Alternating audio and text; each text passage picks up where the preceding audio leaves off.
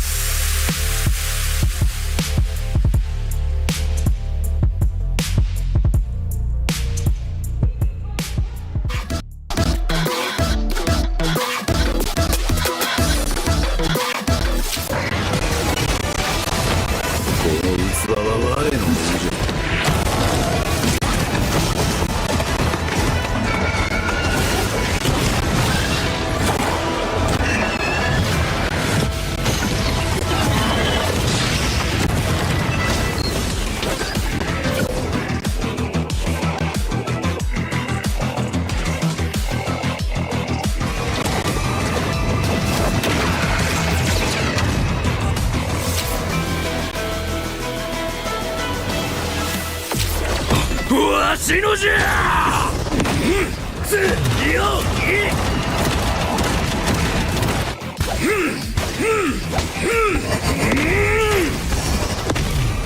楽しいのも呪いの家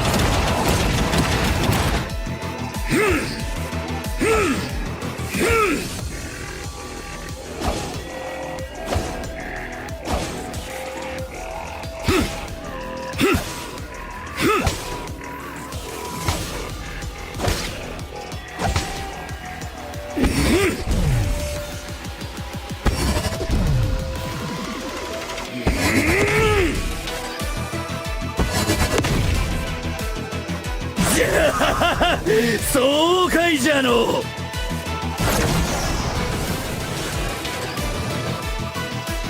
見つけた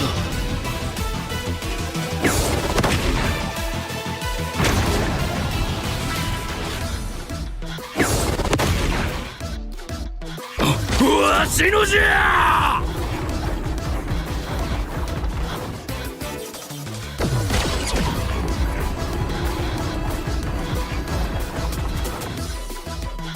楽しいのも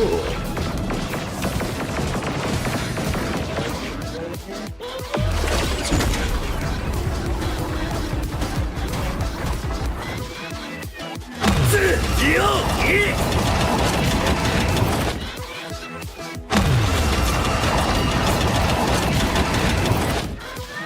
い呪いの家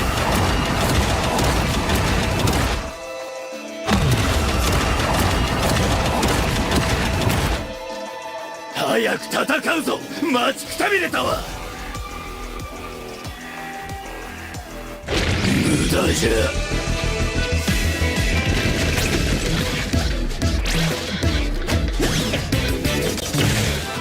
これから人間にとっての地獄を見せてやるからの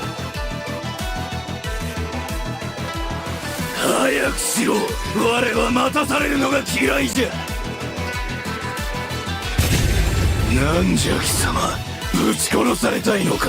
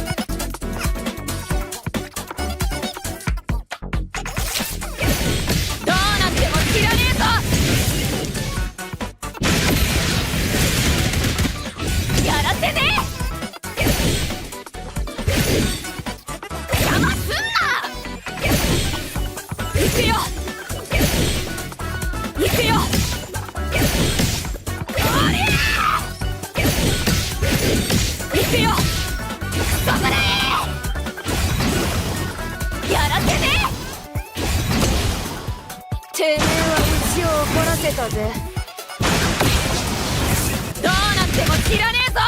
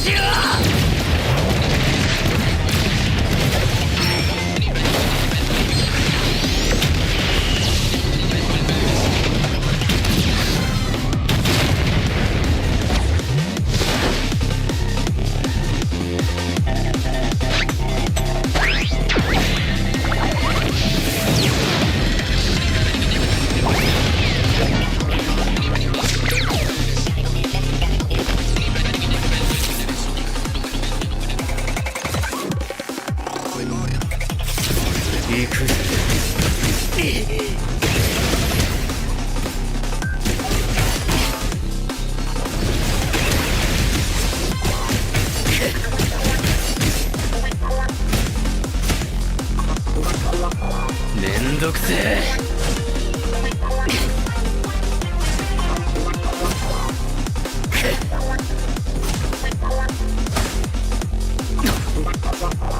行くぜ。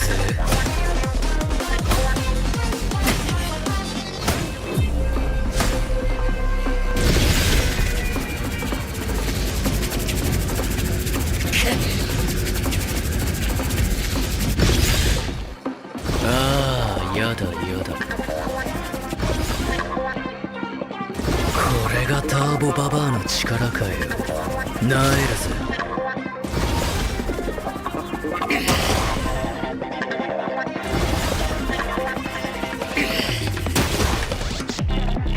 許さねえぜ、てめえはよ。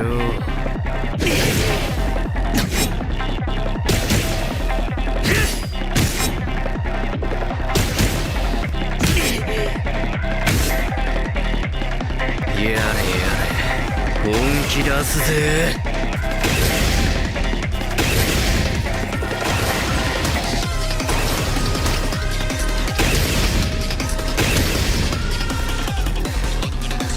ももちゃん、会いたかったぜ。強くならなきゃ、もっと強く。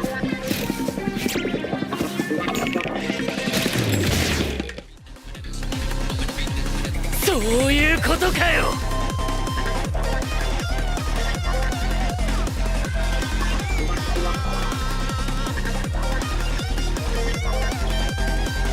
おっと悪い。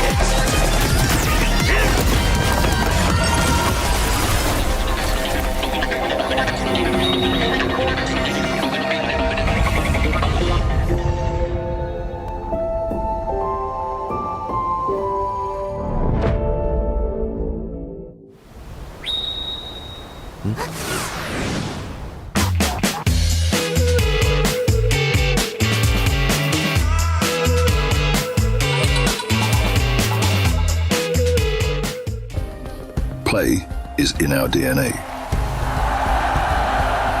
Whenever we let it out, it becomes our superpower. Now imagine an entire city being built to supercharge it. Kadir City, powered by play.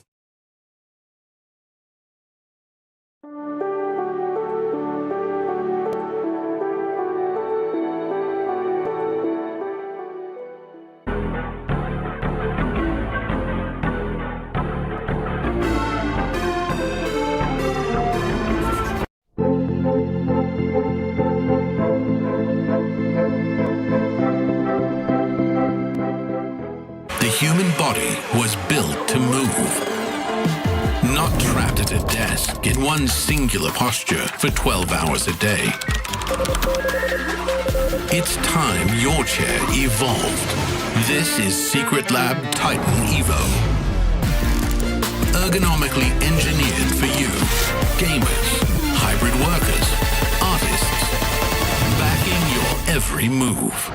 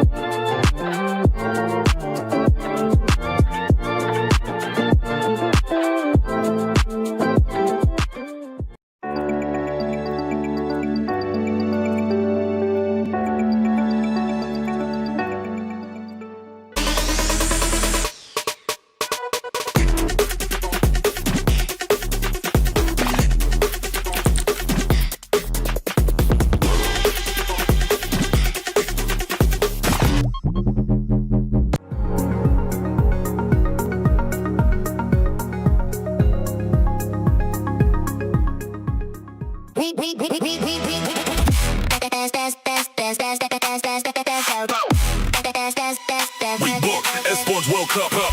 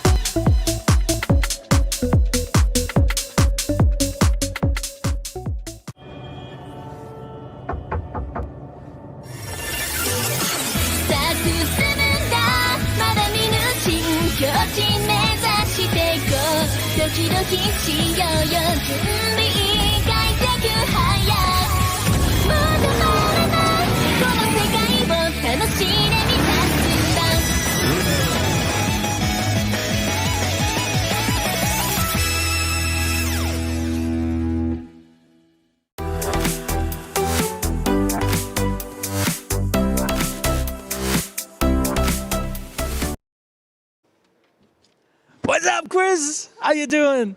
Hey, man. I missed you. I never got to see you in the mornings. No, I'm usually busy. Well, not today. Not today, brother. I'm going to make you busy because we're going to have a little performance review. I know you've been here for a few days on Honor of Kings, and I thought maybe it's time to check in on how things are working out with you. Already? I mean, Of course. It's a pretty deep game, bro. I don't know if... Okay. Yes, fair enough. But it just means that you have fresh eyes for things. I love that. Okay. Let's go. So on a scale of 1 to 10, how would you rate your experience working with me? Do decimals count? Yeah, they do, yeah.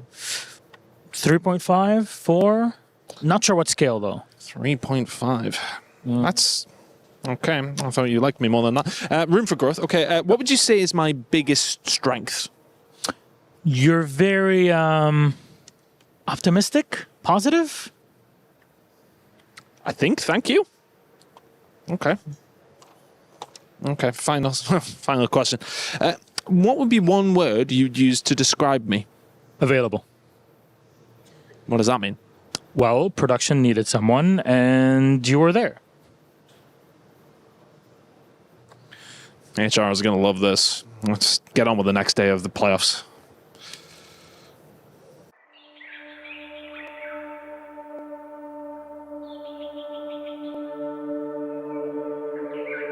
王朝。世界舞台的交手确实让人血脉喷张。Fighting our way back to the global stage wasn't easy. We have come way too far to back down easily, and we don't intend to fall behind. With our blood, sweat, and tears, we will fight to the very end. It's been a full year since our fall to the Titans. We are stronger now, prepared and ready. 重回旧地，热血如初。那些胜利的喝彩，依然在耳边呼啸。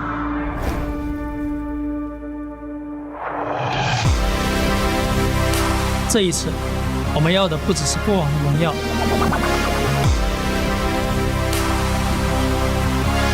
见证同门登顶，固然心怀敬畏。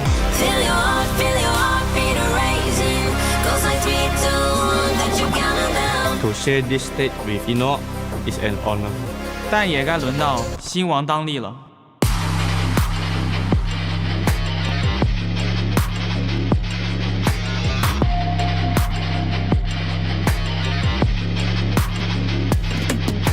这一次，我们要的不只是过往的荣耀。一战登顶，视为冠军，连霸开篇，方筑王朝。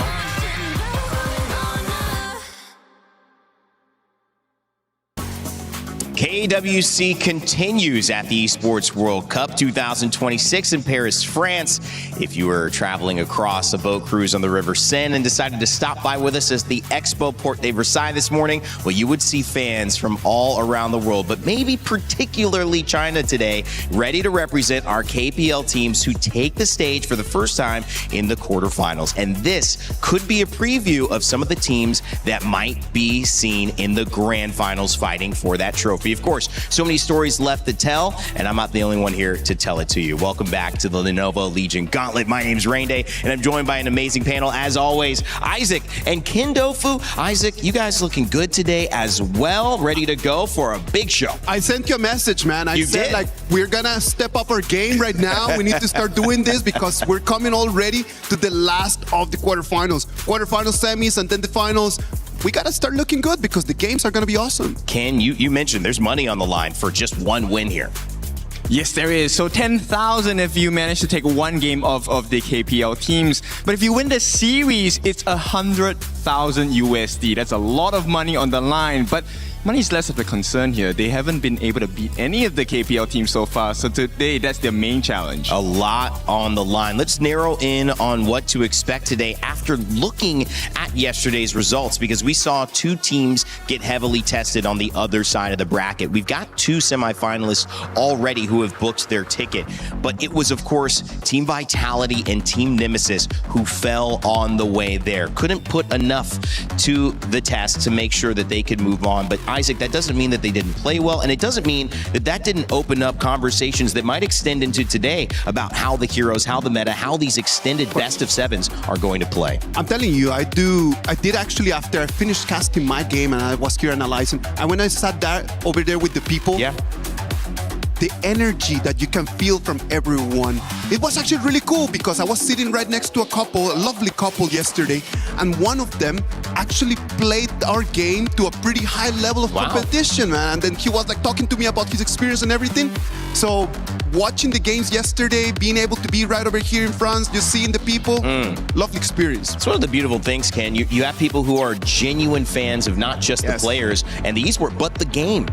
Yes, and we also have new players, right? That's the whole point of watching this, is for you to learn from the best of the best as well. And we did also have new players playing the game yesterday. They won with the jungler Ogren yesterday in their ranked match. It was a big win, wasn't the MVP, but hey, everyone starts from somewhere. The jungle was a big impact and has been and will continue to be in this one. Team Nemesis, we thought they might be able to bounce back, but GK Esports obviously a dominant factor there. Rock Esports as well, extremely successful against Vitality, and these are just two teams that have a very difficult time. I would say finding a weakness in them. They played almost perfect HOK and did not leave a lot of room for their opponents to sneak in. If you start analyzing the pattern from yesterday, right, like it's 3-0 advantage, and then in the fourth game, which for me is like the hardest game for it, like it's very hard just to finish with a 4-0. Yeah. Yes, one team is going to be superior to the other one, but you get to the game number 4, and then you need to start thinking about way too many options. What if I were to lose this one? What to do? The coaches need to make decisions. Really hard to finish 4-0. 3-0 always finished 4-1. It really is about stamina, right? We have seen it in the first one. It was a 4-0, but there was a 4-1 score yesterday where there was a chance for Vitality to come back, and they did it in the most exciting way possible as well. I love the way Vitality has given us the story of resilience, but you need more to win. Isaac, you're appropriate in saying that it is difficult to close out games, no matter whether you're a heavy favorite or not. That final closeout game, you get a team's everything. You get their best draft, you get their best performance, and it is difficult even if you are one of our KPL representatives who play in a league that many know to have such a strong representation at the international stage. However, that task is going to be up to these teams that we'll see in a moment. And when you look at these teams too, they're not only fighting for crushing these keys or avoiding being crushed, they're fighting for something a lot bigger in the club championship. And that is where in a moment we will see our Aramco Club Championship leaderboard, because of course this sets the stage for the biggest tournament happening across the entire Esports World Cup. Isaac, Falcons currently in the lead.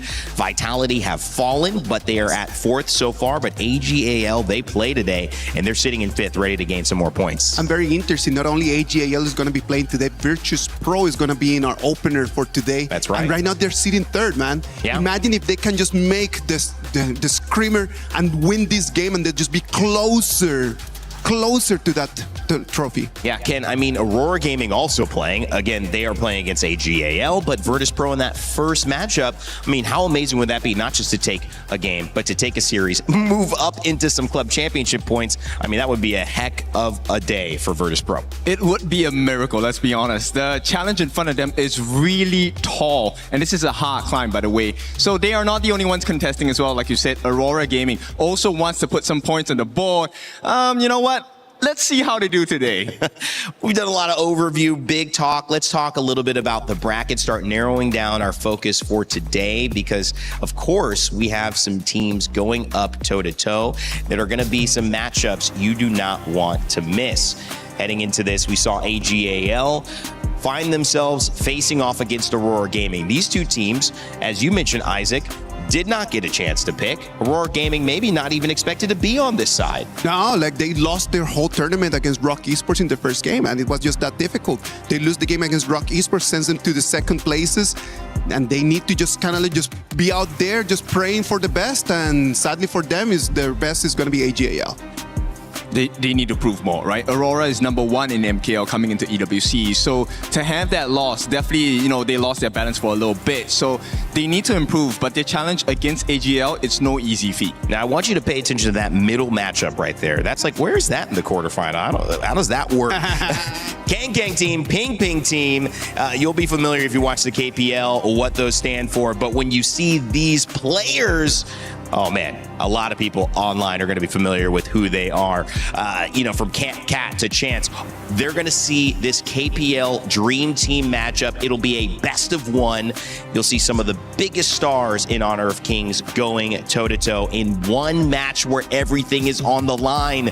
It should be a lot of fun, Ken, but also hopefully give us some good, some good clips, some good moments, some good excitement that will lead to an even funnier time and maybe more fun time on Sunday as well. It's going to be a lot of fun because all these players are not in their respective roles. They actually change roles, so this is going to be interesting. But it also gives you a chance to show that there's a reason why they are professionals, right? It is a show, man. Like, we're here just to kind of have fun. It's going to be just for the vibes, and we love games that are just like that. They're competitive, but at the same time, we're just here to have fun. All right, well, I love the fact that there are fans in the building right there. You can see it behind. The games haven't even started, and a lot of those fans represent two different ideas. One, KSG, who bring fans wherever they go, wherever they play, but also Virtus Pro. And that's our first matchup on the day because they've got that French, European representation. We saw Clue hyping up the crowd. Wow, is what he was saying after they got a chance to speak on stage. We'll finally get to see him and the rest of VP. There he is right there walking in on arrivals, Isaac. They're ready to go and they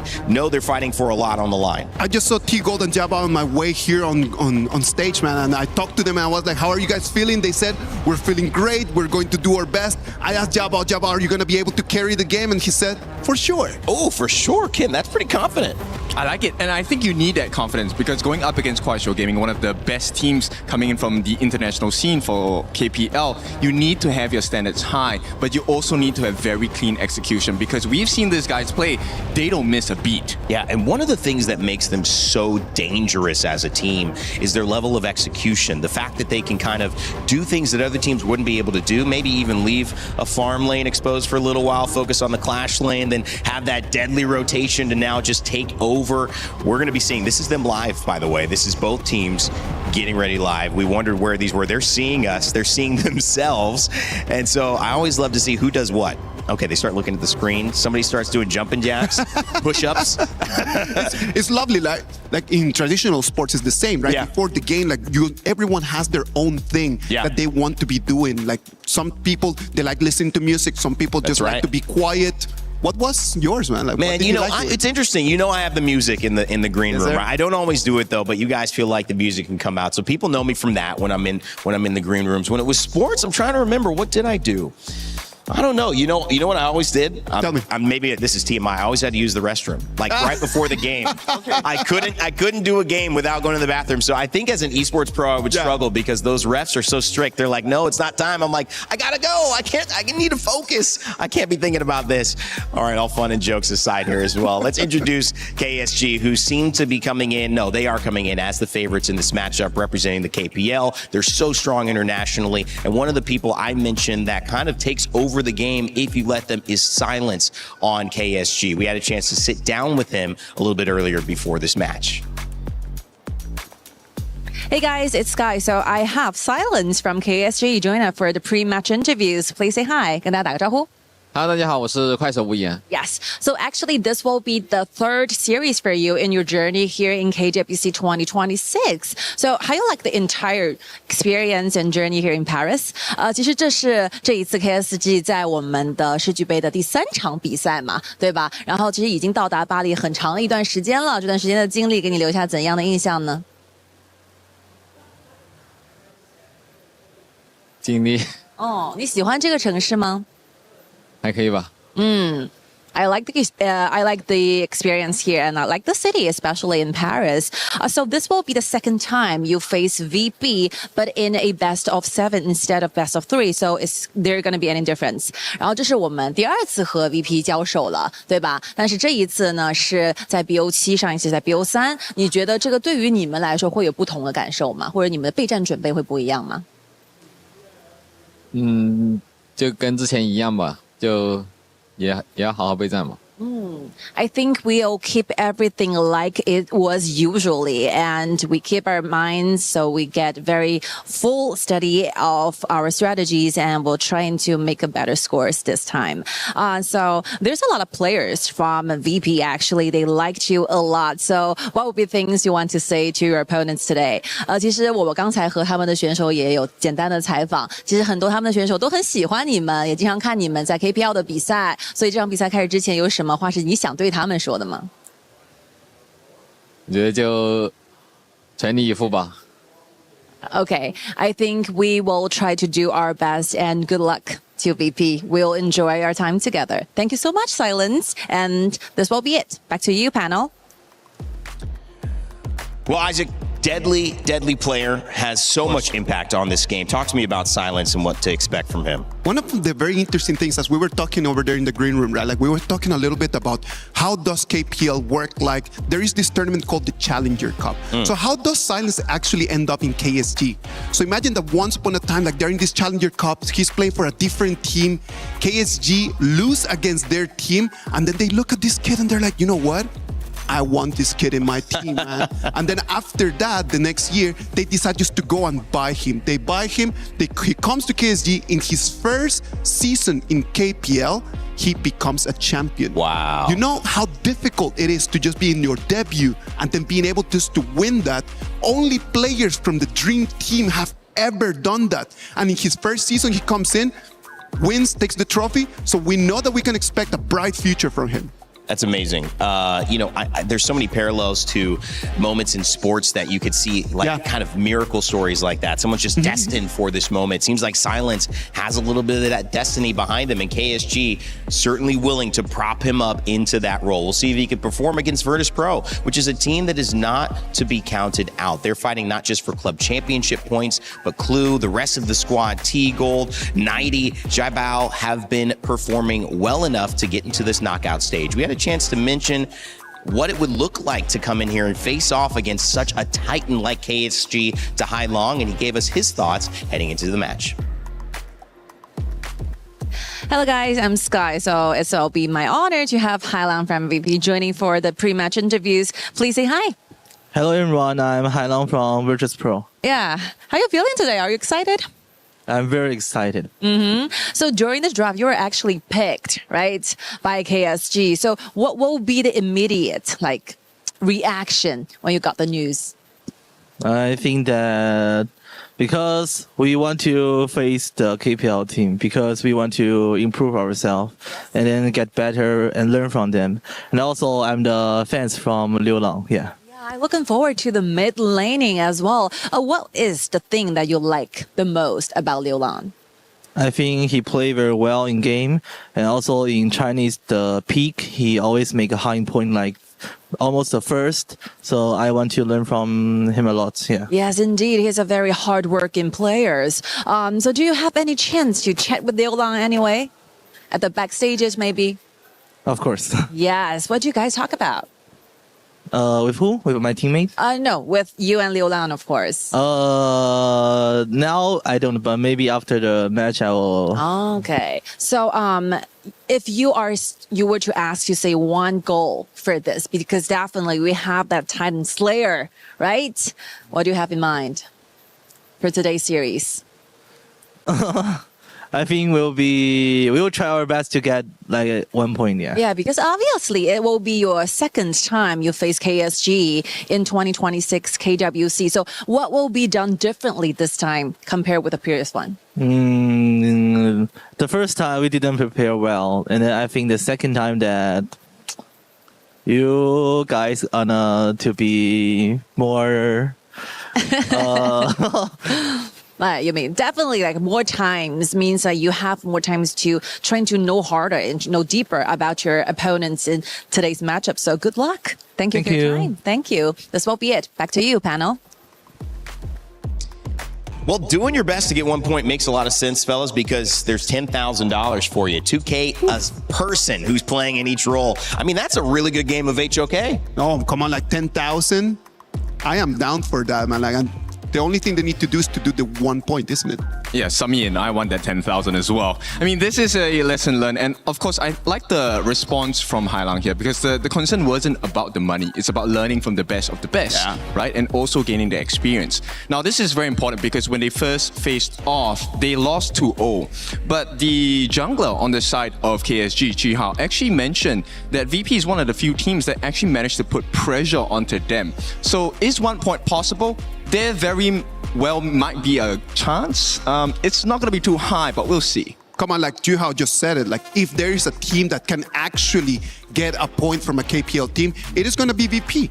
Like we know them, they have experience. For people like Hai Long, for people like 90, like for them it's not a new thing just to be able just to win the quarterfinals and make their way into the semifinals. Last year, these two players were able to finish fourth. So they have the experience. They know what they're doing. They know what it takes. and I'm certain that they will try. Well, one of the things you can be certain of is if you're watching our tournament and you're taking a look at KWC, then you have the opportunity to learn from the best of the best. And why would you do that? Because you get a chance to go ahead and play HOK and take that into your game. So one of the things that I love doing when I watch pros, immediately going back into the game, trying it out in the clash lane, maybe the farm lane, maybe you go mid. I'm kind of a mid player myself, or maybe it's jungle that catches your eye. Some of the Jing performances we've seen, first pentakill, I think in the tournament happened with Virtus Pro. Maybe that can be you in your ranked matches. So go ahead, check it out, scan that QR code, download HOK and play today. All right, guys, bigger thoughts before we start heading to it. I'll give you a few seconds because it's KSG, it's KPL day, and we're about to get started. I'm gonna put it right out there for everyone that is watching this game. If there is a team that's game style is similar to what the world stage is, what the world players are trying to do, it is KSG. So Virtus Pro needs to take this as an opportunity to see how close they are to them. I'm gonna explain a little bit more about what I mean about that when we get into the game. So, baby steps, get that first point first for the side of VP. For KSG, completely different story. Dominate, show us what you're made of, and make it clean. KSG fighting because they are the standard of the world. From the KPL, their fans, their supporters have traveled here to see them lift that trophy and maybe become a champion at KWC. But in their way stands the David to the Goliath in Virtus Pro. Will they throw a stone strong enough to even win one game?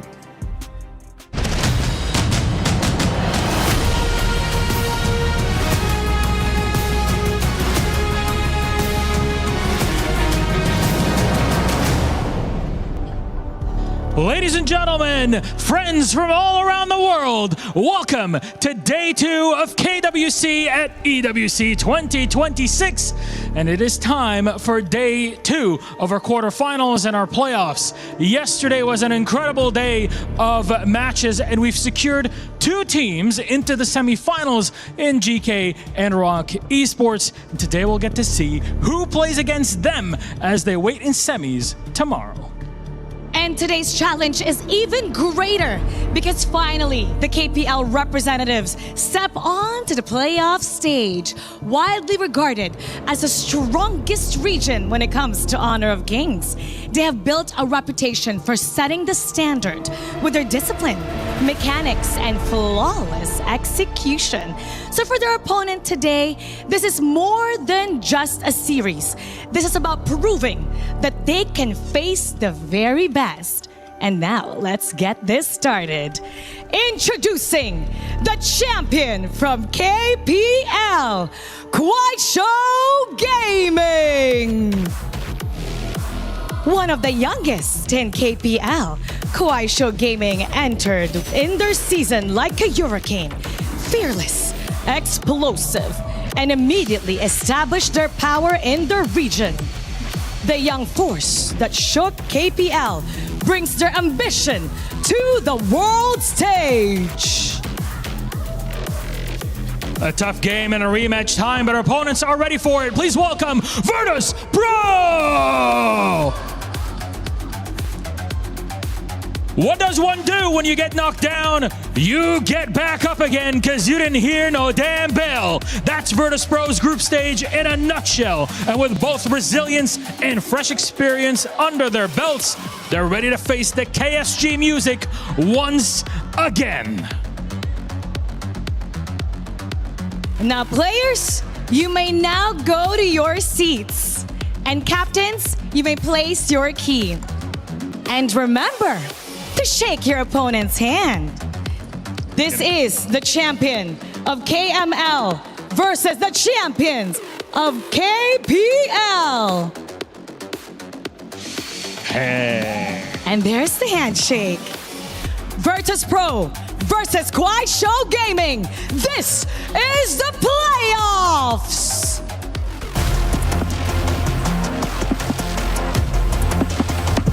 我下手挺重的，你们小心。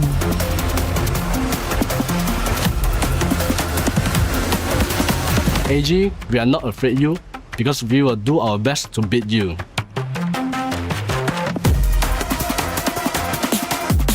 你们能赢我们1分，就算你们赢。KSG, la dernière fois qu'on vous a joué, vous nous avez appris le jeu, mais cette fois-ci, c'est nous, on va vous apprendre le jeu.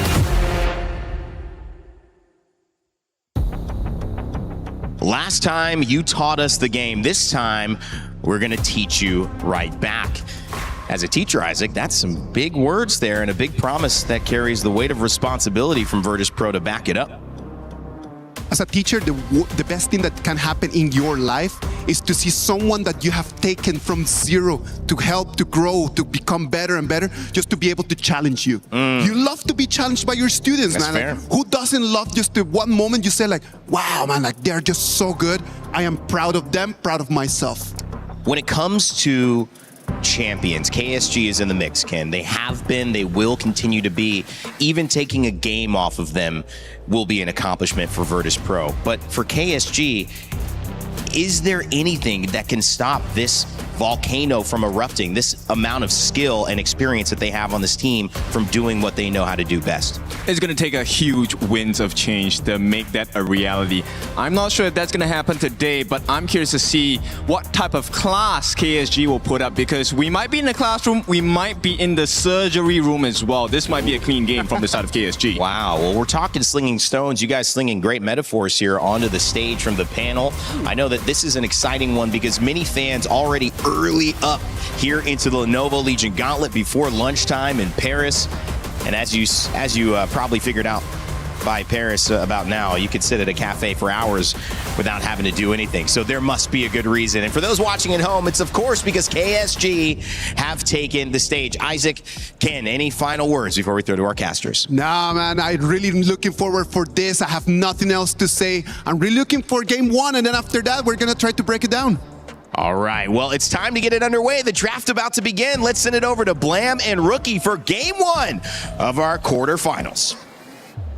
Bonjour, welcome to the semi-finals here within Honor of Kings. We have Kuaishou Gaming going up against Virtus Pro. Two Titans looking to go head-to-head, and like the panel said, they are looking to be a feisty matchup here. Virtus Pro, like Kuaishou Gaming said, could be the team that's going to take a point at least. It's going to be a feisty matchup coming into the first match of today's tournament, because we've seen that Kuaishou Gaming said that VP was one of the teams that are challenging and that could possibly challenge them today. Exactly. I mean, that's exciting, right? You are coming from the KML. You have Jai Bao with you as well to be the potential to try and at least get the game right. We want to be crowning a Titan Slayer. I mean, some of the people in the crowd may not be, but I definitely be one of them that want to see a Titan Slayer. It's going to be $100,000 coming for any team that could defeat one of the KPL team. It's going to be very interesting looking at how they play today. Again, if we're seeing the matchups, teams tend to become very, very safe in terms of meeting KPL teams. They play safe, they play a bit more calculated. So I want to see VP playing loose and just giving their best gameplay today. Absolutely. Like you said, obviously teams do play safe, but the thing is, these teams need to realize it's a single elimination. What's the point playing safe? Play decisive, play with discipline, and try and get a victory here. Like, that is going to leave you with a bigger mark within KWC 2026 than just playing safe and regretting it on the plane flight home. Of course, like 100%. Like, we know Kuaishou Gaming is one of the more aggressive teams coming into KPL, breaking one of the most scariest record in the KPL. So it's going to be very scary looking at VP. Like KSG, they play a very aggressive game. They like to invade, they like to push up the jungles in the early game. So we are going to see some very aggressive gameplay coming in from KSG. Yeah, I mean, you can kind of flip the coin and say for Virtus Pro as well, because if you look at the match times of both of these two teams, discarding obviously the series against India, we see these two teams finishing their games around about 13, 14 minutes. That's not just only Kuaishou Gaming, that's Virtus Pro as well. So you can see how much momentum these two teams have going head-to-head right now. It's going to be the battle of the master and the student. Last time they met up, it was 2-0 going into KSG. Yep. So coming in here with a new mentality and a lot of rest coming for VP, I hope that they could put up an amazing and interesting fight coming into the bat and pick. And the Jing has been taken out from the image. Yes, I think that's a good one, right? Obviously, it's a best of 7, so it doesn't really matter if the Jing gets banned out out in game number 1, it's going to surface at some point, right? The mirror domain is going to come through. But we look over to the side of VP, they ban out the Diadea as well. Obviously, that's been kind of having a little bit more of an appearance now that we have these best of 7s come through. Whereas Mai Shiranui is not only obviously a Hai Lang big pick, but also a Liu Ang pick. Again, I think both teams are very, very good in their own respective regions. But coming in for KSG, they have an amazing mid laner. Like Liu Lang have been performing amazing this whole tournament. And we have seen so many good plays come in from KSG. Like they have played the Lorion pick over and over in almost every series. And they've won with total dominance across the tournament. But again, the first pick coming in from KSG is going to be that Ao Yin. Yeah, very topical kind of first pick here onto the blue side, the Ao Yin. With then literally before I could even say it, the Chano matchup we've been seeing time and time again here gets locked in by VP. And I feel like when you're on the red side, rather than showing too much of your cards, why not just lock down the healthiest way of that bot side of the map, right? Zhang Fei as well as the Chano, and then you can kind of react as well onto the side of Kuaishou Gaming, right? You could go for a support, you can go for the mid lane. Yeah, so all about the support. And looking at Kuaishou Gaming with their favorite pick coming into the tournament, Lorion and Lapu Lapu being one of the most tempo heroes available in HOK, and matching in strength in both roamers coming in for the 2 picks, the Lapu Lapu and the Zhang Fei, they are gonna try to control the river in the 4th minute of the game. Exactly so. I mean, we've been seeing some very frightful performances here with the AOV hero Lorion. I hope a lot of these players that have been scanning the QR code to play HOK for the first time have really got their hands on this one. I feel like this is going to be a hero that could potentially be missed once gone, right? But hopefully they make a return at some point. But over to the side of Virtus Pro, it's going to be the Byron here. One of Nighty's huge picks. A pick that holds so much sentimental value for me, especially within the King's Major West League as well, right? Like he went toe for toe against players that are just, we thought were light years ahead of him. Yeah, Nighty has been amazing playing in the Clash lane, especially for VP, performing very well across the leagues, playing for KML a couple of times.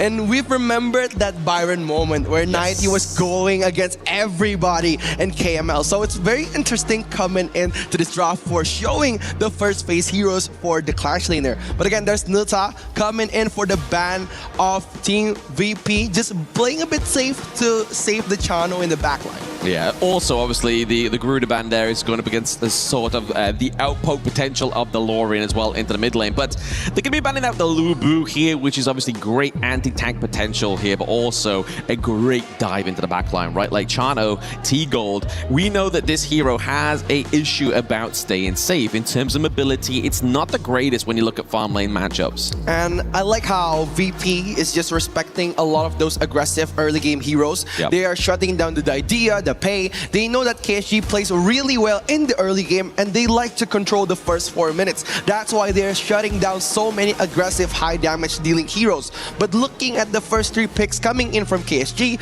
it's good that they have those 2 damage crowd control dealers. The Lorion pick or also the Lapu Lapu is going to be very interesting coming into the mid and late game setup.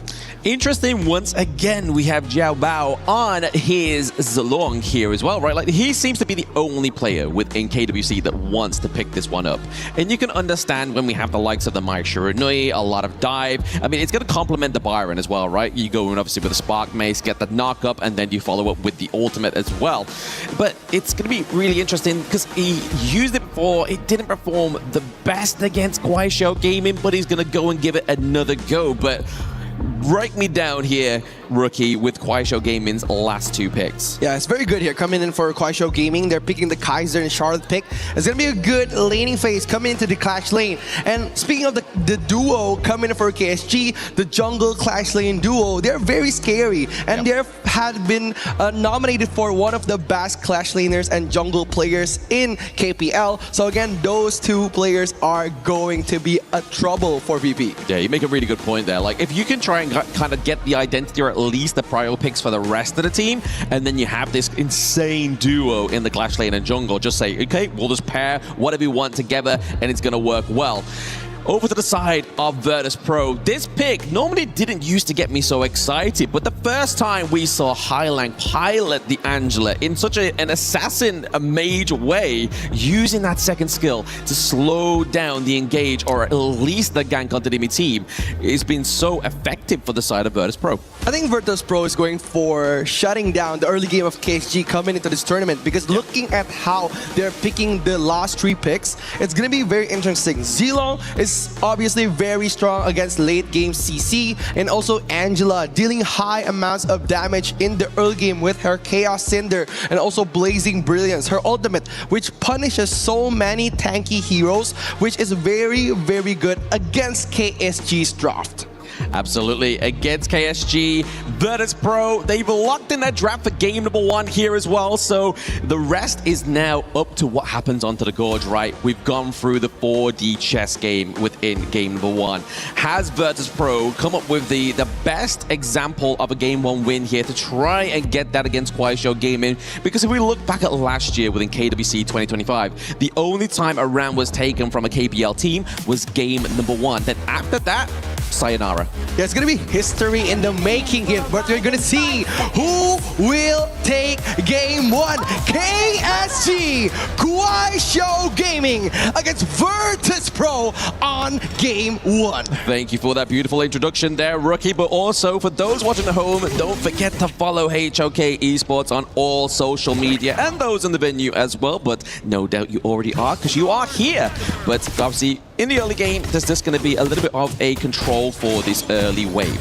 Again, like if we're speaking of like the mid laner matchup, like Liu Long and also Hai Long is one of those mid laners that could play really well with the team, and coming and looking at how Juhao and also Diablo is helping them in the mid lane. It's just helping the mobility of those 2 slow mid laners, right? Because Lorion is very, very weak in the early game. That's why they're just helping Liu Lang to get those mobility skills and make him move with the team. Exactly. You can see here VP's identity is coming through already, right? Trying to contest those small points in the early game into the enemy jungle, which is what we saw when we first saw Virtus Pro within KWC this year. But then last time they played by Kuaishou Gaming, they played, like you said, in the introduction, Rookie, a little bit too safe. So now they're playing quite aggressive so far. Again, aggressive is the key, especially when you're facing teams that are so aggressive like KSG. KSG is one of the teams that make and create their own tempo. They love to engage team fights and pressuring those side lanes. They're not going to focus on the mid lane if we're like looking at KSG's gameplay, because they're going to funnel all the gold, all the help to all of the weak side of their map. So basically just focusing on the clash lane and also the farm lane. That pit. I mean, I think Virtus Pro should just not look at the overall pit. That vote there is going up to the side of Kuaishou Gaming in game. But we want to be seeing some more support for Virtus Pro there. They need it. It's like a glimmer of hope. And again, don't forget to go in game and vote your favorite teams, because the voting will be concluded after 10 minutes and the logo is going to appear on the Overlord's pit in that moment. Exactly. A good little bit of a motivator here for either of these 2 teams. But right now, motivation is not the game. It's getting the resources. It's making sure that Kuaishou Gaming don't quite get a good early game lead within the gold, especially like if we're looking towards like the 1,000 gold before 4-minute mark. That's where it starts to get scary. But speaking of scary there, using the ultimate is Xiao Bao to get out of that one. Top side of the map, we do see the rotation here from LFF as well as Liu Lang, just to try and give some aid to try and get the takedown onto 90. It is the usual KSG special. They like to pressure the clash laner, because right now in this meta in HOK, clash lane plays a massive part in those big team fights. But remember, Clue has the outburst. The potential reverse gameplay is still here. Yeah, I think that's a problem, right? We've obviously already got the rotation from Clue.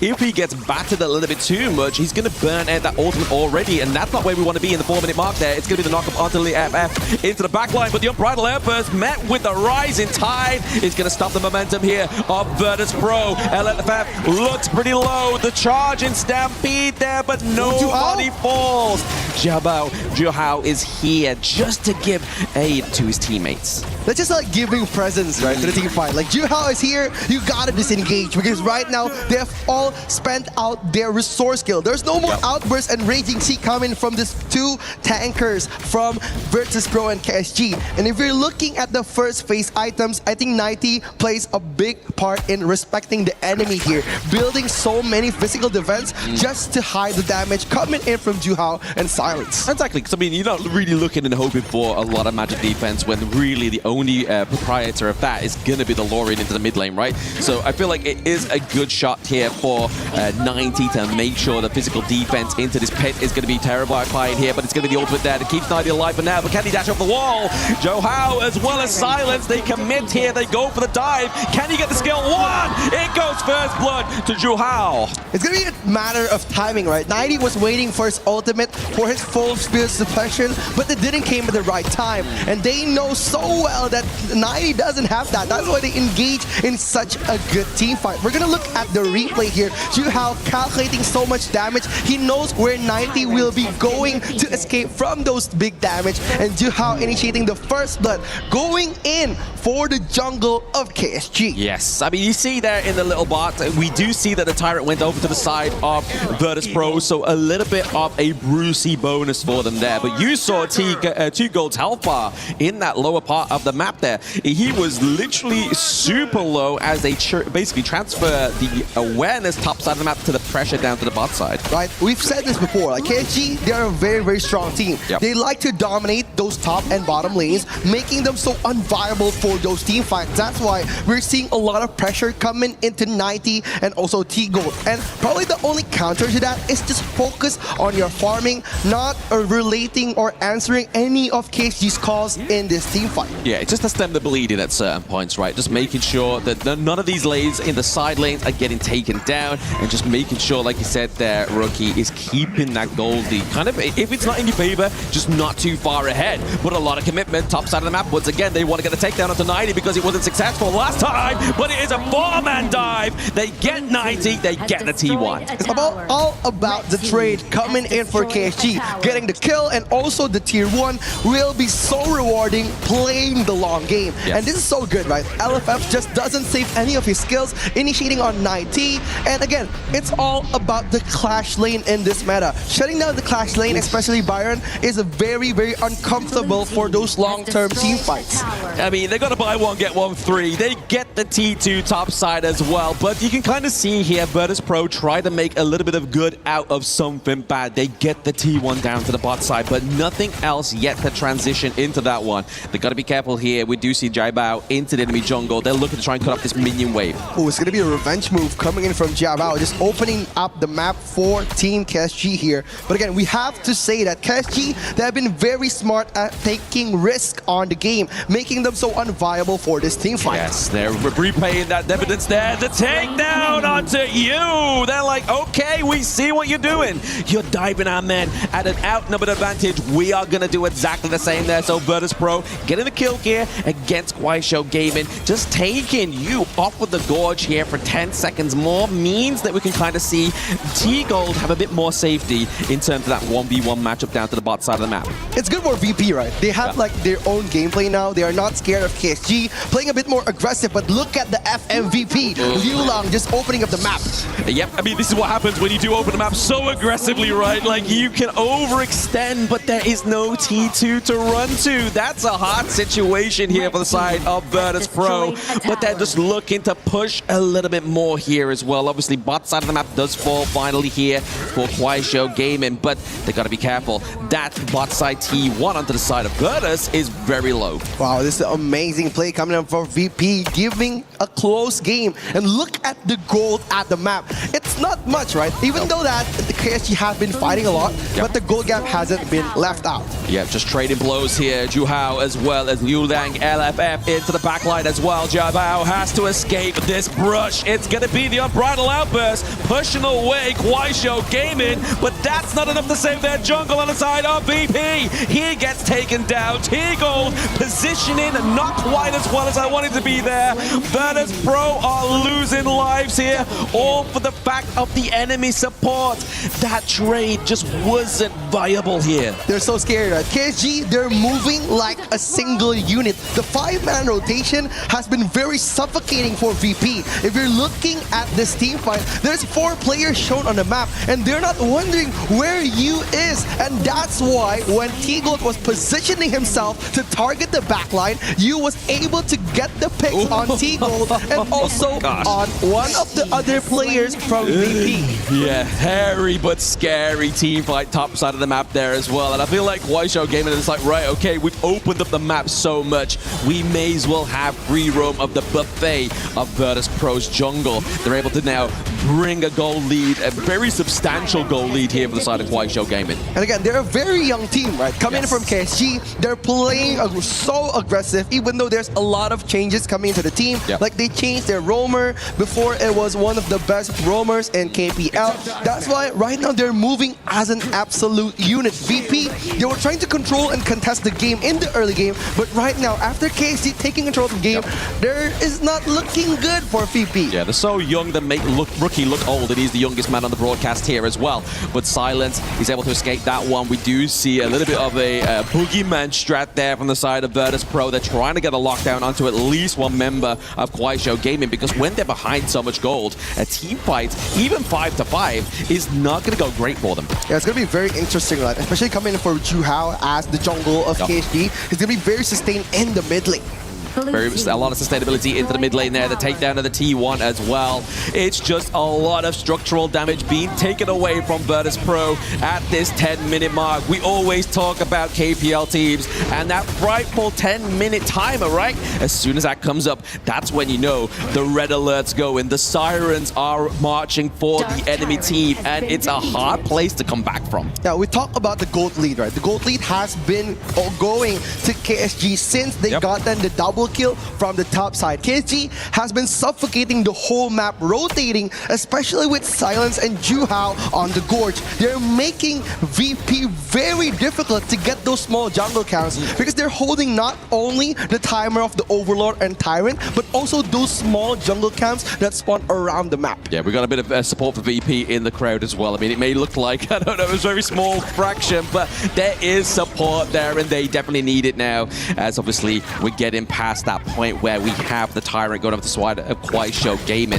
They have that immense gold lead for now. And if you look at the KDA as well, right? Juhao, Liu Lang have just not been caught out as well as Silence. You really, only really, the lucky one you got caught out there was you. It was very difficult. Yeah, it's going to be very interesting coming in for Liu Lang here. Yes, Liu Lang, he's just able to put the pressure onto the back line there, throwing up those orbs, getting that T2 takedown into the mid lane, just putting more and more pressure onto Virtus Pro. It's going to be very interesting, especially 90, when he's using his ultimate, it acts like a free radiance. Yes. It opens up the vision. So it's possible that 90 was just trying to gain more vision here, but KSG knows that he wanted that. That's why they've been running away from that Byron to save their own positioning on those risky team fights. Yeah, speaking of saving, they want to try and save that Crimson Golem away from the side of Kuaishou Gaming. They're not able to actually get it. It goes over to you. He gets the last hit there. And unfortunately, when you give vision over to something else, priority leaves the side of Virtus Pro.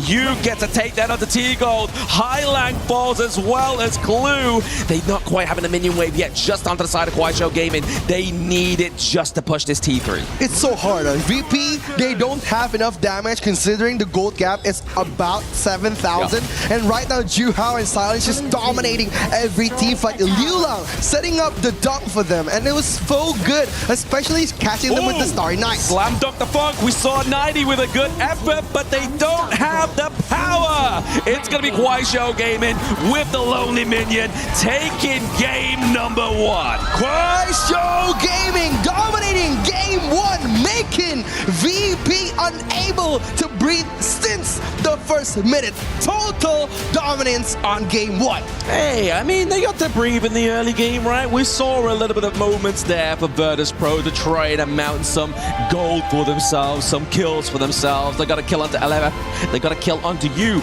But other than that, there was no real momentum, right? And what we always say within Honor of Kings Esports is if you're looking for a kill, it needs to be converted into some more objectives, be it a turret, be it a steal from the enemy team's jungle, be it a neutral objective, but none of that came into fruition for Virtus Pro.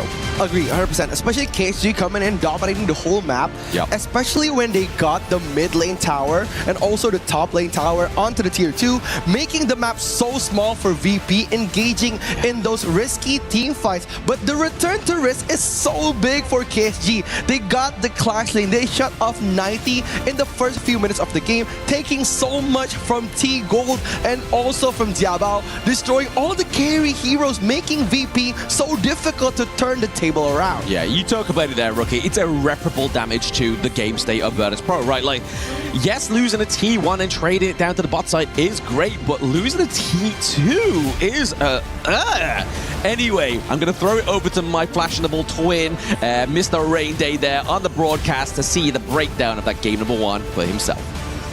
Thank you, Blam. I mean, great minds. You know what they say about that. KSG take a win here in such convincing fashion. It makes you understand immediately the stat that they won their spring finals 4-0, which is an accomplishment to say the least. They are primed to maybe continue that run as we head into more of this tournament series. Our first quarterfinal of the day does not disappoint. KPL does not disappoint here at the Lenovo Legion Gauntlet. And Isaac, that was just pure dominance. I love the idea of earning something, but earning isn't the motivation. It's not just to have the earning, it's that to earn to then get something bigger in return. And you could tell that KSG, they just had something behind every move. And Virtus Pro, while getting a few kills, that was it. They got the kill and that was it. Well, when you analyze like the compositions of these two teams for this specific game, you knew that it was going to be very difficult for them to win it, for Virtus Pro to win it over there after the 10th minute, after the Kaiser was going to be on, after the Charlotte was going to be on. And the problem is that for 90 was like such a difficult game. Like since the minute 2, like he's being just targeted again and again and again. And the problem is that as 90 just starts falling, there's no actual tank in the team later more than just Clues Tranfei. Exactly. And if you want to take a look at the usage of Jiabao on this Zilong, I mean, Zilong was also meant to be the guy that weaves in and out, able to sustain, take some skills from and hits from the side of casual gaming, but that never really came into fruition. We'll talk about the bans and pick and how the idea of this composition was supposed to work, but like you said, KSG really had everything in the books. It is very difficult when the Kaiser's composition just goes online very early. Yeah. If it just goes on early, like there's no turnaround, because what you're expecting is actually that in the moments that the Kaiser still needs some more gold, some more items, that he's not really that tanky, that he's not that big a warrior. Okay, it's gonna be fine, we can still fight. But the Kaiser just gets online very early in the game and then there's no turning point. Death by 1,000 cuts. The way that KSG approached that matchup seemed like a brilliant symphony, working in cohesion, coordination together, orchestrated for a different goal to create something bigger from all of the single parts. But where could you focus in on what was wrong? The most important thing that I thought showed up early was the clash lane focus. And you could see 90 just getting dove again and again and again under tower. There was no escape from the pressure can, but break down what you saw, because there was an element of the draft that gave that a possibility, also an element of somehow how KSG were manipulating the gameplay. Yes, so first and foremost, if you take a look at the Byron instead, right, there is a small window to win the lane. That's before you hit level 4. And once Charlotte hits level 4, there is no more team fight available for you. So if you take a look at the draft, okay, wait, I need to put down my notes. I have so many things on my hand. I'll grab them for you, boy. All right, so welcome to class. Now, if you take a look at the bans here, one of the first few bans that they were focusing on the side of Virtus Pro was the fact that they want to take out the Nerza as well as the Lupu. These are two big counters for multiple people across the board. First and foremost, Lupu wins in lane against Byron because he deals true damage when he uses his first skill onto your hero. So Byron's shields don't matter. They wanted to put more focus on giving him a comfortable laning phase for 90. Right? But here comes the pressure. When you have a Charlotte, you have until level 4. That's not a lot of time, right? And besides the fact, we all know that Yu on this Aowen, he can play solo. There's no problem. Once he hits 4 as well, Infinite Vastness, he takes the Dragon form. You can't apply pressure there. You're sending people 3 minimum to a place where you will find no value. Meanwhile, you're left exposed on the other sides of the map. great stuff, right? And I was talking to Rain Day when we were watching the game. It's just the moment that they just split them around. It comes VP, they win the Tyrant, and then after that, just 90 just starts falling again and again because the Aoyin is just able to survive. He takes on to 1 against 2, 1 against 3. He can just proc his ulti and then just survive in there. Not a good use of the resources there, Ken. But what else did you see? I mean, what moments stood out to you? Okay, so here's the scary part, right? Right before the 10-minute mark, this is where KSG is so scary. They did not put pressure. No buffs were stolen from the side of VP. They gave them some space, right?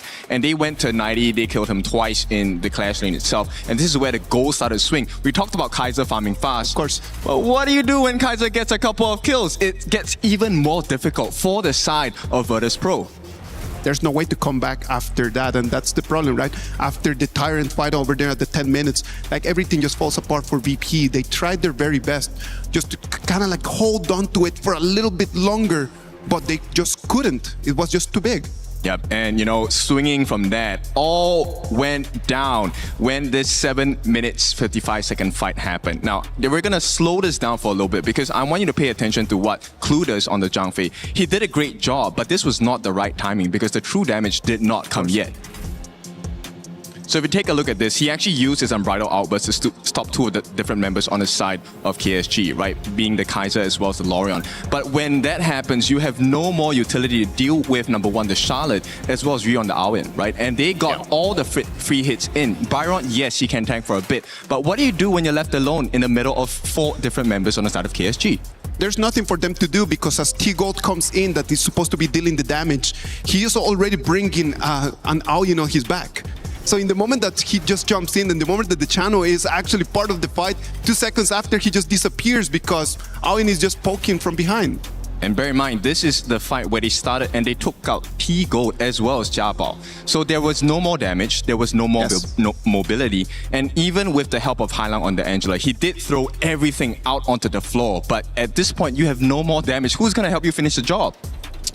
That's a question that Virtus Pro needs to answer. Obviously, they didn't have a good one in Game 1, but that doesn't mean that they aren't in a position to do it in Game 2. KSG come in as the clear favorites, and you can see why by taking a look at how their little moments of execution, even their little moments of giving a little bit to Virtus Pro, turn out to be great investments that get great return later on in the matchup, to the point where what feels like a long, slow, steady, patient approach is actually one of the shorter games that you can get in HOK with under 13 minutes while they take their first win. Isaac, it's gonna be a lot for Virtus Pro to get that win, but again, still $10,000 on the line, and every game is an opportunity to start your comeback. And if they were gonna lose a game, it needed to be this one.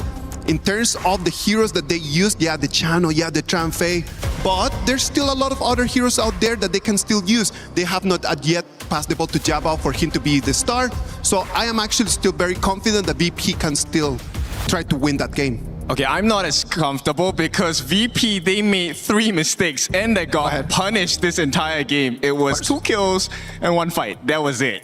Well, we'll see what ends up happening as KSG take the stage yet again against Virtus Pro. And I'm going to send it not over to just one of my fashionable friends, but both of them, Blam and Rookie, to continue on. Can VP do it, or is it going to be more of the same from KSG? Oh, sorry, I just woke up from Ken's class, but don't worry. My homework's all done. It's in the desk in front of me. I knew it. I could fall asleep because I've already done all my homework. But anyway, guys, welcome back to the game number 2 between these 2 Titans. And with me still is Rookie. Rookie, however, he's had his Red Bull. He's awake. What are we thinking about game number 2? Game number 2, I think VP, they need to step up. Like we've said that the first few minutes, they've played really aggressive, countering KSG's aggressive gameplay with more aggression. Game 2, they need to step it on the late game. Because like again, controlling the mid game is one thing, but dominating the late game like KSG is another one. So it's another different animal. Coming in, speaking of animal, they're gonna be Guan Yu for the first pick of VP. The Warhorse, he comes through. But I mean, if you look at the 2 bans that we see onto the side of Virtus Pro, you know for the fact that Liang means that the Guan Yu needs to come through, because with no Liang, it's a hard counter. With no Liang, you don't get the Princess Frost combo. But however, you get high frames, you get Florentino, you get Mai Shiranui under the side of Guaisho Gaming. Is this going to be even more of a faster fast-paced game number 2. It's going to be silence but deadly coming in for the Clash laners of KSG here. The Florentino pick, one of the best Clash laners in this meta, especially coming in going with Guan Yu. Okay, the early game 1v1 is going to be very, very good against Guan Yu with this Florentino pick because Florentino could stun with his skill 1, a little bit of a knockback on skill 2. So it's going to be very interesting looking at how 90 answers the aggression coming in from KSG. This is the first time for Clue. We have the Motsu as well. Motsu here going to be able to set a long-range stun there with the Cannon Blast, maybe to try and deter. It's one thing to try. It's going to be hard to catch more than one, especially when you have a Florentino as well as a Mai Shirunui. And then obviously we do have the enhanced movement speed of the Cheater as well, right? Like, who are we looking for these Cannon Blasts to land on, and what's going to be the follow-up? It's going to be the Florentino or the Tita coming in for the long-paced draft. But I like how KSG has been leaving no holes on the side lanes. Like on game 1, they picked 2 very strong top and bottom laners like Long and also Charlotte. And now they're answering it with another strong pick coming in for the farm lane and the Clash lane. Florentino, the single laning monster, and also Tsusa, a very strong poking farm laner for Yi. Yeah, it's going to be a very difficult matchup here. Obviously, we know that the Parasolar of Ali can block out those range attacks, right? But when you get attacked by that burst damage, it's not going to cancel that out, really. He's just going to kind of cancel out a phase, if anything, on that one. But the Annette here, we saw Annette rise to fame yesterday in these picks, right? Especially Geeke. Like, Geeke's Annette performance, and as well as, obviously, I don't want it to sound a bit too sore, but Team Vitality's F1. He had a good performance on this one, right? Like, don't cry on me just yet, rookie. Don't cry on me just yet. Again, no crying left at the table because I have no tears left to cry. But coming in for Annette. Annette is very strong in this meta because of that ultimate that she brings into those big team fights. Those CC immunes and also shields helps the team get longer and more sustainable team fights, especially against 2 stun heroes such as Motsu and also Guan Yu. That's why they're gonna try to shut down those pesky roamers coming into KSG. And speaking of roamers, Lianpo, the Earth Shaker, is this Rain Day's favorite hero? I mean, probably, you know, maybe. I mean, he doesn't cast rain, but he definitely shatters the earth, so maybe that's going to be the case here. But the Lianpo, yes, as you said correctly there, rookie, Roma onto the side of Kuaishou Gaming. Just another use of pouncing on your enemy team, but this time around, it's a massive AoE. You're not just looking for a small hitbox. You're going to cover a whole area. So for the side of Virtus Pro, they've got to try and kind of like mitigate that, right? Like, there's not really much they could go for here. They're just got to try and play the best within these team fights. But the Orgrim for the first time being picked up here by Jai Bao, as well as Highlang on the Hino. This is a throwback to like EWC 2024. Again, the Hano pick is very interesting coming into Highlang, just reacting maybe for that pay. But again, getting 4 aggressive heroes for KSG, this brings trouble to VP. You know that KSG likes those early game team fights, and with Florentino and Pei on the 2 best players on the team, it's going to be very interesting how VP could answer those early game monsters. Absolutely. It's going to be, I mean, they struggled to answer in the last game, right? Like, that's the problem. Like, is VP's draft a more early game draft? No. Like, Orgrin needs to scale, right? Obviously, Guan Yu has his kind of moments within these team fights, but once again, you need to get a little bit of itemization, especially with the amount of burst damage coming from the side of Kuaishou Gaming, right? Yeah, then again, it's all about patching the holes in the gameplay. Just resetting your mental state from game 1, improving for game 2. And this is what we are gonna see. The challenger coming to face the KPL Giants. Virtus Pro, will they get 1 game against Kuaishou Gaming? I mean, they're only hoping for it, right? They definitely want to be the first Titan Slayers being crowned here. But we have a high power rose for those at home. It's going to say, Go Ju Hao, give it your all in a match. We believe in you. I feel like that belief is kind of needed to be focused more towards the side of Virtus Pro. Yeah, it's going to be supporting coming in, but look at Silence getting the first blood again. The aggression from the amazing duo of KSG. He didn't even give me me more time to read out the hyper and roast. He was just like straight in for the kill. Like I said in the draft, this is a lot more aggressive in the early game here. Everybody circulating around. Juho into the enemy jungle there, just making sure, enhancing an already fast wave clear from Pei, but Silence at level 2 here on the Florentino. He is so deadly. The Cannon Blast not quite hitting the mark there from Clue, but it's going to be enough to tear away the side of Kuaishou Gaming. It's scary, right? Like, you're going to be laning with one of the best Clash laners coming into KPL, and also the FMVP. Like, it's going to be so much pressure, especially for T-Gold, where he has the skill too. But again, so many projectiles that he needed to be wary of, and Florentino was one of them. The most hilarious thing is that Knight is obviously switched lanes. He's probably thinking to himself, thank the Lord that's not me in topside. Like, he's like, I don't want to get dived. I don't want to die first. But he's having just as hard of a matchup here against, obviously, you into the bot side of the map. One, you really struggles against that rage. Yeah, then again, it's very interesting, right? Like, if we're talking about range here, that's why Florentino is going to be matching up with Arlie. He wants to play the poking game from T-Gold, and that's why the Guan Yu is stated on the laning phase with Yi or with the Teta. So that's why it's a bit more aggression coming in from KSG. A lot more aggression, but again, once we see Clue's health bar fall down here, you are trying to land a Cannon Blast on such a agile hero. The takedown once again for Kuaishou Gaming. They're picking up 3 kills already and already doing some great damage to the structure top side of the map. Insane. Absolutely insane. I know now why his name is Silence, because the gameplay of his is doing all the talking on this match. Literally, I don't think I need to do PvP for Silence's gameplay, right? Like, he's just like, okay, just watch him, learn. It's impactful. That's all you need to know. Yeah, it's just the amount of pressure that is coming in from the Clash lane, just pressuring T-Gold one bit by bit, and it's only the 2nd minute.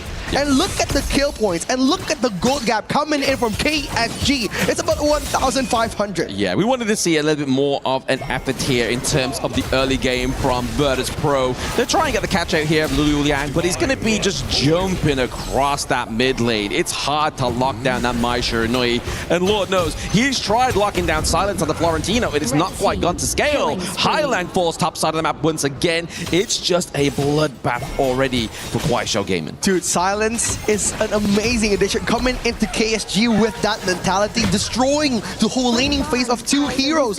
Now, T-Gold has switched to the mid lane, and Hailang has been tasked to do the 1v1. But again, with the double ultimate, the double life, Hailang still loses. He does lose there, but 90 trying to go with a good push there, but it's gonna be that CC immunity, but you only has a little bit.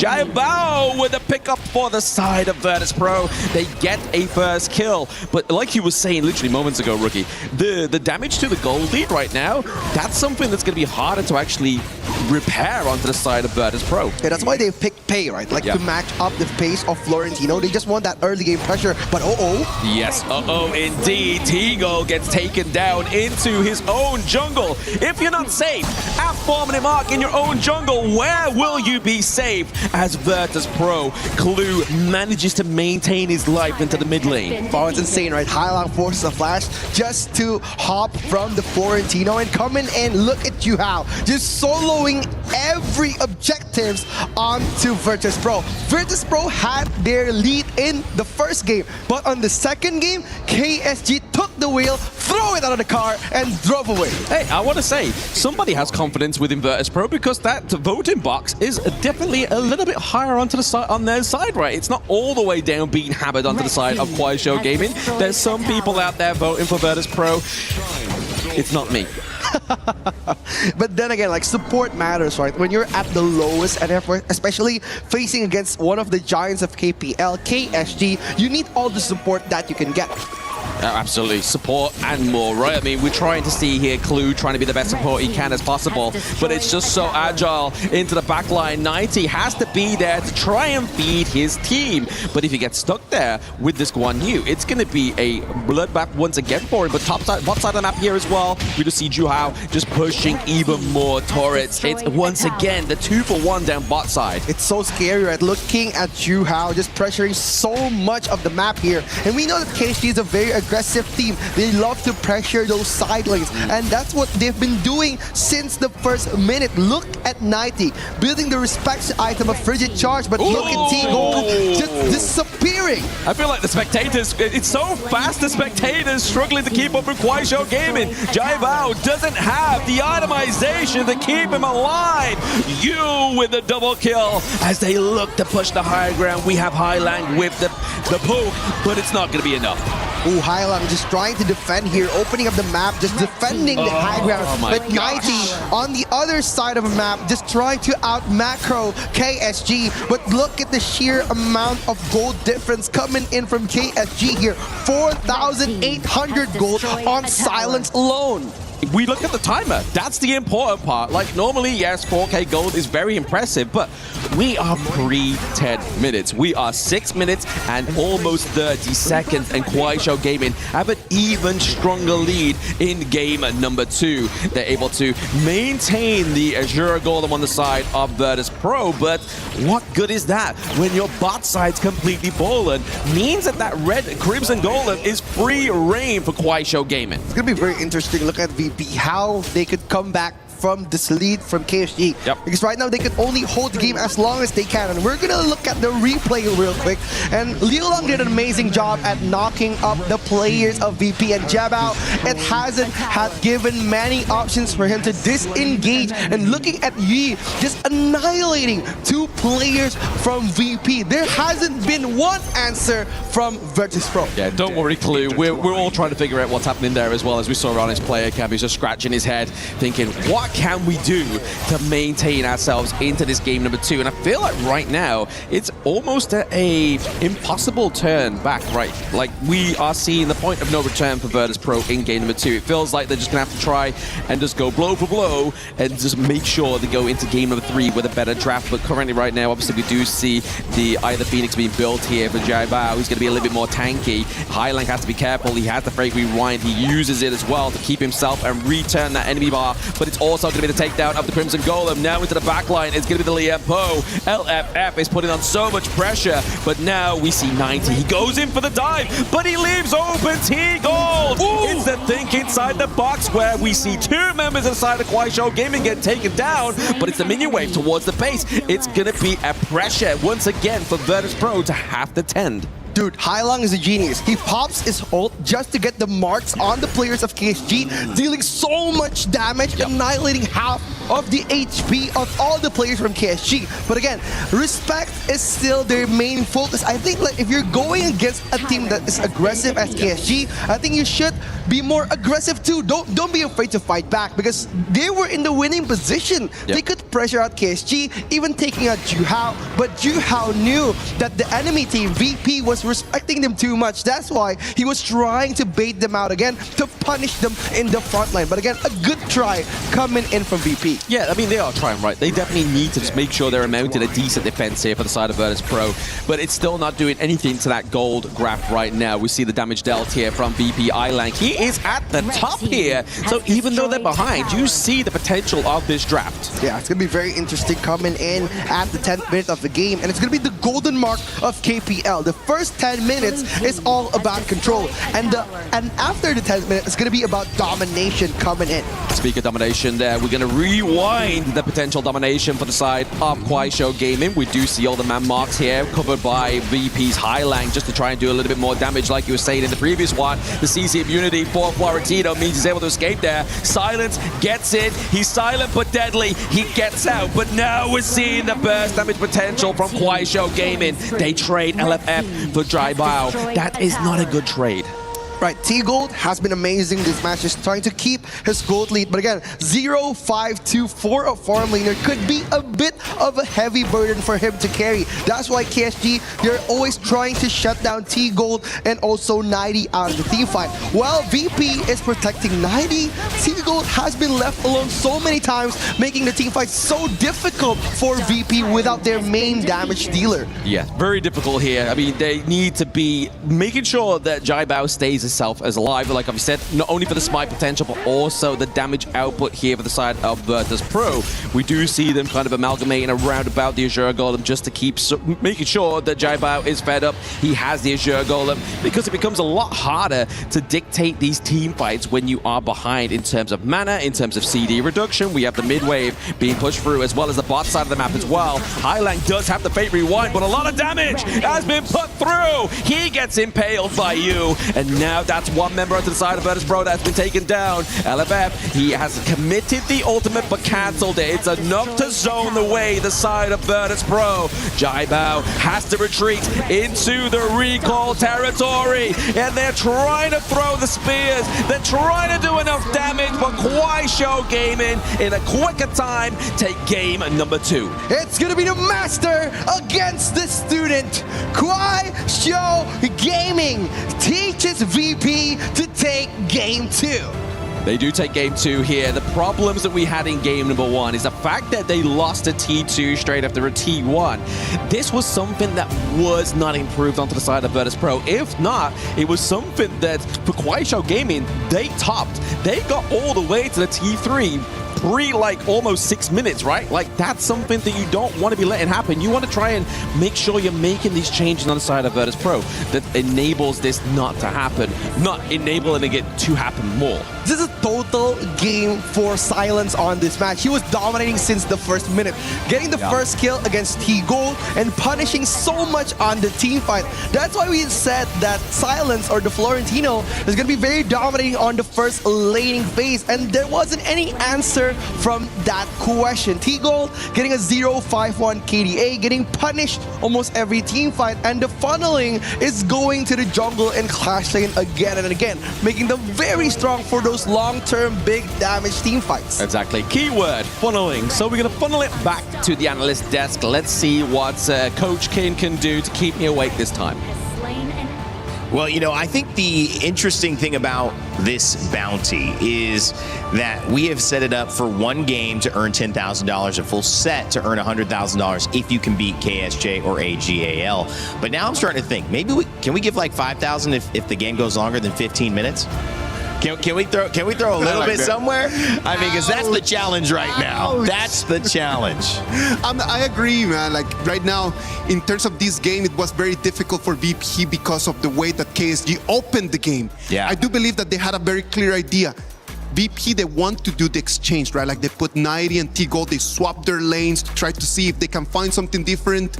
And then after that, just KSG just read that and they were like, okay, so you started with 2 cores. You had the Arlie, you had the Ogren. What about if we just turn that into 1 core by just taking T-Gold out of the game? You had mentioned something about the draft. I know we have some highlights coming up in a second, but Ken, the thought of stalling them either in the draft or in the gameplay, I mean, it feels like I'm watching Shakespeare written in HOK the way that they're playing. So that actually was the position for the side of Hailong on the Haino, right? He's supposed to be able to repair towers. Now, if you're new to HOK, Haino, the mid laner that Hailong has been playing in this game, if you use his ultimate around towers that have been taken, either take damage or has been crumbled down, if you use your ultimate within 5 seconds, you can actually restore the position of that tower where it was at 5 seconds ago. Now, that was not the case. I was actually conversing with Isaac. Burst. Dude, he's supposed to be protecting the T1s, reviving the towers of the Tier 1s. The first time he used it, it was on a Tier 2. It was too late. There was not enough time on the side of VP at all. Time is of the essence too, because these games keep getting shorter and shorter, Isaac. So it's not like VP with some of these adjustments are making things better. In fact, you mentioned a bit before we dive into the draft with Ken that the draft just didn't seem to make as much sense to you as well, because they gave up on the Diadea, but they still took the Arlen. Of course, like if you analyze like the first 2 bans from KSG, they say, okay, we already played the Lapu Lapu, so no Lapu Lapu. And you already played the Tramfei, so you cannot pick Tramfei. What's the third best option? Then we have the Diadea.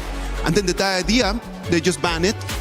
They put VP to decide, okay, you don't have a Diadea, what do you want to play? They decide to play a Mozi, and then they decide to play the Arlie. So they just break the composition for future games of having the Diadea with the Arlie, which we know that has been working really well in 2026. And the craziest part, VP kind of banned out themselves as well. They took out the Haya and the Liang in their own bans, so they kind of banned their own answers to the potential questions from KSG. Let's break that down, because I want to look at it again with you, Ken. What went wrong and what needs to be improved? Because that's just the question. If you can take a little bit of a lesson from each and every loss, start to improve, start to push those games longer or even more in your favor, I think that's going to be a win for Virtus Pro. First rotation, I want to talk about Liu Lang in the mid, right? All right. This is mine. The initial part, I was kind of wondering when we were taking a look at the draft. Okay, look, in the laning phase, we have the Arlie going up against the Chicha. You're supposed to be outraging the Chicha and you should have a good time in the lane. All right. Now, and the second part was they had a lot of pressure onto Silence, who was on the Florentino. We know what the weakness of a Florentino is, 1v2. And that's what VP was like, okay, let's put the Mortar and the Arlie on top, switch lanes and see how that works out. But because of that switch, it's meant to be pressure on to the side of Silence. That did not happen because Liu Lang came with a mine, and what a beautiful setup. He even funneled the first blood into the hands of Silence. What does that do? It means it gives him more advantage at the early parts of the game. He can dive now into a 1v2, and within the first 3 minutes of the game, Silence got 3 kills in a row, no deaths. He was ahead in farm, he was ahead in EXP, he was ahead in equipment. And you could see later on they transferred that responsibility over to Liu Lang. Hai Lang, sorry, on the Heino. But Heino is so slow, his first skill doesn't work as fast as the dashes on the side of the Florentino. He couldn't handle it. So nobody on that part of VP in the first 5 minutes could handle Silence. And what does that mean? The jungler, Ji Hao, actually gets to camp in the jungle and farm the real goal, which is T-Gold here on the Arlie. I am really sorry about this, but it's just like KSG answered back to this with mobility, with burst damage. They understood that just by taking T-Gold out in the first 2-3 minutes of the game, then the game was done. Why? Because the Ogren needs to be focusing on himself.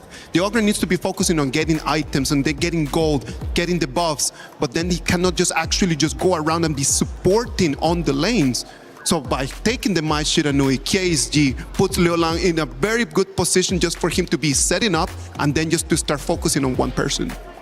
I can't imagine that listening to this, that these are causes rather than symptoms of a deeper cause as to what's happening here, which is one team is coming in with a lot of experience, a lot of tools, a lot of tricks of the trade. It's showing up in different ways in the draft, but KSG just have the better end of this matchup by far. And Virtus Pro are doing everything that they can, but they're getting caught when they zig. KSG is zagging. Game 3, though, will give us a chance. And if you think you have an answer to what Virtus Pro should do, maybe you think you've solved the problem.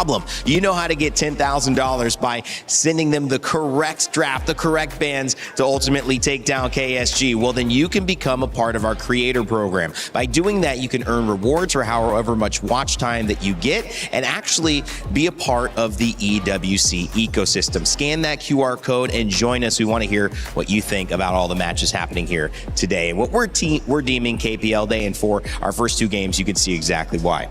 You know what? I'm going to just start a conversation with that for everyone at home. When you start thinking about the way that Kuaishou Gaming plays and the way that AGAL play, they're very different teams. AGAL, they're methodic, they're slow, they understand how to boil you really slowly. But Kuaishou Gaming, aggressive, they love to fight. Who else is aggressive and loves to fight? VP. So what about if they just fight aggression with aggression? It might just be a 6-7 minutes because it's a very big gamble, but I do believe that that is the key to success. I fully agree with that. And Kuaishou Gaming was also one of the first few teams to show what happens if you try to invade, right? But I think teams need to do that. Yes, we had teams who tried to invade their jungle, got first blooded in the attempt of the Crimson Buff, and then it went from 1, 2, 3, 5 kills in the first 6-7 minutes. So, you know what?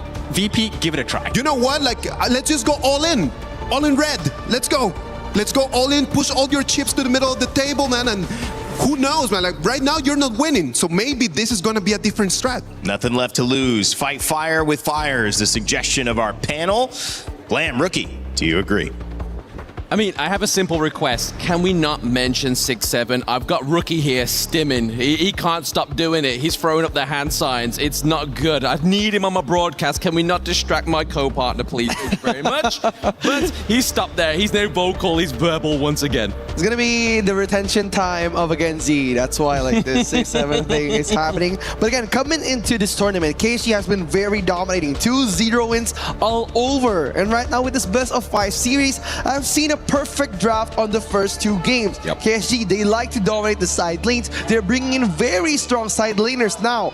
After all of those heroes have been picked, what will they answer on the 3rd match? Yeah, I mean, my notes for game number 2 looked very little. Like, it looks like doctors writing, but the one that you can make out and basically give to other opponents of Kuaishou Gaming, don't give silence to Florentino. Like, literally don't give him that pick. But still, we're seeing Jing being banned out once again, 3rd game in a row. Don't want to give it over to Jaibo, as well as the Diadeer as well. We don't be giving that up now. Obviously, Kuaishou Gaming still have the Arlie available, right? It's going to be very interesting. Kuaishou, they love the aggressive plays. Arlie is out of the picture. Pei is also gone. Florentino Lorion, also one of the strongest heroes coming into KWC. But then again, there's still Xiao Qiao, there's still Princess Frost and Liang. There's still a lot of combos coming in for this big draft picks. And look at VP. They don't want to give the Guan Yu to their opponents. Exactly. This was going to be my next point, right? Like, we've seen Virtus.pro use the Zhang Fei. Zhang Fei, we know Kalu loves this pick, and this is something that's still available for Kuaishou Gaming. And obviously, in the past few games, they've used the Lian Po and also the Lapu Lapu. So we're seeing just a huge focus for this tank meta for the side of Kuaishou Gaming, regardless of it being a best of 7. They're like, okay, just give us 4 games. We've got 4 tanks. We can do it. Zhang Fei here being picked up. Onto the side of Virtus.pro, they're going to go for the Lapu Lapu as well as the Aoyin. But this could be countered here by the Arlie, right? Yeah, it's going to be very interesting, especially there's still a lot of picks coming in for KSG. There's still Fullborn Marksman and also another one, which is Chano. 2 of the strongest laning farm laners in this meta. But again, picking Long is just basically saying that T-Gold is going to be left alone the whole game to fend for himself and enabling 90 to become the more powerful side here. Speaking of Chano and also Ukyo Tachibana being the 3rd and 2nd pick for KSG, a very aggressive jungle coming in. Yeah, Zhu Hao loves this pick that he played in the group stage, right? The Yukio, it kind of emulates the same way as Pei. You just got a little bit more burst damage and that potential, and obviously you just get that CC with that ultimate. But onto the side of Virtus.pro, I feel like the Yukio's there just to make sure they don't go for the Pei. But the one pick that has been banned out for the past 2 games that does get to surface right here is the Nurtser, and Jai Bao has had one of the best performances on this hero. It's scary. Looking at the 2 first phase hero picks from KSG, they are very vulnerable for those long-term team fights. That's why the Lapu Lapu and Nurtser pick is going to be a lot of trouble for them in the long game. But if there is a long game coming in for the matchup with KSG. Yep, long game potential here. Obviously, we could look at something to go to complement the Chano for the side of Kuaishou Gaming. We could look at obviously the Xiao Qiao into the mid lane as well, right? Obviously, a good counter to Aoyin, T-Gold. All you need to do is predict that fall of the Infinite Vastness to then get that knock up of that 2nd skill. The Haya being banned out here for the side of Virtus.pro means that they're not looking to lose Lapu Lapu or the Nurtser into these team fights, into the Moonskin Mirage. But onto the side of Kuaishou Gaming, they don't want to allow another global ultimate come through. They don't want the Liu Bang. Yeah, the Liu Bang is going to be very tricky for them to fight against with Ukyo Tachibana. And basically just saying they wanted the long-term team fights without any burst damage coming in from VP side. And look at the ban on the last pick. It's going to be Lorion, the hero with the amount of range that he could just pop his ult, knocking so much. They don't want to face that. But again, they still have a lot of picks coming in. VP, there's a possible control pick, probably a Yuhan, or maybe facing a jungle as Ukyo Tachibana. Lady Zen is still available. I think they could go for the Newer here as well, right? We see a lot of Newer like to complement the Aoyin, right? You get a bit of long range, you get the Annihilation, and you also can kind of scare, or at least hope to scare, you into that farm lane. Yeah, it's going to be that Xiao Qiao pick who is going to be bringing Hailang onto Game 3. And Xiao Qiao on this meta has been very dominant in the early game. But if we're talking about KSG, they love to play those close-range team fights. Xiao Qiao has been a very close-range mid lane. So punishing Xiao Qiao has to be an easy gameplay for KSG. Yeah, they need to make sure that gets shut down. Obviously, the Lorian, we've been seeing that kind of head-to-head go up into the mid lane very often. But in terms of obviously Quiet Show Gaming, we have the front line here. We have plenty of bursts. We have the late game. We now have the dual marksman combo, right? And there it's going to be the Hue-1 into the mid lane. So something that we were expecting on the side of Virtus Pro is actually going to go over to the side of Quiet Show Gaming, making that team fight a little bit more outdrawn here because of the sustainability of this mid lane pick. Then again, like early game has been the strongest suit of KSG. Bringing the Valor into this tournament, making them viable for the mid to late game fights. But again, the question is for KSG, how will they dominate with the Valor on the side lanes without the early game? The Valor is a very mid to late game hero. He needs a couple of items for him to be viable. And again, the matchup from Team VP needs to be the strong suit. Florentino, the gentleman, coming in for Virtus Pro. The Gentle Blade. Is this going to be enough? Like, if you've not just been dominated by a hero, do you really want to play it for yourself and then just leave yourself to a huge criticism here? Obviously, 90 has huge shoes to fill. Just seeing the performance of Silence on this pick. Yeah, it's going to be a lot of pressure coming in from 90, but 90 has been performing the best in this whole tournament as a team in VP, being the clash lane, the podium of Virtus Pro. He needs to perform in the big stage, and what's ahead of him is Silence with that Devara pick. Yes. Silence, kill you. That's going to be the name of Virtus Pro. They want to get the shutdown of Silence, right? That might be a little bit too more of a niche quote for you, my young little co-partner here on the broadcast. I'll put you down in front of YouTube and you'll understand a little bit later. But anyway, we're getting on to game number 3 here between Quiet Show Gaming and Virtus Pro. Is it going to be a quick game once again for Quiet Show Gaming? Are we going to get that 6-minute domination down to the bottom side of the map? How is this draft faring in the early game? It's going to be very interesting. It's going to be the newcomer against the Giants once again. Game 3 on the line in the best of 7 series. Will Virtus Pro be able to be pulling one game out of KSG here? Look at Chuhao just dominating the mid lane. A fast clear coming in for those two combos. Chuhao and Liu Lang have been impeccable in this series. Absolutely impeccable indeed. I don't think there's been any kind of weak link onto the side of Quiet Show Gaming, right? Like, we know that Liu Lang is probably the longest service teammate on this roster, right? And then everybody else is a little bit newer, but that's not showing right now. If anything, it's showing more of how aggressive these young players are within HOK, right? Again, they're like one of the youngest teams coming to KPL, one of the youngest champions to ever do it. So again, a lot of pressure on their backs to represent not only their team, but their country. 90 has been amazing, taking control of the Devara, but we know that Devara could be very weak in the first phase of the game. That's why we're seeing Silence playing a bit passive on this first phase. Bit of a cheeky steal there from Highlang onto the spike tail, top side of the map. That was very nice for the side of Virtus Pro. Nice to see that they haven't burnt out yet, right? Obviously, they've been very quick games. It's been very hard for them to keep their mental within this one, but we're not seeing any signs of it cracking, right? But speaking of crack, the flash is being burnt out there by Liu Lang as well as Clue, just so they don't fall that 3-man trade. Yeah, it's going to be very interesting coming into VP here, just trying to react of the aggressivity coming in from KSG and looking at the gold gap. It's very interesting, but not only does 90 gonna bring something to the table, but look at the spell that he's bringing. It's such an interesting spell against a Devara, maybe for the late game potential. Yeah, maybe. If they can get into the late game, right? We just need to get VP there first, and then maybe we'll see the impact of that one. Canceling out the call there for the side of Silence on the side of Quiet Show Gaming. He tries to finesse. 90 gets turned into Day. It's going to be the Skyfall that keeps Jai Bao alive on this Nurtza. Oh, it's going to be very, very scary. Like, we know that Discipline is one of the strongest suits, but look at that. Oh no, he loses the Assure Golem after he's just claimed it. Juho gets taken down. These are the little trades that we needed to see from Virtus Pro a few games ago. But then again, like, losing the Azure Golem buff isn't the biggest suit.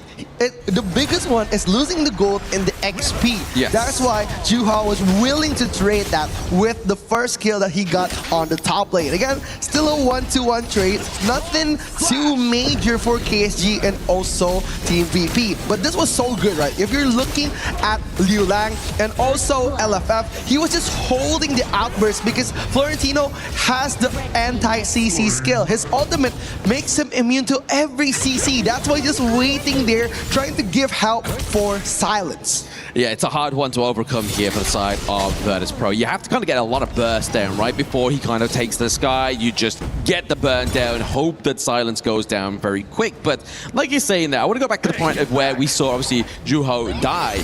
This is the difference between some teams globally and obviously the KPL, right? Like, they don't mind dying as long as it means it transitions into something else, whereas most of the global players are still learning not to tell if somebody dies on their team, and I feel like that is an important skill to be had, especially when you're playing at such a high level. Yeah, you gotta hand it to them, like calculating everything, all the skill cooldowns, all the jungle resets and spawn time would be very difficult for a casual player. Yeah. But KSG, they've won KPL, they're one of the best in the world. That's why they've been doing this for so long as a young team, dominating all of the Gorge. Yes, and speaking of which, the 1-for-1 top side of the map here, we do see the stun come through, but it's going to be the CC immunity here from Silence on the Devara. And we know Florentino, yes, he can dance around, but he's a gentle blade. Means he's got a low health bar. We see a 3-man dive bot side of the map here as well. We see Clue trying to keep T-Gold alive, but the T1 does fall.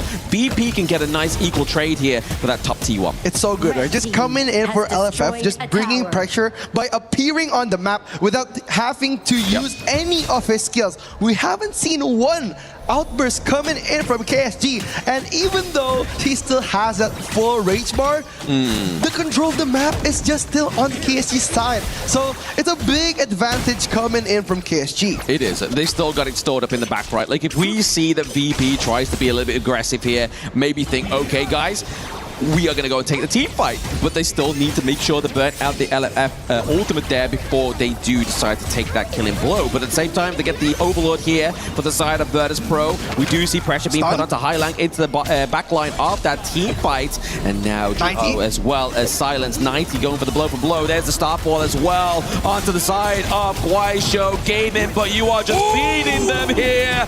Jaiba looks low. He gets taken down. Clue as well. He is now in the driver's seat. Wow, just reacting to that bit by bit, coming in from VP. They're trying to pressure, but 90, he forgot that they need a bigger CC to cancel the portal. But KSG has been very, very good at dominating those big, risky team fights. They made so many skills that came out from VP useless just by calculating how does they take the damage. This is another good reason why you pick up the U1 into the mid lane, right? Obviously, we saw that T-Gold was not too sure what the target was going to be, but he then lands the Flaming Palms onto Liu Lang, but then he has the Unending Sorrow just to completely mitigate any of that damage going through, so there was really no follow-up. The only thing that Virtus.pro able to get out of that whole mid-team fight was saving that T1 for moment's notice. Yeah, then again, they need to just farm here, because right now their gold spike, their power spike hasn't reached their fullest potential. 1,000 gold lead coming in from KSG, making them so strong, especially with the outbursts coming in from LFF. Also, Silence and Juho has reached one of their strongest items coming in. The Spark Force Dagger makes him so painful against Florentino and also Xiao Cao. Yeah, it just gives him a little bit more wave clear, right? Like, able to get the attack speed, get the wave clear from the Chained Lightning here as well.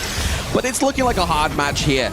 But we are still waiting for Virtus.pro to get that turnaround, waiting for that crucial engage here. We do see Liu Lang just driving himself into the backline there, just making sure if he can try and CC one of the members of Virtus.pro. But it's going to be Zhao Bao. He's a little bit too below. He is into the backline, and he is him. Silence gets the kill onto Highlang, onto T-Gold. Down goes 90, and Clue is on the run. The Raging Thunder God coming in from Silence, dominating the backline, counting so much of the damage, dealing the triple kill pressure on the backline of VP. Looking at how they dominate the team fight, it's so scary. Like, he counted those damage, destroying the tower, blocking the exit way of VP, getting those risky kills, but it was worth it at the end, eating so much gold just for that Devara pick alone. Oh, absolutely. I mean, he's stacking up the bans, right? Like, he's like, right, okay, 1 kill, 2 kill, 3 kill. We're done. Let's get some structural damage come through. Top side of the map has now been dominated onto the side of Kuaishou Gaming. The T2's literally holding on for dear life down into the bot side. And now this is where, once again, we see vsVP becoming at that basically irreparable point of no return. Yeah. They lose their Crimson Golem. What can they hold on to, if anything, here, vsVP? Again, I'll say the same thing as game 1 and game 2. They couldn't force those risky team fights. We know that Kuaishou Gaming is a very dominating team on those big risky fights. And vsVP is just walking on their trap. They want this. They want them to fight and lose the gold gap from the minion waves. They need those jungle camps. They need those advantage coming in from the waves that are coming to them. Because if they're risking fights with KSG now, it's not going to be good for them in the late game. Not good at all, but there is going to be lots of multiple variables of damage here. But LFF, he uses the ultimate. Silence. Can they get him? Silence into the backline. He's like, yes, keep focusing the beast. Don't focus on me. I'm going to get the kills. You picks up Clue, and then once again, nobody falls onto the side of Kuaishou Gaming. I'm at the point in my life right now, after seeing 3 games, I don't think it matters who you give Silence in terms of the draft. He's going to perform. Dude, Silence has been so good this series. 3 games, 3 best performances. And right now, he's going to lead KSG onto the high ground tower. Lead him onto the high ground tower. The T3 gets taken down there as well. Look at the claim, the T3 top side also, but they're able to get that wave clear here for vsVP. Maybe a little bit of a saving grace, but at this moment in time, we are pre-10 minutes and we are slowly but surely looking at a 7k gold lead. It feels like every game, it just transitions or translates into more aggression, more gold, and a faster game pace here for Kuaishou Gaming. They are not letting up. It's like the panelists say, right? Why not just let them go blow for blow in an aggressive fight? But it's still not working for vsVP. Look at the Devara though. The Devara holding 4 players on the left side of the map alone. And he knows that he could fight him. He got the items that ready. The Frigid Charge giving the slow and stun effects. And the Frenzy is still up for grabs. Silence dominating the top lane alone. Giving so much space for KSG to get that Shadow Tyrant. And now, looking at the control, falling deeper into the ocean. vsVP, they need to swim up. They do. They need to share that plank, right? Obviously, it's like when the Titanic fell, there's just no room, but there needs to be room here for 5 members because the ship is going down here for vsVP. Unfortunately, like, we're trying to see a potential comeback here for this team, but it's just not, there's no signs of showing, right? Like, we see a glimmer of hope, but it's all just a playbook of Kuaishou Gaming. They're playing into their hands. Yeah, Silence just baiting out all the skills, coming in, trying to open up the vision, but look at how he eats up those damages. Yes, it forcing everything for the Bastards there. Just means that T-Gold is going to be another sitting duck. LFF is able to get the connection onto the back line, just keeping Highlang out of that team fight because he knows how frightful that AoE damage could be. But they underestimated the support of Kuaishou Gaming. He gets a triple kill, and now they're looking to take the crystal of game number 3. Kuaishou Gaming make it the match point. 1 step closer, going to the top 4. Kuaishou Gaming showing who is going to dominate vsVP as their teachers. Yes, I mean, it's a hard lesson to learn, but somebody's got to learn it right. And Kuaishou Gaming, they knew what they needed to do. I mean, you might be stimming out here. There's a lot of brain rot going on in the audience. Calm yourself, rookie. Calm yourself. We may still get a Titan Slayer yet, but vsVP has to do so much more within this draft. It's insane, right? How they controlled the early game. Even though they're holding on with a late game clash lane, they still managed to find a way to funnel all the gold into Silence. Silence getting so much out of every team fight. The early game pressure coming in from 90. The reward goes to Silence. The triple kill in the mid lane. Silence eats up that one. And the only kill that they got was onto Juhao. And after the 4th minute, it was all KSG. They've dominated all the backline, forcing Diabao to initiate a retreat from the offense and making that Nilta pick so unviable. Nilta, when he dives in, there's no way for him to go out. And that's why when Silence closed the back door of Team VP, it's so hard for them to just run away for those long-term team fights. Yeah, it's very difficult, but I do have to give props over to the Virtus Pro's Jai Bao, right? Like, even though he was playing it very hard there, and it was a very difficult match, he was always still trying to create the pressure and the space for Virtus Pro to thrive. But the fact is, they're below so much gold, it was hard to thrive. But unfortunately, we are at match point rain day. Can they do it? Can we crown a Titan Slayer in game of 4? Take it away. We'll find out. Najah. Man, I've loved playing with this character for a long time, but also representing billions of dollars at the box office.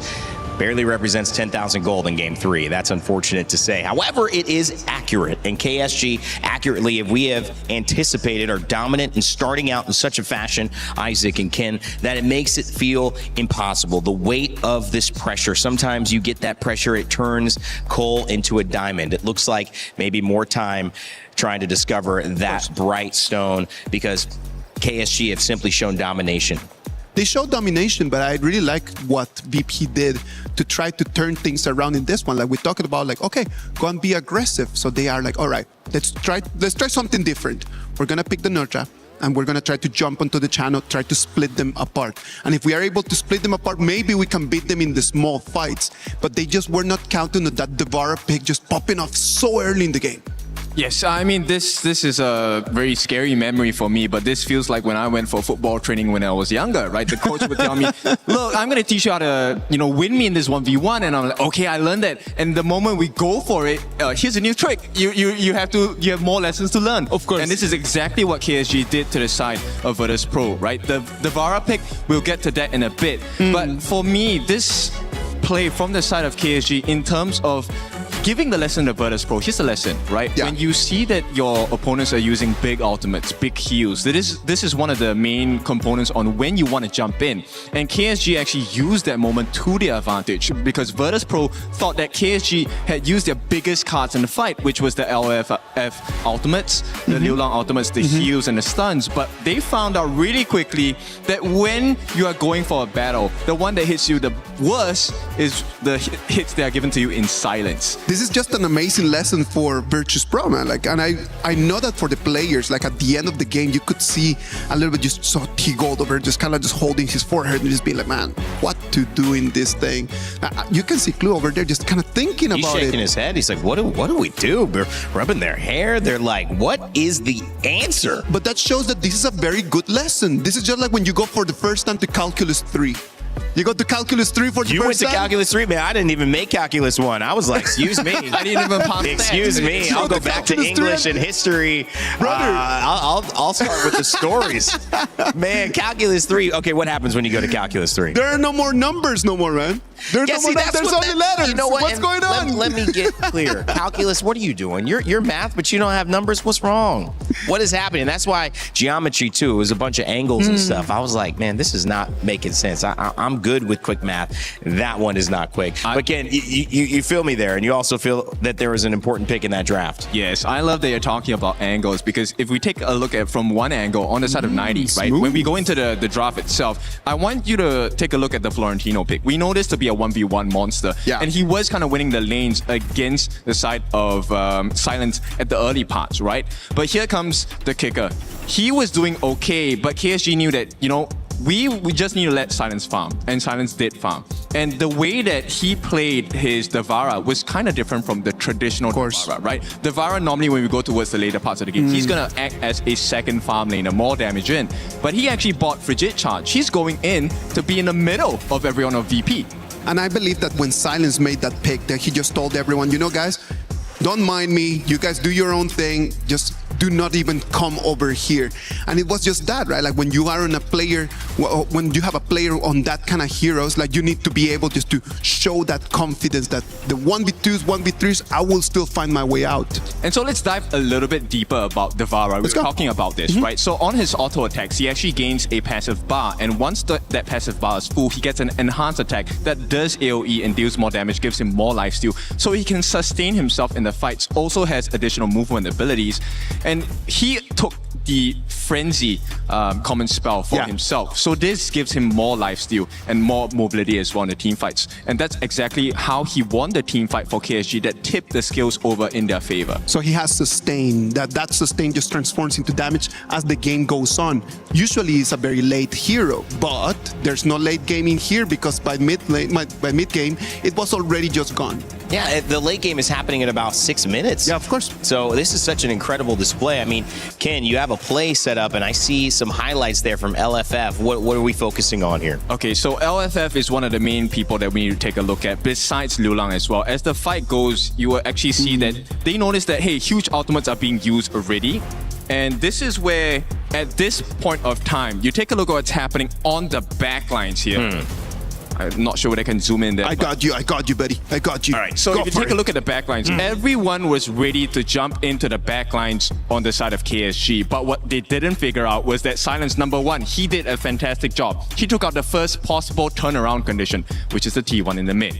Right? As the game and the fight goes on, you notice on the backline, suddenly you find yourself, hey, 90 calls for the team fight. 90 is in the middle of 4 different members on the side of KSG. But at the same time, you take a look at what Silence is doing down here. He's going to take care of every single member on the backline by himself. And we know what Florentino's weakness is. You can't take a 1v5 like that. He's going to be out of the game. Well, they had a great answer attempted there, but it was not successful. KSG grabbed game number 3, and after a little bit of analysis, it's very clear that one team is heading towards the semifinals and one team desperately clutching at their pearls. Will they find a way in Paris to turn the tables around? We'll have to wait and see. When we come back, we'll get game 4, but before that, we want to let you know that there's a new Princess Frost skin specifically for EWC. Check it out.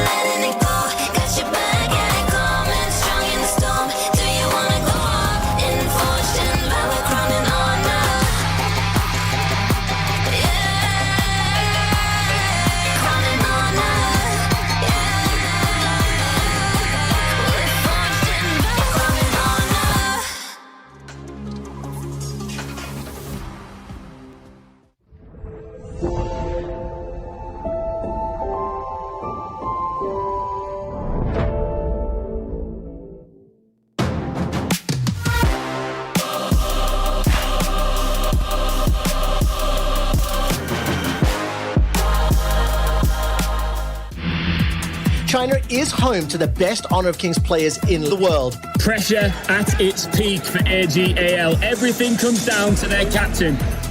I love you, family. He thinks he can come in here and play my game. Let's go. He knows nothing. Let's go!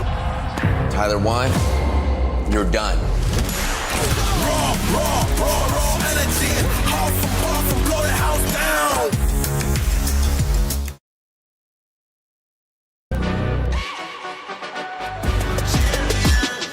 This ain't no regular thing. Came for the ring, you know what I mean. You see my name in the lights. Better get right, I'm champion.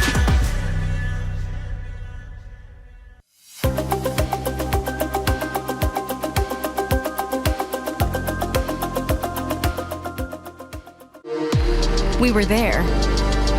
For every click, every clutch, every respawn. We were there for the years of grind. And we're here. Now. The proud founding partner of EWC. Powering the biggest event in gaming. Shoulder to shoulder with the world's best. Making history. Greatness deserves a stage. Lenovo Legion. Reach your impossible.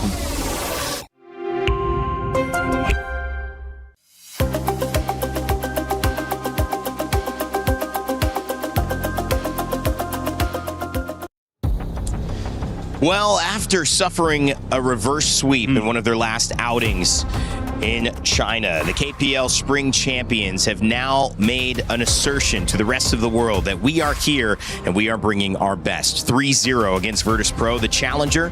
David, not so good against Goliath today. Can they find a way around the trials and the tribulations that have been presented to them, Isaac?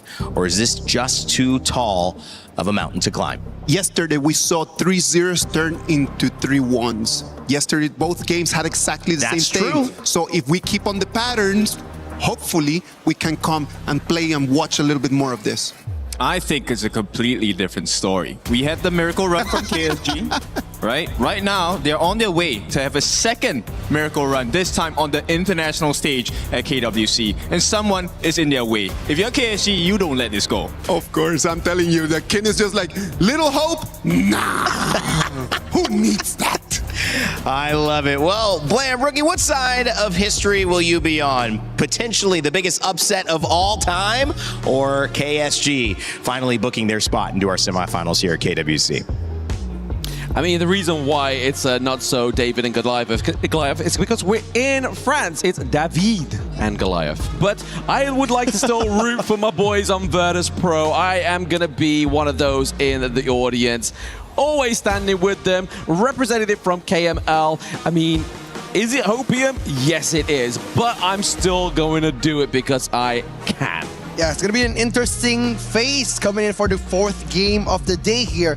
The Young and Haya pick, the Haya band, sorry. It's going to be very interesting. VP, a potential single carry hero coming in for Xiaobao. It's going to be maybe a Jing pick for them, or maybe there's a Luna, but we never know because the first pentakill, I remember, was earned by VP. Oh, and they're going to give it over. They're like, you know what? It's the last game. It's the last dance. Let's make it sweet, baby. And they give Xiaobao that Jing. I'm very excited, but I just hope there's got something in the draft that's complement the Jing, right? It's all great having a Jing, but if you've got nothing as a follow-up to kind of implement or at least promote that kind of pentakill potential, it's kind of just like dead wood, you know? Yeah, if I'm talking about like support, there's still a lot of support coming into the table of VP. There's still Dolia, Yuhwan come in for like the setup, and there's still Lorian too, just to help him getting those like risky stuns. But the counter to Jing has been picked by the jungle, Juha, taking Flowborn tank. Hey, I just want to say, I mean, it's great counter, but it hasn't worked so far. Every game Flowborn tank has been played in KWC against a Jink, it's failed. So statistically, bear with me. I know it's a little bit more Hopian, but it might fail here. But okay, T-Go goes for the Shoyue, and we get Highlank on the Lorian. That's another little bit of juicy AoE coming through here for Virtus Pro. Yeah, Bailey Shoyue has been amazing against Arlie, and it's a very, very well-known pick in the best of 7 series, playing by the range, playing by basic attack to the late game monster. Shoyue has been dissecting a lot of like those tanky heroes. And again, Arlie and also Flowborn tank could be wary of these two counter picks. Lorian could possibly stun the Flowborn or even ruin the setup that KSG has been made. But it's a lot of burden onto the side of Highlang, right? Like, that's a lot of pressure that you'd be putting onto somebody that's playing at a potential match point against Kuaishou Gaming, the champions of obviously the KPL Spring, right? So that, once again, is still just trying to make it a mountain out of a molehill. Like, that seems to be the case here between these two drafts. But you give it over to LFF, right? LFF has the same problem as what Clue did in that previous game. Trying to get the land shots onto somebody as mobile as Jing. It's going to be a difficult one. Yeah. Again, trying to get the stopper, right? Coming in from KSG, they have the Moltze, they have the Arlie, the single target damage dealers. But again, what will the FMVP Liu Long pick as the final rounder of the draft? Because right now we're seeing a lot of black bans onto the clash lane here. The Fatih, the Liu Bang, and also the Guan Yi. So again, an interesting banning phase coming in for those two clash laners. Yeah, because we've already had Charlotte, we've already had Florentino, but we still could potentially potentially have the Byron, right? Like, Byron is a big pick here for the side of Show Gaming that could still come through for them as well. Virtus.pro has used the Byron. So in terms of frontline, if you're trying to thicken it up thicken the sauce up here for Flowborn Tank, you definitely want to go for something like the Byron. The Chow here being picked up because they don't want to go up against the Chow into the mid lane and have that obviously TP back to base and whatnot. But it's going to be the Dharma here. Trying to get the knock up, trying to get the setup paired with the Motsu can be quite a deadly combo here. Yeah, it's not going to be only playing with the Motsu here. The Flowborn Tank could possibly play with the power from within. His ultimate gets a 5-man knock possibility. And what's good against Lorion is actually the heroes that can dive in the backline, such as Flowborn Tank and also Dharma. That's why Silence is going to be playing a big part in those team fights at picking off Soye and also Lorion. Yeah, hopefully the plays aren't too shocking here from Silence, that it creates a radio silence here on broadcast.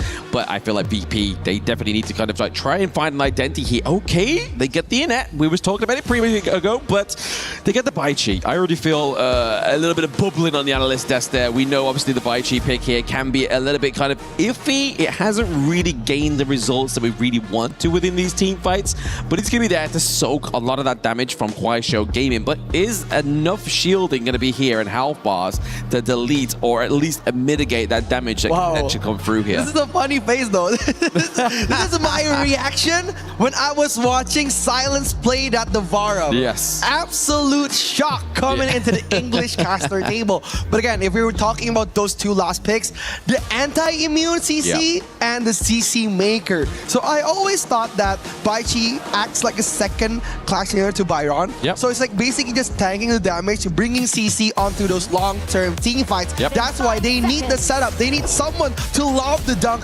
onto Jiabao. So we are gonna see KSG against Virtus.pro, David against Goliath on game 4. I've already told you, it's David. We're in France, it's David. We gotta be David and Goliath. Or Goliath, you know, if you want to give it a bit of pizzazz on the French speaking.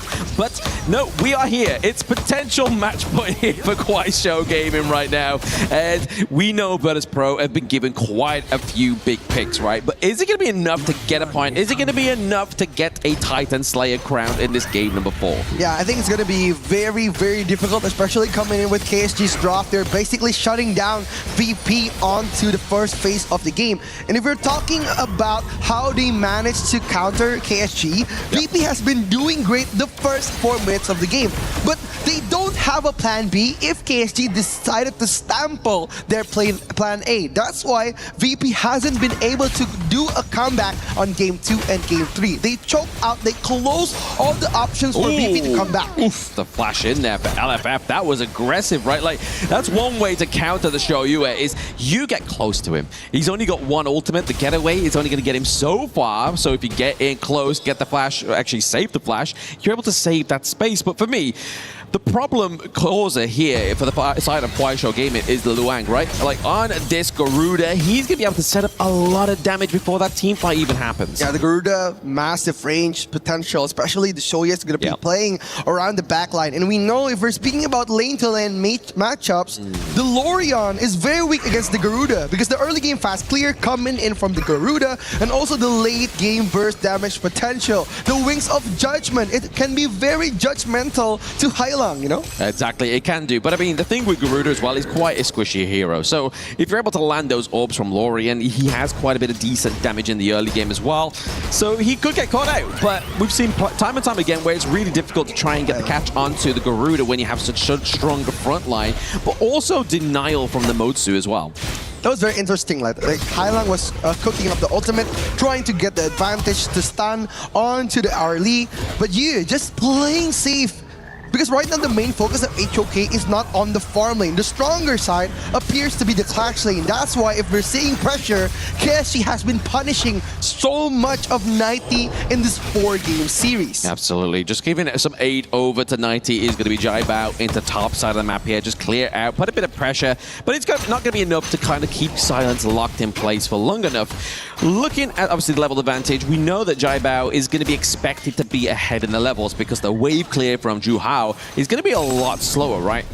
Yeah, Hailang just trying to open up the vision here, coming in from VP, just trying to make space as much as they can, because right now they're gonna be trying to play the gold share meta, but Jiabao just appearing on a team fight, making himself look delicious against Zuhao. Absolutely. He's just trying to be like, hey, take a bite, big boy. Like, come and get me. Like, I am all ears for this snack right now.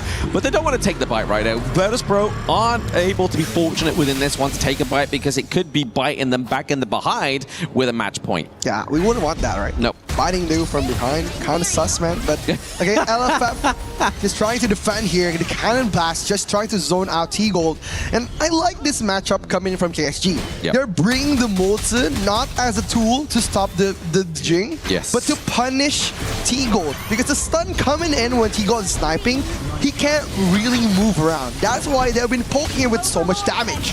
Speaking of damage, it's kind of translated here down to the bot side of the map, but it looks like Kuaishou Gaming are going to have a soft and firm hold here onto the Tyrant of the first part of the game. They get the sale here. It's going to be going over to them. It means that that kind of even game state we have in the goal lead between these two teams right now is going to go over, or at least be imbalanced by that takeoff. Yeah, they need something here for VP because they've been playing too passive with the aggressive pick coming in for Hailang and Jiabao. Like, he's making so much mistakes. Yep. Like, the early game phase, they're just giving so much space.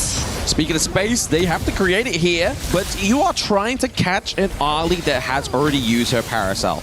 She's going to be like, right, okay, I've already got to put it in a safe space. You've then got to try and dive on top of me to get there. You kind of, it's really hard to get without any aid, like obviously getting a slow, getting a dunk on with, like, say, for example, 90 on the Baichi there, with the taunt, with the frigid charge. It just becomes a really hard mission here for the side of VP. Yeah, Juhao just opening up the vision, coming in, counterbacks, connecting to people. They want this. T-Gold, he's a little bit too low. He has to go back to base. I feel like that's probably the good call here, but at what cost? Nothing quite yet, because the minion wave still can naturally crash into the lanes. Yeah, I feel bad for T-Gold. In this 4 series, the 4 times he played the farm lane, he has been pressured so much. Absolutely, but Annette here, Clue has to get out of here. He does have the ultimate still, but Burst Blood goes over to the side of Kuaishou Gaming. LFF's like, let's peel out the box just to be a little bit of a stunter, but stunting the growth of VP. It's going to be Hailang down, and then T-Gold is left wide open.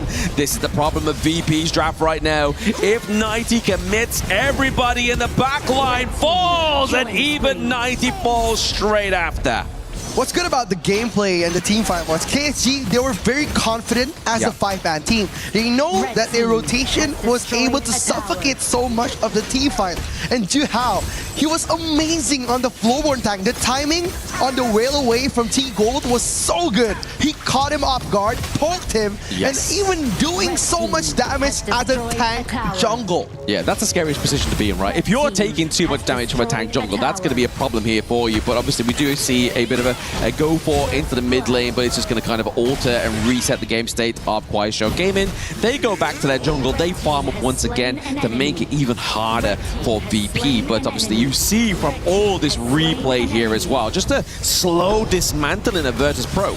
Yeah, it was so good, right? Like the pressure point coming from the Flowborn, and they're suffocating the map so much because the Dharma has showed himself in the mid lane tower, making him so viable for those big team fights. Speaking of Dharma, we are seeing once again the Net's ult been used too early. Think inside the box, then climbing on top of him is going to be Juhao. They get the takedown onto Lu Lang, but now Hailang pays the cost. They have no T1 into the mid lane. That was a very aggressive play that had higher risks than rewards. Again, playing Jing as the first pick in front of the KPL champions, Jiabao has so much pressure coming in from his shoulders here.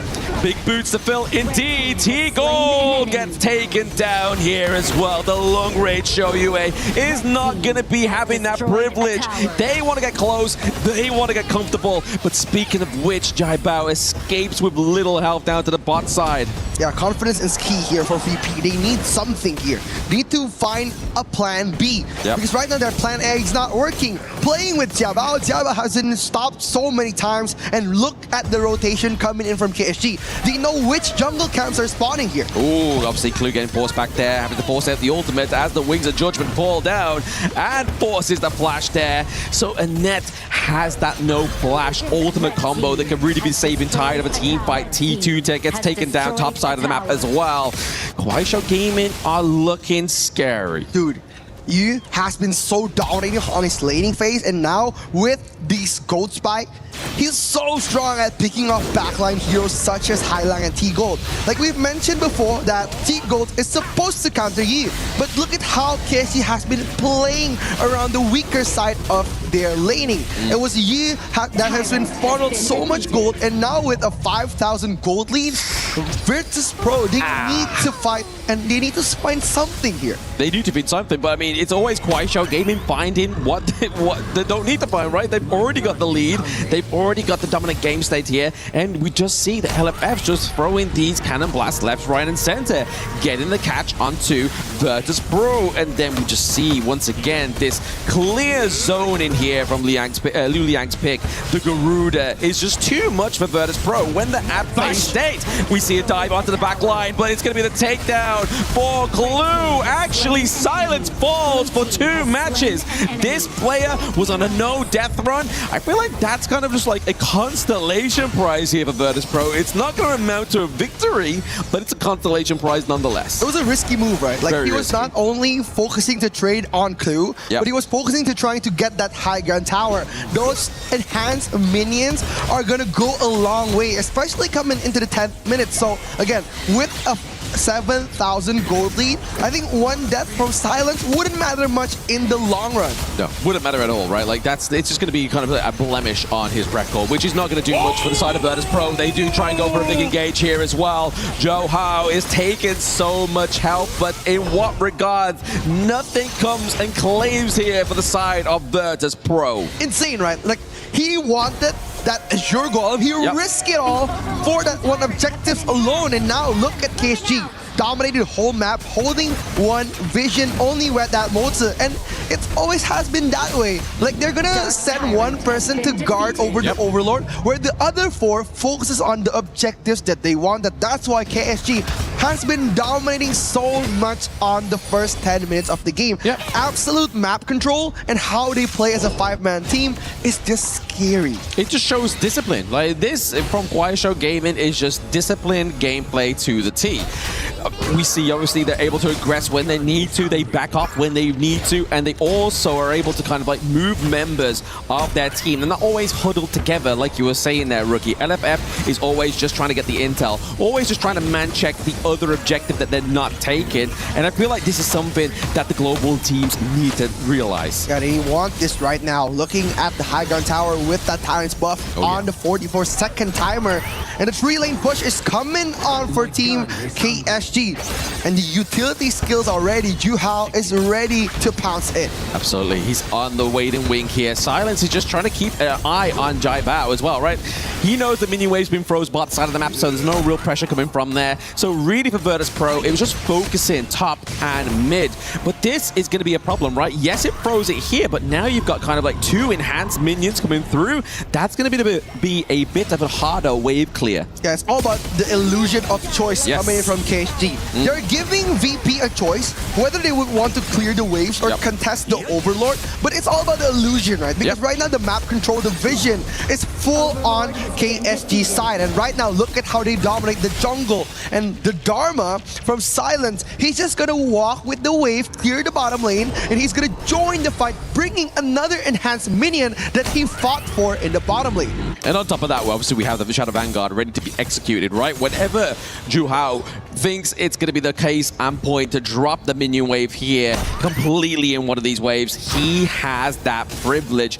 VP have to surmount some kind of huge defense. There it is. He does deploy it as well as the next minion wave is about to spawn.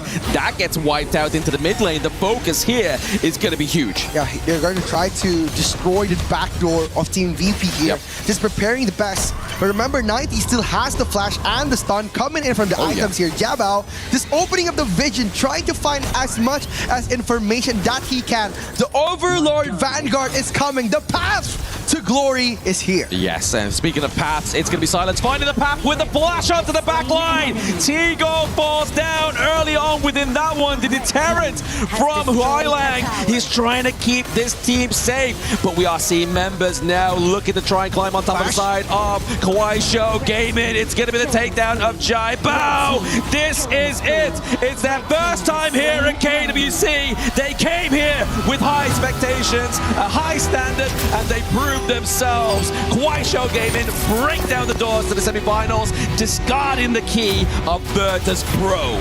Perfect is the word for Kawaii Show Gaming. Total dominance on the first to fourth game. No answers were answered on this match. Virtus Pro, such a good run coming into KWC, but being chosen by one of the giants. One of the giants ends here. That actually got to fight them in the group stage as well, right? Like, they already had a pre-showing of Virtus Pro. They knew what they were going to expect, and they were already prepared going into this quarterfinals. Kawaii Show Gaming in this replay are really going to show you a masterclass for some of those global teams that picked the Flowborn tank against the Jing, and it never worked. This is how you do it. It was so good, right? They're just basically giving them the illusion of choice, basically just from the draft here. Like, they haven't given them so much options. Like 90, T-Gold was forced to pick that Shoye, but countering the Shoye with that Mota, making him so difficult in the early game. And that Lorian pick, it's so difficult for him to rise up after the dominance coming in from Chu Hao. So again, so many good plays coming in from KSG, a perfect run, and the perfect timing from that Overlord. Wow. Beautiful. Absolutely beautiful, but what even more is going to be beautiful is a beautiful end to this quarterfinals. We throw it over the stage for the interview. Can we hear some noises from the crowd one more time? Thank you so much and congratulations, Liulang, on making it to the semifinals. You are officially the top 4 for KWC 2026. How do you feel right now? 非常恭喜 KSG， 也恭喜流浪选手呢，这一次通过这场比赛，我们成功的挺进了本届 KWC 的4强，进入了半决赛。现在感觉怎样呢？感觉还行吧，还行。I feel very excited. Actually, I have a little bit like very calm feelings. Let's talk about that more. So we are very curious. You are only one step away from the grand finals. How does it feel? 其实我们都知道你现在感觉还挺平静的，但是呢，在完成一场比赛的胜利，就可以进入决赛了，是什么样子感觉啊？感觉要再赢2场吧啊，再赢2场会非常开心啊。I think we wanted to have 2 consecutive winnings, then we will be extremely happy about it, which means they will be the champion for the KWC 2026. So we see very clean games and moves compared with the ones you showed us in the group stages. So we're wondering, what did you guys work on after the group stage? 其实对比起我们小组赛的表现，感觉今天无论是大家的配合，或者说理解，或者是大家整体的节奏，好像都比小组赛打得更清晰了。可以跟我们分享一下，在这场比赛开始之前，你们都做了哪些准备和调整吗？就大家都不上头吧，就走节奏，就随便赢啊。I think the best thing that we do is calm ourselves and be the master of our own emotions, and we just do according to what we planned and do according to our strategies, and we will be the winner of this game.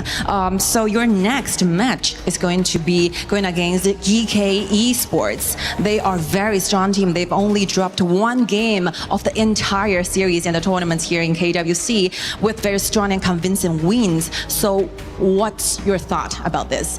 你们的下场比赛，你们的对手是 GK， 他们其实非常强势啊，他们在目前的所有比赛当中只输过1小局，就是昨天的比赛。所以对于明天的这场交手，你有什么感受和看法？也听说过他们很强吧？啊，你这挑战吧啊！ I heard they're very, very strong, so it will be a challenge for us, and we're really looking forward to tomorrow's matchups. So last, please send a message to the fans all over the world, and especially for the audiences who come here in Paris to support you guys, KSG. 就是最后，我们也希望你可以和我们全球的观众朋友们支持 KSG 的，当然还有来到我们现场的各位粉丝朋友们说一些你们心底里的话，好吗？希望现场来的朋友大家能玩得开心吧啊！希望现场支持的朋友大家都能天天开心。Thank you so much for coming so far to Paris, and we hope that you enjoy your time in Paris and we'll do our best in our tournaments. Thank you so much. And this will be the time that you guys will be remembering for the rest of your days. Let's welcome the boys. Please follow me. 来，孩子们跟着我，接下来是属于你们的荣耀时刻了。This will be the time you crushed your enemy's keys and proceed your journey here in KWC 2026. The key representing VP is now being crushed while KSG's glory continues. One team presses forward while the other's journey ends. Please keep chasing for the glory and greatness, and we will see you guys in the semifinal.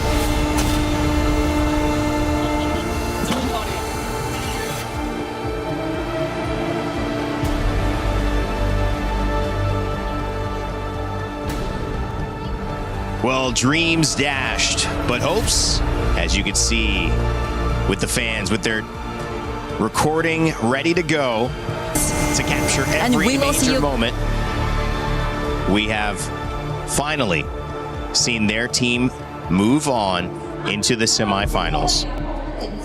And as we continue to celebrate them and their journey and their victory, we bring you back on to the stage here at the Lenovo Legion Gauntlet. What a fun time for KSG fans, for the Chinese fans in our building in Paris, France, who have traveled to see. I've not seen this many cameras, this many high-tech cameras as well in our audience until this moment, and it's for one reason only, KSG. And what they did too to Virtus Pro, dashing their hopes, not only in this tournament, but in the club championship as well. That will be as far as VP goes, who currently are sitting above not only Vitality, who is out, but also AGAL. Yeah, no, I'm telling you, man, like, I'm just talking a little bit about the cameras. That's just the way we do it.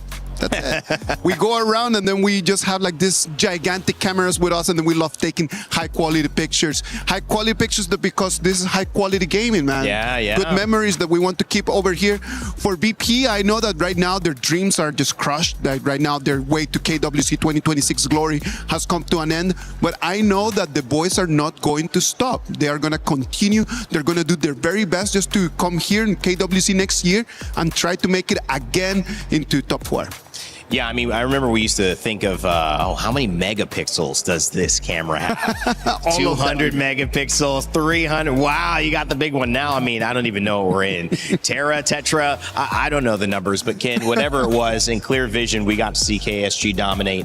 And I know you have stuff to break down for us, but I'm going to kind of bring you present here. If this was your panel that you were running, what would you ask? What would be the most important thing to talk about in you after seeing those 4 games where it was dominance from KSG? What would stand out as something you want to talk about more? What time is rank? We're gonna do that. And then I'd say yes, and then it'd go right back to you. And then I would say, okay, let's whip out our phones now, play the same draft, and we already have the lesson installed. So that's gonna be what we're gonna be talking about, because this complete composition by KSG was so well planned, well executed, and there really was nothing much you could do. Yeah. We asked for VP to have a little bit more aggression. We wanted more power, more of a showcase. They did try, but I felt like they were quite greedy in this last game. I'm sorry, I do believe that on game 3 they did try. They did their very best just to be aggressive. In this game 4, the beginning of the game, they tried to play very methodical KPL style. They did. And that is okay, but then the problem is that then you're not gonna die at 6 minutes, 7 minutes. You're just gonna die at 12. Yeah. There's not changing the outcome. No. You cannot best them at their game. You need to bring them to your turf. Listen, we've seen a lot of superhero movies over the years, and a very famous one is where there's only one out of 14 million some type of occurrences where there's a victory. In this one, it felt like they were living all of the other 14 million ones, where no matter what they did, no matter how hard they tried, they couldn't take down the final boss. There was only one instance of that happening, and it had to come in the form of their farm laner T Gold, but he could not hit the mark. He was still at least 4,000 gold away from being 6 slotted. I believe that in these 4 games for T Gold, this has been an amazing experience. He's very new to us. Like, he is not like Nairi or like Hailang or Clue, that guys that we've been seeing for so many tournaments. For me, T Gold comes in here like it was just an opportunity for him to learn. It was too difficult a lesson for him to study. But I think this might be the new growth of T Gold. When he comes back into the Pro Leagues once again, I think we can be expecting a completely different beast out of VP. Hopefully he can learn a lot. And again, I think I'll go back to it. I know you have your telestrator ready to come up, Ken, so I want to see what we can dive into. But if you can hear the murmurs, it's because of what's coming up next, our show match. It is exciting. You could already tell people are not sitting anymore. They're standing. Some of the players that are some of the most famous players. You see behind me, right there. They've already started to take the stage. It's going to be fun, so don't go anywhere. It's KPL day here at the Lenovo Legion Gauntlet. So let's get into that telestration, Ken. What'd you see draft-wise? I mean, just the final game, break down what you saw. So there is no middle space on this particular screen itself, right? So we'll go right into it. Let me help you out. Let me help you out. I got you here. So if you take a look at what this composition has, there is no middle ground. The only 2 people you will meet inside the fights are either the Dharma or the Flowborn tank, right? And in the midst of the fight, before even being started, you're already getting poked down by the Mortar, played by LFF. He made life so difficult for the side of our dear Soyue pick here for T Gold. He never got into the laning phase at all.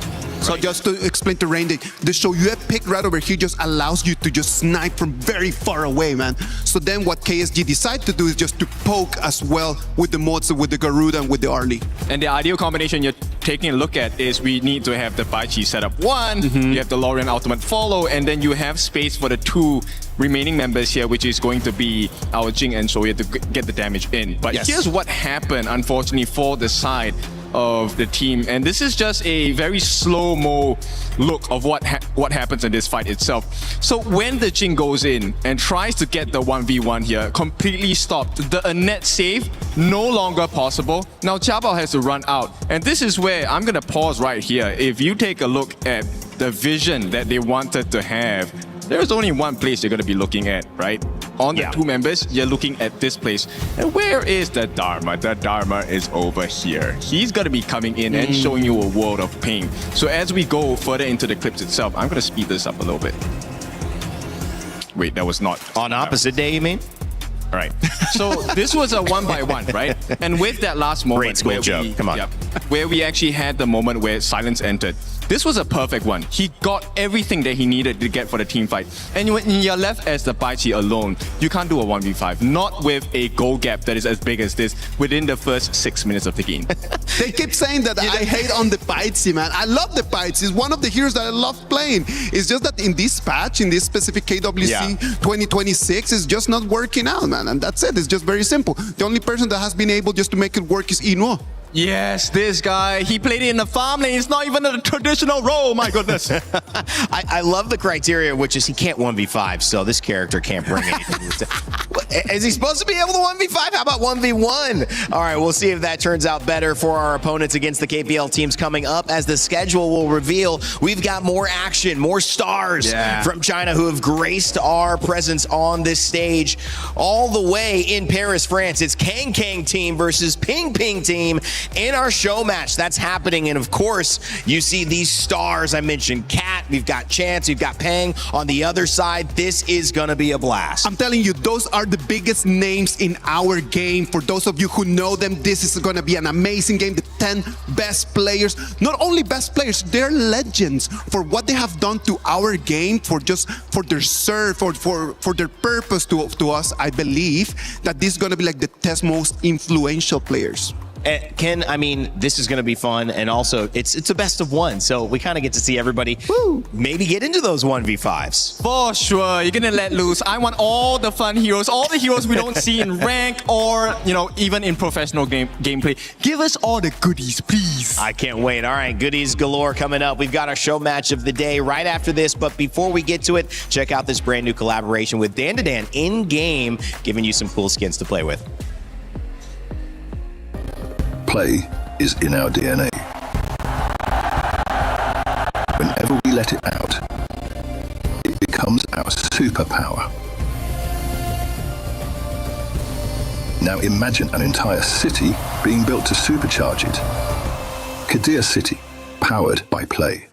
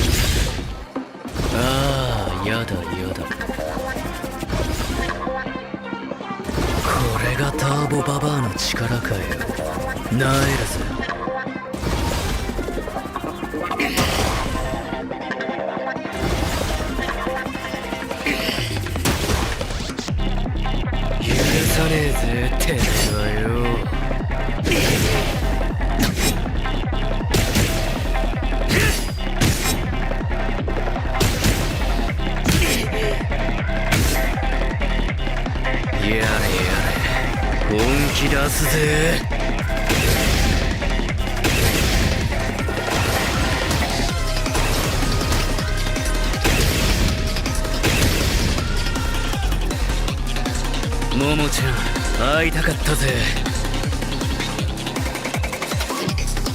強くならなきゃ。もっと強く。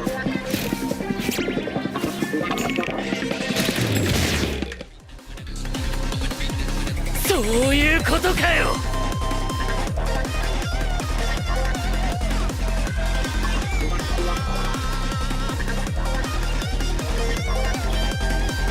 おっと悪い。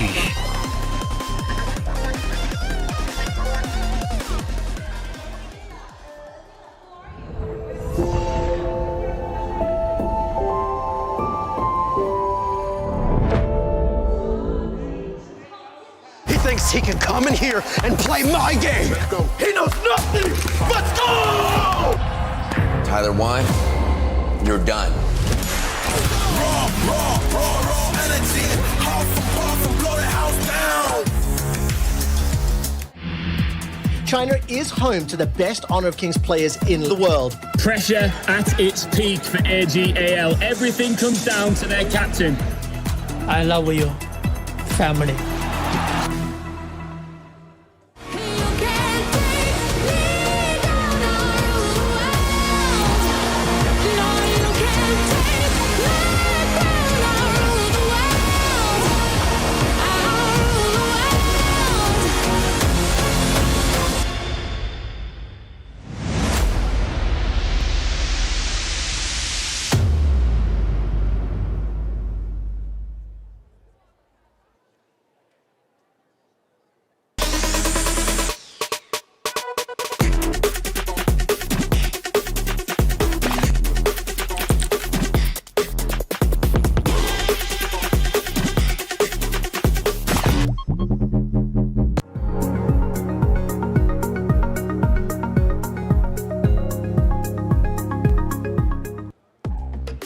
Welcome back to the Paris Expo, Porte de Versailles, just south of the River Seine, where the EWC action continues in Paris, France. My name's Randy, and I'm joined again by a lovely panel. This time, Chantel switching out for Isaac, bringing the nice class, the all black. I'm enjoying it. How you been doing?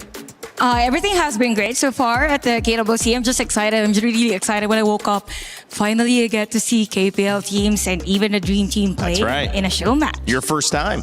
Yes, my first time. And my first time too. I'll tell you what. Oh yeah, you were going for the high. Yeah, let's go. Thank you so much. Let's start with the It's high all five. about body language. That's what I'm talking about. All right, Ken, as well. We just saw KPL teams take the stage. It was dominant. There's nothing like it. But these are the biggest stars. These are the people that you know around the world. If you've been watching the KPL for years, they're here. Yes, they are, and you get to see them in person. But, you know, it's not just about the serious stuff, the professional stuff. We also have professional fun. So this is going to be a best of one with the 10 biggest superstars from the side of KPL. So learn, enjoy, and you know what? Take more photos and, you know, scan the QR code in the game as well. I love it. I love that QR code shout out. We can bring that up whenever you guys want. But we also can bring up the fact that there are people that you know and love that are going to be playing. But who are they? Who are those stars? Who are those members traveling all the way to get here to Paris, France? Well, you can see it's Kang Kang team and Ping Ping team. And I'm actually going to look at my clock here. Is it 14? We're actually early. Okay, so we're early. So that set went a little farther. So maybe somebody's showing up in about 45 minutes saying, I can't wait for Kang Kang team. I can't wait for Ping Ping team. Okay, you might have to rewind the VOD. But we're getting through to the action. That's why you got to be here from the start. But Chantel, look at these names. I mean, these are just heroes in the scene. Yeah, you know what? And if we look at these players, these are the best ever produced for KPL. And I gotta say, it's not just about winning the game, but it's more like bragging rights for them. Imagine you being the winners against the supposed to be the best. Yes, I mean, some of them are still in their prime, very much so. Yeah. And these are very interesting matches because each single one of them, if I'm looking clearly, I don't think they're playing in their respective roles. Everyone is playing a different role than their professional roles. So this will be interesting to watch. Who are you excited to see in a different role? I want to see Xiaopang. So for those of you that are new to KPL, Xiaopang has been a veteran in the KPL scene. Recently transferred over to the side of TTG, I believe, and he is leading the charge for the team. They have won some reverse comeback games. I like the way that this guy plays because he shows me how to be greedy and how to be good at being that. Oh. For my case, I'm looking forward to see Coach Gemini play. Yes. Imagine Coach The coach gets the moment. With his players this time around because, we played earlier. So it's kind of a new vibe for Coach Gemini. And up against Chance, who's also known on having a strategic mind.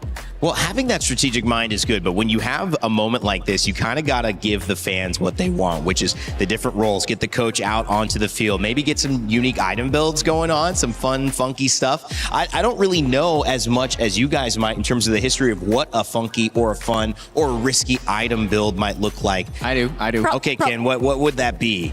We're gonna go with the Dolia machine gun build. Ooh. Yeah. So when she uses her first and second skill, when she's in water, she actually has a AoE attack. And some of the geniuses online have posted on social media. This has been a while ago, but you build attack speed on Dolia and she shreds everyone. Ooh, I love that. Okay, what do we think? Now that we're talking about crazy stuff when it comes to item build and such, maybe we get to see a hero that is not meant to be a jungle, but is played as a jungle here.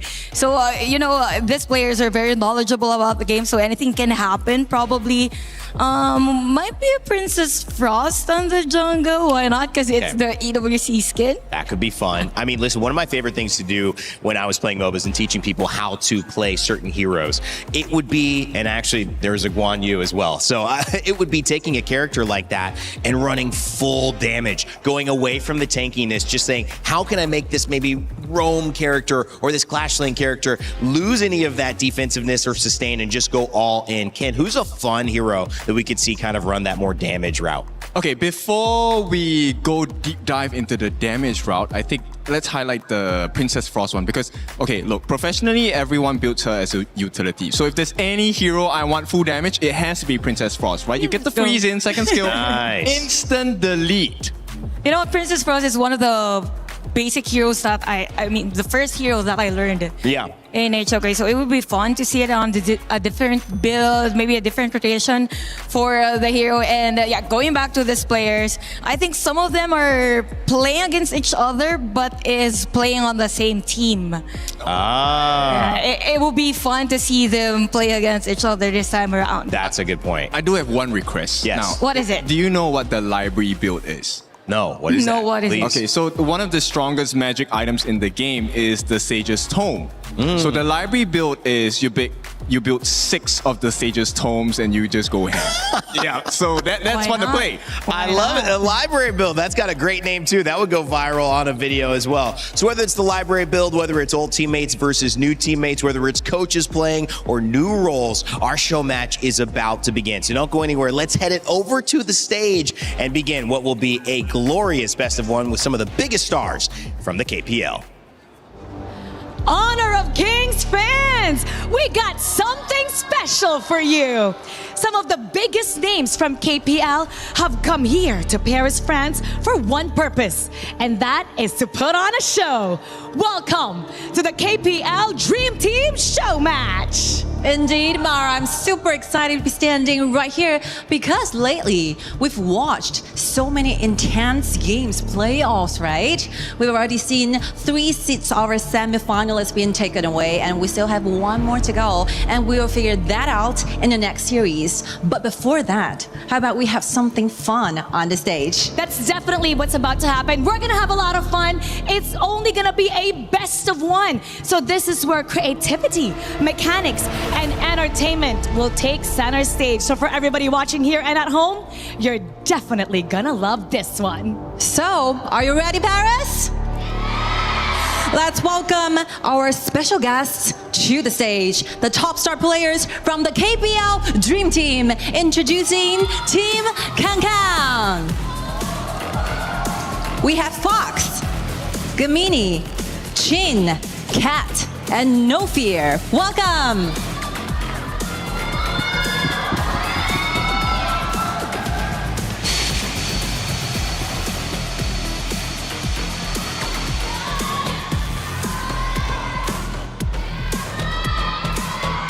And now your KPL Dream Team from Team Ping Ping, Wrong, Fly, Chance, High, and Pong.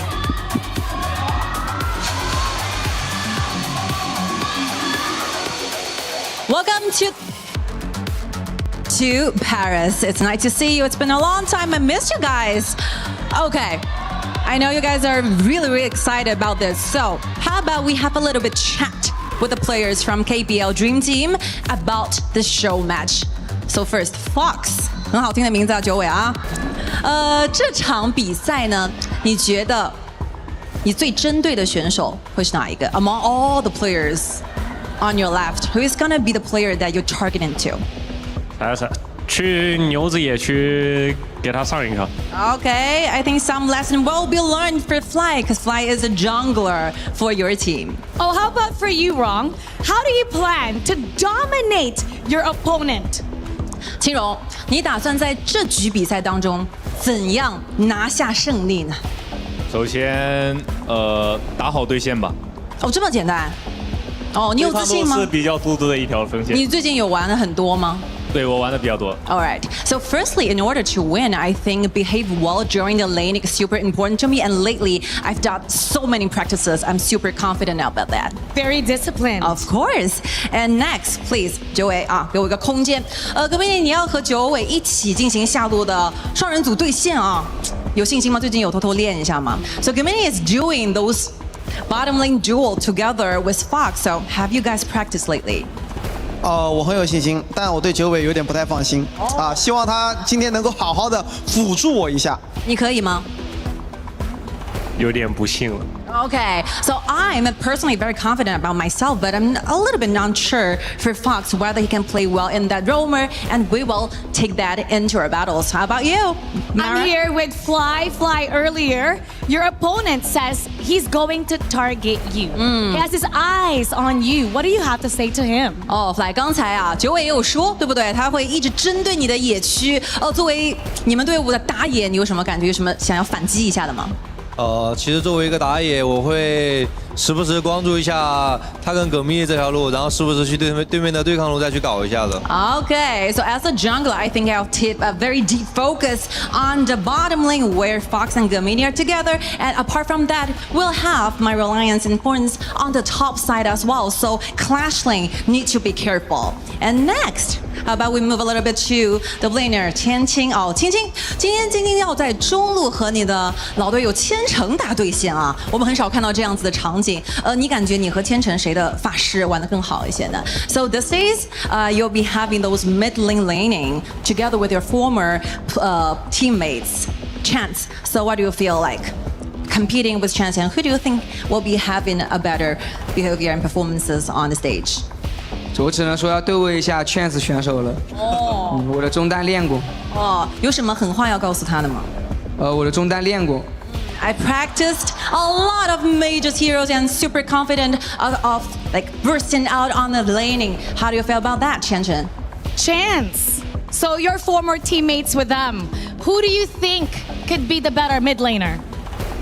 刚才是吧？青青非常的自信啊，所以你觉得和青青相比的话，谁的中路会玩得更好一些呢 ？OK， 我只能说这场我要把它打成 QQ， 因为后面3个字为什么没了？因为被我打掉点了。All right, so I will say that the name for Chin will be shortened by QQ. Why is that letters missing? Because those letters are missing in the gorge because he will be completely destroyed by my performances. All right, I like that chemistry. All right, moving to you, Kat. How do you feel about that? What will be the things you want to say to your opponent? Kat 就非常简单，你也是非常有经验了，是吧？那放个狠话，你会想说什么呢？我觉得今天大家能够来到这里，我就先不放狠话了。我觉得今天，在之前从沙特，然后今天到了巴黎，能够相聚在这里，一座美丽的城市，大家一起去打表演赛，大家就打出一场精彩的比赛就好了。让我们感谢 EWC， 让我们相遇巴黎。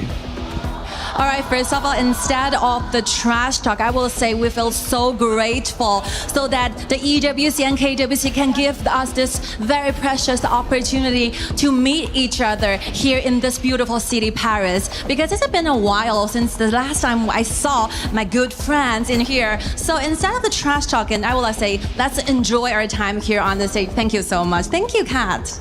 That's a really great answer. How about you, Hai? What message do you have for everybody, especially those that are watching you right now?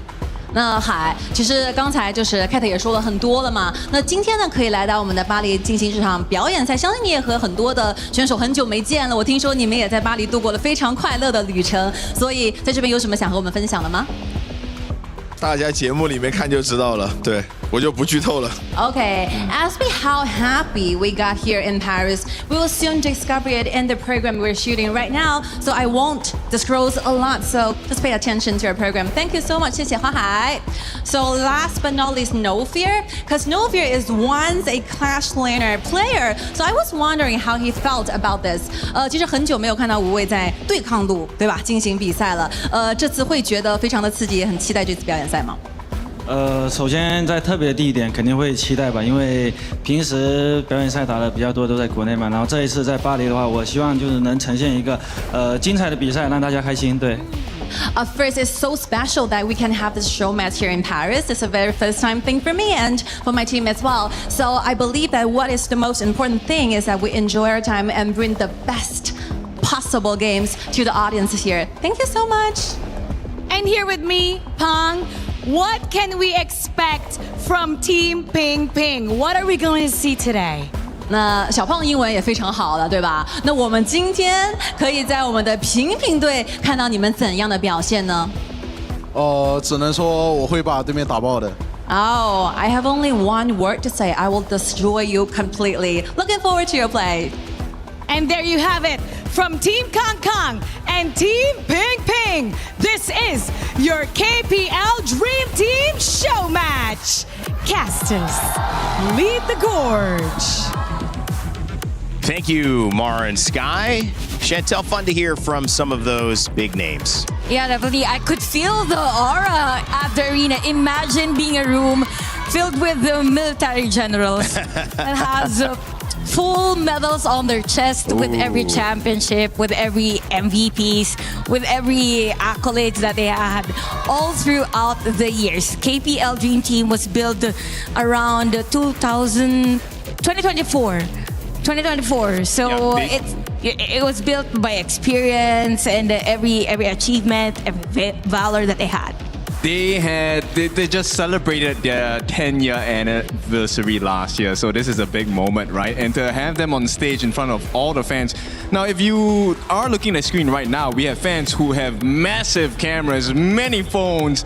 Everyone is standing up, getting ready as the players are getting ready for the stage as well. This one, I hope, is going to be a lot of fun.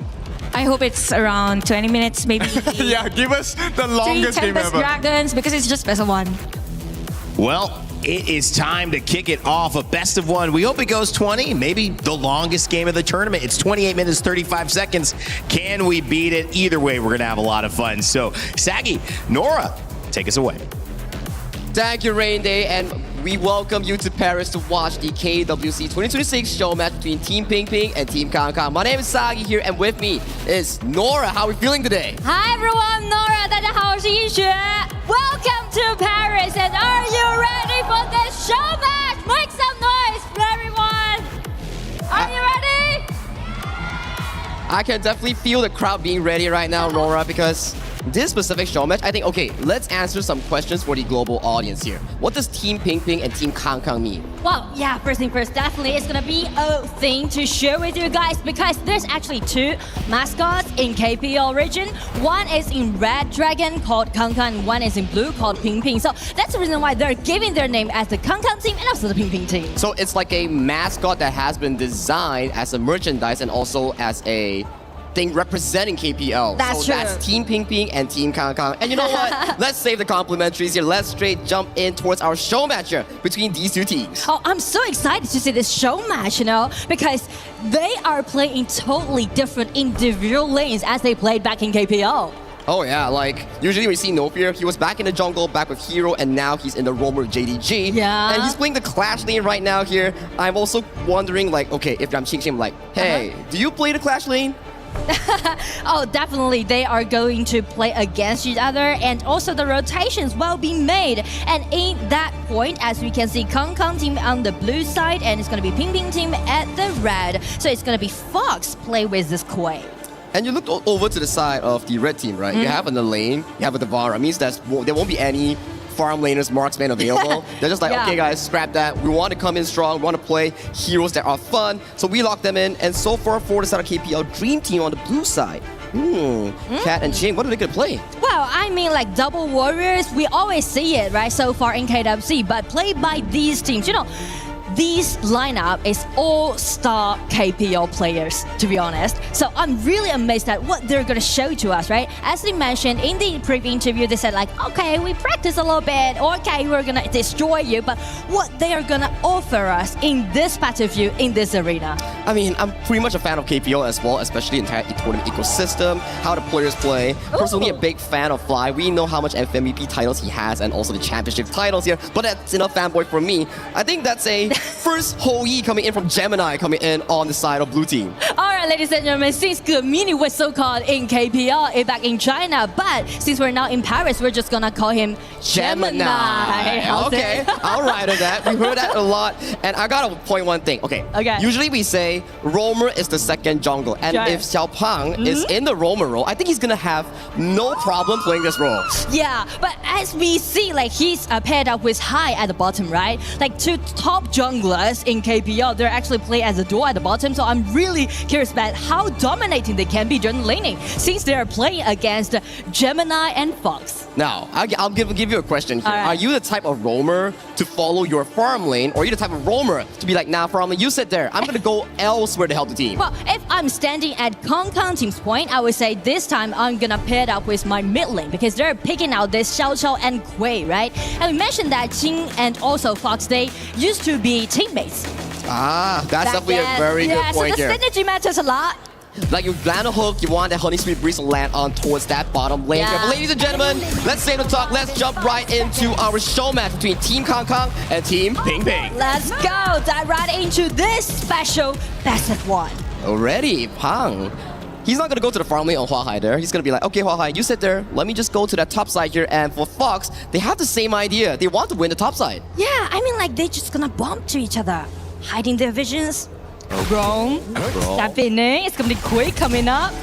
Kui walks up, Fox gets caught by the spell, has to flash away towards safety here. So it's a good win coming in for the side of Team Ping Ping. And Nora, why do we have a lane jungle coming from Fly?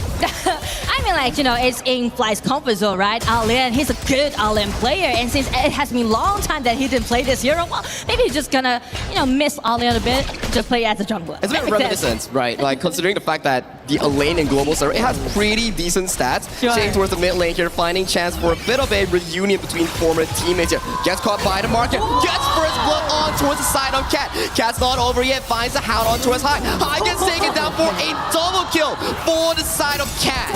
That is such an amazing play in the early game, and a double kill goes over to a Young Jet in this patch. He's gonna dominate the game. And he just stole away a 0 golden on the side of Fly. So Fly's like, guys, it's only 1 minute and a half. Where's my blue buff? I feel like, both teams, all players right now in this arena are just being so excited about make a lot of things happen. I know, right? It's about aggression. It's about like, hey, after I win you, I'm gonna be talking so much stuff at the green room. Just check the riverside, right?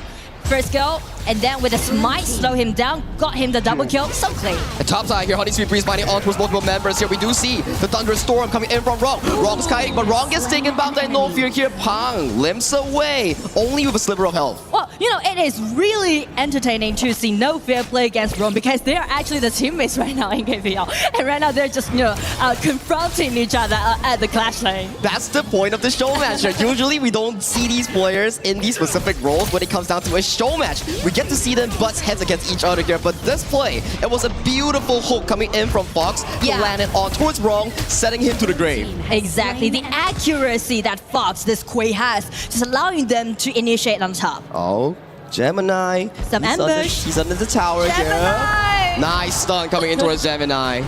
Gemini is the only coach so far in this arena. Oh yeah, you make sense, right? He's the coach for the side of Team Team. Chance flashing in. Usuke Mirage abducting for a 1v1 in this domain. Gets a solo kill here out in the winds. We do see Ching finding a counter kill here. Fox finding Hai. Hai flashes towards safety here. Doesn't get the hook on towards him. Escape away, but you can see how determined that Chance was just trying to take Gemini down. Now, hang on a moment here. Cat getting caught in towards the river here by the side of the lane fly. Goes in with the Death at Sunset. Finds the first kill on towards Cat. Cat gets taken down on the side of Fly. He's still struggling. He's getting out alive here. Nice disengage coming in from Pong. Sending his rover towards the team. Nice one coming in from Fox. Sending Pong back into the fountain. I mean, everything just went so well on the side of Fly. The Alin did a great job with his ulti, but the synergy that we can see from Xiao Xiao and Quay just did it so neatly. I got a question for you, right? Yeah? Usually when you're a coach, you don't really play. So you think that all these players are like, now you're on stage, so every time you scold me as a player here, I'm gonna pay back.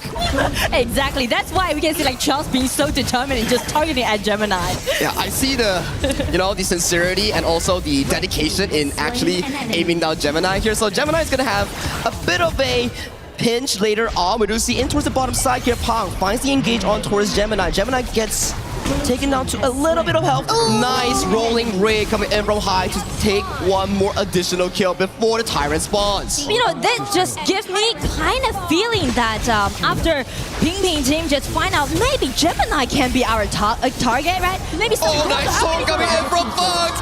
Finds the kill on towards Fly, but KBL Dream Team for the side of Ping Ping, they do secure the Tyrant. Wow, I mean, Tyrant goes through them as a cancellation effort. Such a nice Tyrant, and as we can see, Nova is trying to sneak into the red buff side and try to steal away. Pong finds Novier. No Umbral Moon coming in from Novier. Hit the Millennium Echo coming in for the side of Wrong. Finds the first kill. Lands on towards Wrong. Wrong gets sucked in by the Void and gets taken down for a 1-to-1 trade. Well, so many things happen simultaneously right now at the bottom, at the arena, and as we can see, it hasn't been 5 minutes. Hey, it's like it's not a competitive game. It's a show match. Long to be honest. It's for bragging rights later on. Fly walking up. We do see Pong pops this ultimate Death at Sunset towards the back line here. Finds Shane. Shane gets pulled into a 1v1. Pong left in no man's land. First to take down, but in the Moonscape Mirage, Shane gets taken down by Chance High. Has to flash away towards safety, and another beautiful hook coming in from Fox, sending another kill for the side of Gemini. And they're looking for some invasions, targeting at the blue buff side. I still remember in the pre-match interview, Gemini says, okay, I'm quite confident with myself, but I'm not that sure with Fox's performance. But Fox's accuracy with his quick skill too, totally did it. I have never seen Fox miss a single hook so far. Every single one, he's been just dominating the members coming in from Team Ping Ping. And you can see, and Pong, he's angry. He's coming for more. Gets Fox in towards the play here. Cat gets taken down. Death at Sunset trying to chase Fox, but a beautiful Bunny Sweet Breeze disengages for further chases here. I mean, since Pong is playing as the roamer with this Grey Goose, he's definitely trying to make a lot of things happen with the flash if it's available. I'm telling you, jungle is like roamer here. You want to set up for your team, and for the side of Pong, it's like, oh, I don't want to farm camps now. Let me just keep on ganking, making plays on the map. But the thing is that, if you want to use this Grey Goose really nicely initiate, it's going to be a little bit tricky for you to do so. I fully agree, right? That's why it's really amazing that Fox has been landing multiple hooks thus far. Ultimate being popped by Chang just to evacuate Pong from this specific play. Fly's pretty low, but mission is done. They take away the Crimson Golem. But I mean, like, speak of we're looking at the ulti, right? Dealt by Gemini, but it seems like it missed it. But anyway, some skirmishes happening right now. Going in, Fox gets the first kill pick up here as they get Chance and Pong towards the grave. That's 2 quick kills over the side of Team Kankan. Oh, everyone just go all for it, head to head, toe to toe, just being so explosive in this best one. It's aggression and bragging right here. Check out a replay here. We see how it exactly went a full. I like the Miyu. It's a good counter against the higher when you link it, but tech on towards live. We see side of Wrong going 1v4, almost getting Cat. Jumps in, whoops up an easy kill. But I mean, the coordination they had definitely allowing them to do some ganks on the side lane, but as Fly is ambushing right now, he's waiting for his Mr. Right, but it seems like it's gonna be him. Fly towards the back line, uses Death at Sunset, lands on towards Ching, finds a one-man knocker on towards Gemini. Gemini gets taken down as a counter kill for the side of Team Ping Ping. And Fox, he's looking for a hook. He changes his mind. Well, I mean, like, so many back and forth is happening right now. Oh, a Youngjin just getting in. First out the flash that High has. It's gonna be no fear chasing in, try to bait a little bit more, and it's gonna be the ulti from Chance. Everyone's waiting for Chance. Waiting for another chance. Oh, another hook! Bounty and high has been denied. Someone has to check on Fox because he's just landing every single hook in this game. I mean, just check Fox KDA 1012. I mean, like. And Wrong, he's coming back for more. 1v1 takes down Cat. Wrong is not done yet. Gemini, you have no flash.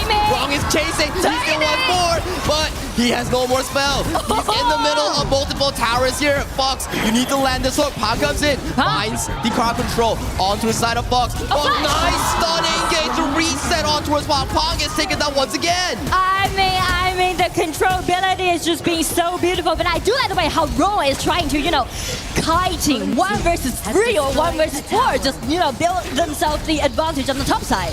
Wrong is consistently jumping on towards the side of Gemini, and Gemini is like, hey, I'm human being. You want to come towards me? You better be chasing me. All right, ladies and gentlemen, just slow down a little bit more. As you can see, there's so many things happening right now at the battlefield. The accuracy that Fox has, and also the ambush that Fly did. It seems like after all those kills happened, the only man that suffered is Gemini. It indeed is. He gets taken down. When he comes back again, he gets taken down again. And towards life itself, Fox gets taken down for his over-aggression here. So far, it's been pretty equal here. Team Kang has more of a aggressive lead thus far. And I mean, speak of the power pike, actually we can see on the team of Ping Ping side with this Lady Sun, they can have a really promising late game actually. I fully agree with you, right?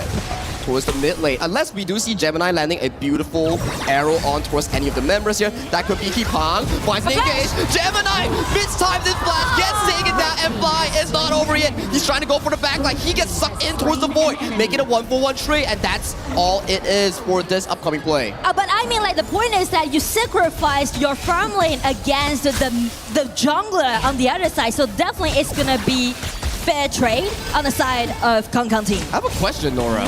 Why does every single member coming in from Team Ping Ping going against Gemini? Yeah, that's what I want to say, Maybe it's because, it's going to be another skill 2 made by Ching. Nice flash combo in. It's going to be Yang Jian takes the kill, and killing spree goes over to Ching. Yeah, No Fear is just having fun, right? Just farming, taking Tyrants here. 3-5 for this upcoming Tyrant here. Wrong is finding a bit of a damage here. But with Dire Jungle nearby, I don't think for the side of Team Ping Ping can actually get this. Yeah, because Alan is still on his way, but they're coming for it. Oh, Pong gets marked by the Hound. Engages in, looks for more damage here. Pong has no flash, gets taken down. Oh, the arrow! Landing onto his high from downtown. Gemini finding a sniper shot all the way from his base. Gemini, after all those suffering, finally finding the chance. You just need one shot, one opportunity, and they take him down. Cat goes in for more. Fly has to use a Death and Sunset here. He's aiming for Gemini again. Fly disengages himself, goes critically low, but the crystal is on site for the side of Team Kang. I mean, just check the really high tempo, right? Everyone just being on fire. And on the other side, actually, I do want to highlight No Fear because he's doing his good job, right? He's having his fun time, just doing all those side pushings. Oh, I agree, right? So No Fear is like, yeah, you guys have fun. I'm just gonna play the game according to my own tempo here. Pong on the side gets chunked out very, very low. So that's gonna be very difficult for the side of Team Ping Ping. Yeah, but speak of the pushing side, actually Ron is doing the same job, So we may see Ron and No Fear encounter each other on the side lane when they're doing the pushing. I think Wrong is going to be a critical part, right? Devara has been really amazing here, but there's a lot of people here coming in from the side of Team Ping Ping. Waiting for Cat. Nice Radiance. Fox has no flash. It's the first target to be engaged on here, but a nice arrow landing on towards Pong. Pong gets taken down towards the backline here. Cat finding the resets on towards the Hound. Goes in with a 1v1 against Chance in the mirror domain, and he gets taken down as well. Chance coming in. Gemini flashes in. Finds Chance a little bit more. Chance escapes with a sliver of health. I mean, Chance has been taken extremely low, but by that dedicated flash out by themselves for time. Just take a look at this replay, right? Another good arrow coming in for the side of Gemini, landing on towards Pong, and Pong is taken down. And after this point, 8, 3, and 6 on towards Cat, just taking down targets after targets after to targets here. Only a bit of help, but Chance makes it out alive. That was so close, but you can see how dominating actually Cat this Yangjie are, and I do like the way how Fox is clearing all those visions in the bushes, right? Because actually he spotted the ambush at the first time, allowing Cat to find the chance out. It's a roller item, right? Yes. The Radiance just popping in, clearing all the vision here, giving them so much room to actually play for those specific team fights here. But with the Overlord right now, it's not looking too good for the side of Team Ping Ping. Yeah, because of the gold deficit they're suffering right now is up to like maybe 7,000 deficit. It's too much for them to chill at this time. But as we said, with Pons Guiguzi, you can always find a miracle happen by using this hero. Fox has to use the flash. That is going to be a big cooldown unavailable for the upcoming 2 minutes here. We do see the Hao coming in from Pong. Beautiful Radiance here. Uses the ultimate to cancel out the crowd control here. Gemini gets isolated in towards a 1v1 with Chance. Towards the backline, Fly is trying to find Ching Ching. Gemini wins the 1v1. He comes out with a sliver of health. Fly has to run for the hills. And true and aggressive engage for the side of Team Ping Ping. I mean, like, on the run. Yeah, I do like the way how they initiate. The thing is that they are kind of scattered. I'm so sorry, but Fly is not his way home. It is not, and no fear and wrong. The two ex-teammates are going for a 1v1. Each other, right? Just like we said during the pushing. But at the bottom lane, Gemini with Fox just being so determined to push the high ground tower. Fox has been so amazing this game with those hooks here. And with the Overlords marching in, Gemini gets pushed in, survives the sliver of health, finds it straight on towards Cat at the backline here, gets sniped by the crowd control coming in from the side of High's ultimate. To be honest, they're very enjoyable to play a game like this, as they said, right? Because it's really a precious chance, opportunity for them to do so. I don't think you see a lot of like, you get a lot of show matches in, but hang on the top real quick here, Chance. He gets pumped up, he gets taken down towards the backline, No Fear, trying the 1v5, finds the killing spree for the side of Gemini here. No Fear still going down, but wrong. He's going in with the Thunder Resolve, finds a double kill Fly towards the backline, 1v1 Gemini, but Fox finds the void, kites for his marksman, he is still alive. Wrong is still going. Gemini, he doesn't land off, he's on 1v1. Gemini and Fox takes down Wrong. Han comes in, gets stunned by the arrow here, but Paul, what can you do? Hello, Crystal is exposed, and Team Kong will take this game. Gemini is still alive, Fox is still alive. Synergy between them is gonna be the game for Team Kong. I am sweating right now on the casting desk, and that was how amazing that Showmatch was, Nora. And to be honest, as a caster from KPL region, I do enjoy to see things like this, Joe, because they are the top players. They are all-star players, and you can see the smile on their face, right? It's such a nice game, such an amazing game played by them in KFC this year in Paris. I think for competitive coaches and players coming in from KPL, you don't get to see a lot of having fun moments because they're always locked in playing pro games, and it's a sight to behold for these 10 players to come in together to play the show match. It's so entertaining to see things like that, right? Indeed it is, and that was our show match coming in from Team Kong and Team Ping Ping. I think our audiences really enjoyed that a lot, Nora. Yeah, I mean, like, just hear those rumbles that they made, right, when we're playing, and also, like, so many kills happened in one game. Cat was so aggressive in towards that early game. He was just playing fights after fights, going for jungle, making Fly suffer really hard in towards those early games. I feel so sorry for Gemini suffered so much in the early game, right? You can see like Chance being so determined to do those 1-1 trade happen, and he actually succeeded. But as we step into the mid game, you can see like No Fear side pushing, and also in the front, Cat, this Yangjie just being so dominating. They're just initiating all the time. And also Fox. Oh yeah. my goodness. Fox was landing hooks after hooks after hooks. Every single play is just the Fox highlights. And I do like the way, again? That's us right there. I mean, I do like the way how Ching is pushing, using his flash and with his skill too, right? Really accurate. And Gemini, although he's being targeted for the entirety of that game, he managed to find beautiful arrows towards the map. And without Gemini, without Fox, they couldn't find a game-winning push for the side of Team Kong. And I mean, in the late game, as Wrong, I felt like he did it. Well, I think the viewers will love to hear what Mara and Sky have us on towards the stage. So let's pass it over to the stage for the interview. Congratulations one more time for Team Kankan. What a magnificent show play. It's so many things are happening on the gorge. I was wondering how they remembered this game. So, Alon, on my right side, what will be the MVP for this game? Gemini. Let's get some noises for Gemini, please. 恭喜你们哦，葛米尼，你是这局 KPL 梦之队表演赛的 MVP 哦。我看你前期挺辛苦的哈。哦，但是获得了 MVP 有怎样的感觉 ？You suffered a lot during the early time of this game. How do you feel about being the MVP of this game?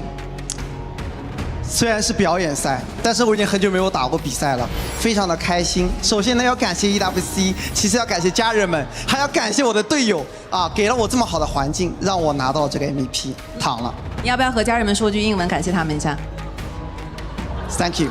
Thank you so much. So first of all, it's been a while since the last time I had a real match on the stage, even though it's a show match, but we did have a very joyful time together. And firstly, thank you so much for EWC for having us, inviting us here in Paris on the stage. And we'd like to say so much of the thanks, of course, to the fans and the supporters and the audiences here in Paris and online as well. And lastly, thank you for my teammates taking care of me in the game. Oh, actually, your Yomer has a higher KDA than you. What do you think about that? 其实这局比赛结束之后，你的游走啊，钟馗他的 KDA 比你还高哈，你有什么感觉啊？我感觉九尾偷偷私下练过，他勾的真的很准。你有吗，九尾？我的赵怀真6.6评分。我问你是问钟馗呀？钟馗平时经常在玩。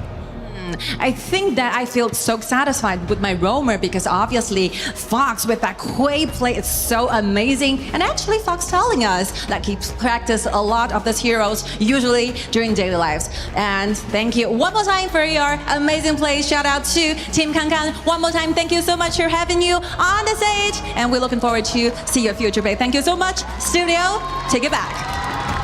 Thank you, Sky. Kankan team with the win, and the crowd is excited here, representing so many heroic moments in the KPL and now in France. As we come back to the panel from the Lenovo Legion Gauntlet, Chantel and Ken. But Chantel, I'll start with you. What a fun time to see 10 stars going head-to-head in a fun match to mix up our day. Definitely people are enjoying that game. Everyone was just shouting, and it's as if they are not playing their main roles because everyone was playing really well. I mean, those folks from Fox, even the comment section in our live stream, we're just so happy that Kat is good with the Yangjun. I mean, he's normally a mid laner, but at the same time, during that game, it's as if his main role was the jungle area. Yeah, he had claws, man, for this one. Yangjun, I mean, we all know Cat as a mid lane god, right? So for him to come out into the jungle lane and to really just dominate the Yangjun pick, that was great. And of course, with the help of his team, I play Quay on my own. Quay is one of my favorite heroes. So to see Fox showcase what kind of hooks, what kind of angles, and the decisions he was making in this game, that was fantastic. Like, delaying your ultimate just so that you can get out of CC control, that was beautiful. What was your favorite moment, Chantel? It's not really a team fight, but it's more like a Fly was just standing at the bottom lane. Yeah, I remember because that. He knew right then and there, there's no chance for me to escape. Yeah, that was pretty fun. And also, I think we have to focus on Gemini here. As a coach, to come back and play, that's one difficult task, but he was carrying with a Hoi, one of the first few heroes you will ever get in HOK. Maybe that's one of the many reasons as to why majority of the players were targeting him first, because let's put a lot of pressure. He's not been playing for a very long time. So let's have a vibe check with a vibe check. Something like that. I like it. All right, let's get a vibe check of what's coming up next on your TVs or your tablets or your phones or wherever nowadays you are watching Esports. AGAL and Aurora Gaming to close out our day. Best of 7 yet again. Another champion of many things, but still looking for a title within this year. 2026 could be the resurgence for AGAL, especially with the chance to defend their title at KWC. We're going to take a quick moment to reset and get ready for that game. But in the meantime, let's take a listen to Kendofu's confessions. What?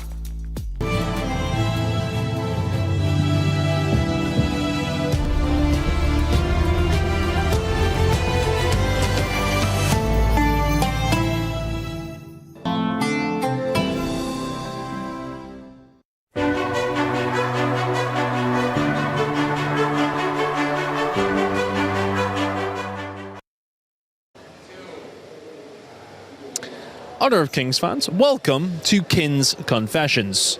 You are the guinea pig for this week, sadly for you. Okay, sure. No, listen, right, it's not even that bad. I don't know if anybody else is paying any attention to some of the other weeks, what this is. You might not know.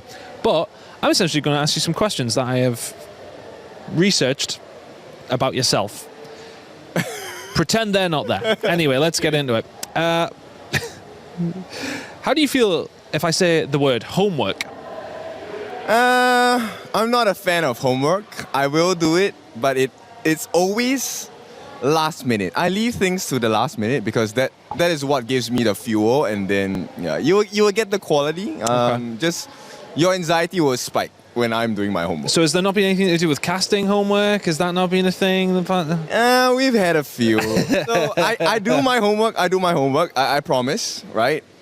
But of course, you can't prepare for everything. No, of course not. You gotta work on the fly, man, dude. That's what I like. That's what it has to be random. Live by the seat of your pants. That's how I like to say it. Anyway, so your tagline is that you are people's favorite kind of tofu, but nobody likes tofu.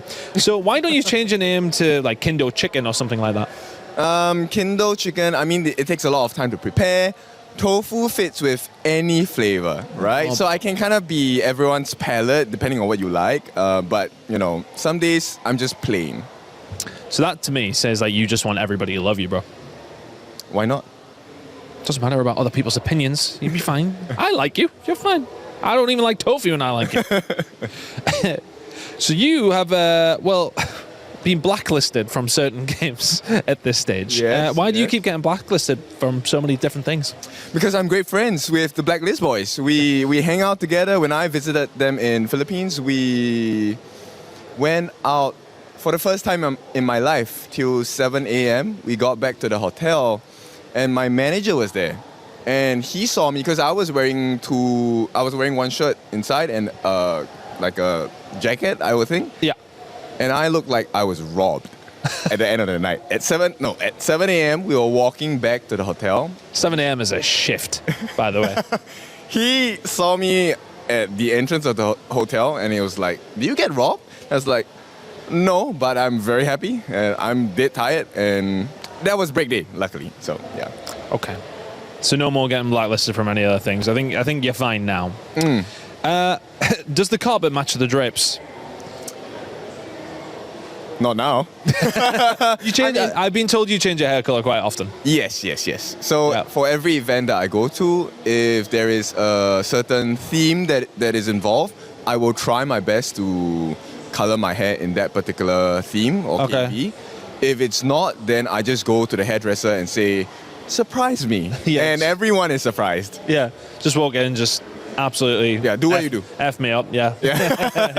So what's the inspiration? Was that one of them? I mean, the red color, what's the vibe on that? What was the idea? Okay, so funny story, this was not the color that I was supposed to have. Okay. Because if you follow our game, it's supposed to be the Dan Dan Dan collaboration. Okay, yes. The initial inspiration was Gigi, which was the evil eye guy. And his hair is purple.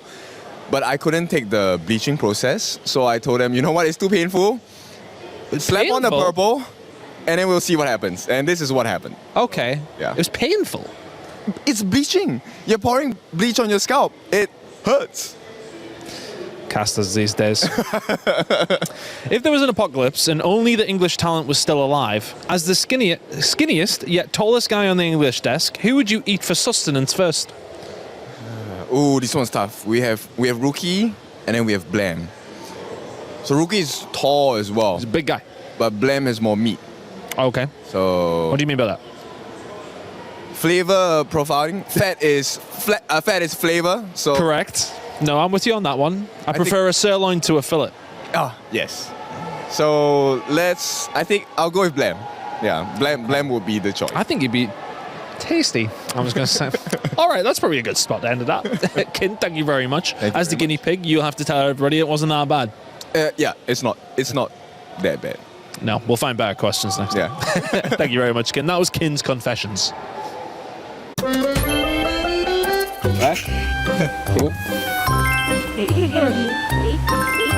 Oh! Holy moly. Hey, I cannot see. Hey, like this. Okay. Okay. You ask first. Am I a robot? No. Am I a front lane? Yes. Or am I a mid lane? No. Am I a jungle? Can jungle? Yes, can jungle. Can jungle. My digital is a T0. No. Is this farm name? Yes. Am I got many control? Only one. Yeah. My digital can throw grenade or not? Grenade. Maybe it's grenade. Huh? Maybe? Yes. Maybe. Is this a human? Yeah. Yes. Human. It's human. It's human. Okay. Am I a girl? Yes. Mulan. Wrong. No. Okay. This hero got movement skill or not? This can? How many? Maybe 2. 2? Yes, 2. I think it's Lady Sun. No. Daji. No. Marco Polo. No. So is this Laura? Yes. Congratulations. Oh. Okay. I know. You guess. Aoi. Yes.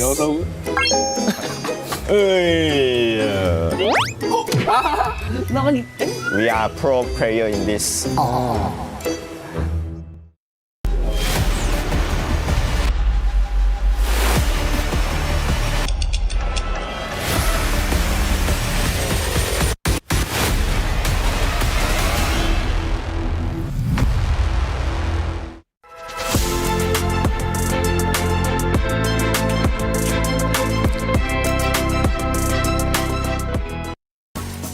Welcome back to KWC at EWC. My name is Rain Day, and it is time to get into our second series of the day, which includes some title defenders. That's right, AGAL are going to take the stage. The fans are already here and prepped thanks to our Dream Team show match that just occurred with Kang Team grabbing the victory. But that is just a prelude, an aperitif, an amuse-bouche, so to speak, especially since we're in France. Hopefully it's not escargot. I don't really mess with that. Some people might, but it should be tasty nevertheless. We've got Chantel and, of course, my man Holler back on the stage. Welcome. It's good to see you, Chantel. We introed you already, so Holler, I'm going to go straight to you. How have you been loving seeing these KPL teams take the stage? I mean, it's kind of what we expected, right? A little bit of dominance, especially in that early one. But again, that last one, that show match, that was a lot of fun. It was really back and forth. It's what we kind of expected here. It certainly is, Chantel. And more of the same potentially here with maybe one of the biggest teams in the world. It could be for sure in terms of KWC, the biggest team here ready to defend their title. Yeah, definitely. I'm looking forward as to how AG will try to defend their possibly back-to-back championship on this match. So that's both pressure for them, but at the same time, it could be fun because most probably they change some of their strategies coming to today's match. Yeah, and I think that going into this one, I don't think that any of the teams really expected Aurora Gaming to be here. I think that was something that was going to be a little bit later, especially since that upset from Rock Esports. And now that they had been dropped in, and I mean, it's not like AG selected them. That's right. But still, the way, it's like destiny, if you will, and they've met in the playoffs here. Well, if you're going to defend your title, you got to do it in a big way. I mean, you're going to have to go through everybody, right? So you have to, I guess, accept that Aurora Gaming, despite not expecting to be here, is here. And that leads to our Crunchyroll story of the day, which is set up for this matchup here. You can read it on the bottom of your screen. The first defiance to the dynasty. Will Aurora Gaming kind of put a wall up to AG's title defenses, or will they find a way? And Chantel, obviously, what Holler just alluded to was the fact that they weren't really supposed to be here. Coming in with a seed already given to them, Rock Esports with the upset, and then AGAL having to unluckily pick last means they didn't really get to pick. It's more like a matchup that has been decided by fate. I mean, they had no other choice. They ended up being matched up together on this game. And it kind of feels like for Aurora Gaming, it's more like of them a test as to where the global teams are now currently with the patch. But I feel like for AG at the same time, with them adjusting to two patches, the global and their own patch. It's going to be a test, but at the same time, given the experience that they have, I don't think that it's hard for them to adjust. Yeah, I don't think it's going to be very hard. Let's be very honest. This is a multi-winning championship team that's like gone through all of the different pieces, right? So I think the expectations are for them to continue rolling. But to your point, Aurora Gaming being able to kind of step up, like how much have we leveled up? I think going into the EWC this year, this was our champion, if you will, right? Every other team had been like looking at them as a Goliath, but now they're going up with a true Goliath here in AGAL. And we also have to remember that this might be, was the third KWC championship appearance, so a lot is at stake for AGAL, but at the same time, it is expected from the very beginning that we might see them on the championship or on the championship stage. It's just that for Aurora Gaming, it's about them transforming into a team that we don't really expect. So what expected for them is to go beyond their limits. Yeah, I think all the teams have kind of been going for the crown, if you will, right? The throne. AGL right now sitting high and pretty, if you will, on their own throne. And I think that they've been looking down on other people, not to say that they've been disrespectful or anything like that, but until the king has fallen, I think that they can continue on with this ride. I completely agree with you. And everyone knows that the story for AGAL, as we even look at their roster and we look at big picture, means more than just showing up and being a favorite. It means defending their previous success, going all the way to the top here at KWC last year. But of course, coming off of teams like KSG, who are on the other side of the bracket, who have gone 4-0 to finish out the finals in the spring season, they're going to be facing some great opponents. And even with Aurora Gaming, already faced defiance to their dynasty. But it shouldn't be a challenge if this is truly going to be a title defense, which is why we've set up a very special look at AGL's title defense called the Kadia City Title Defenders.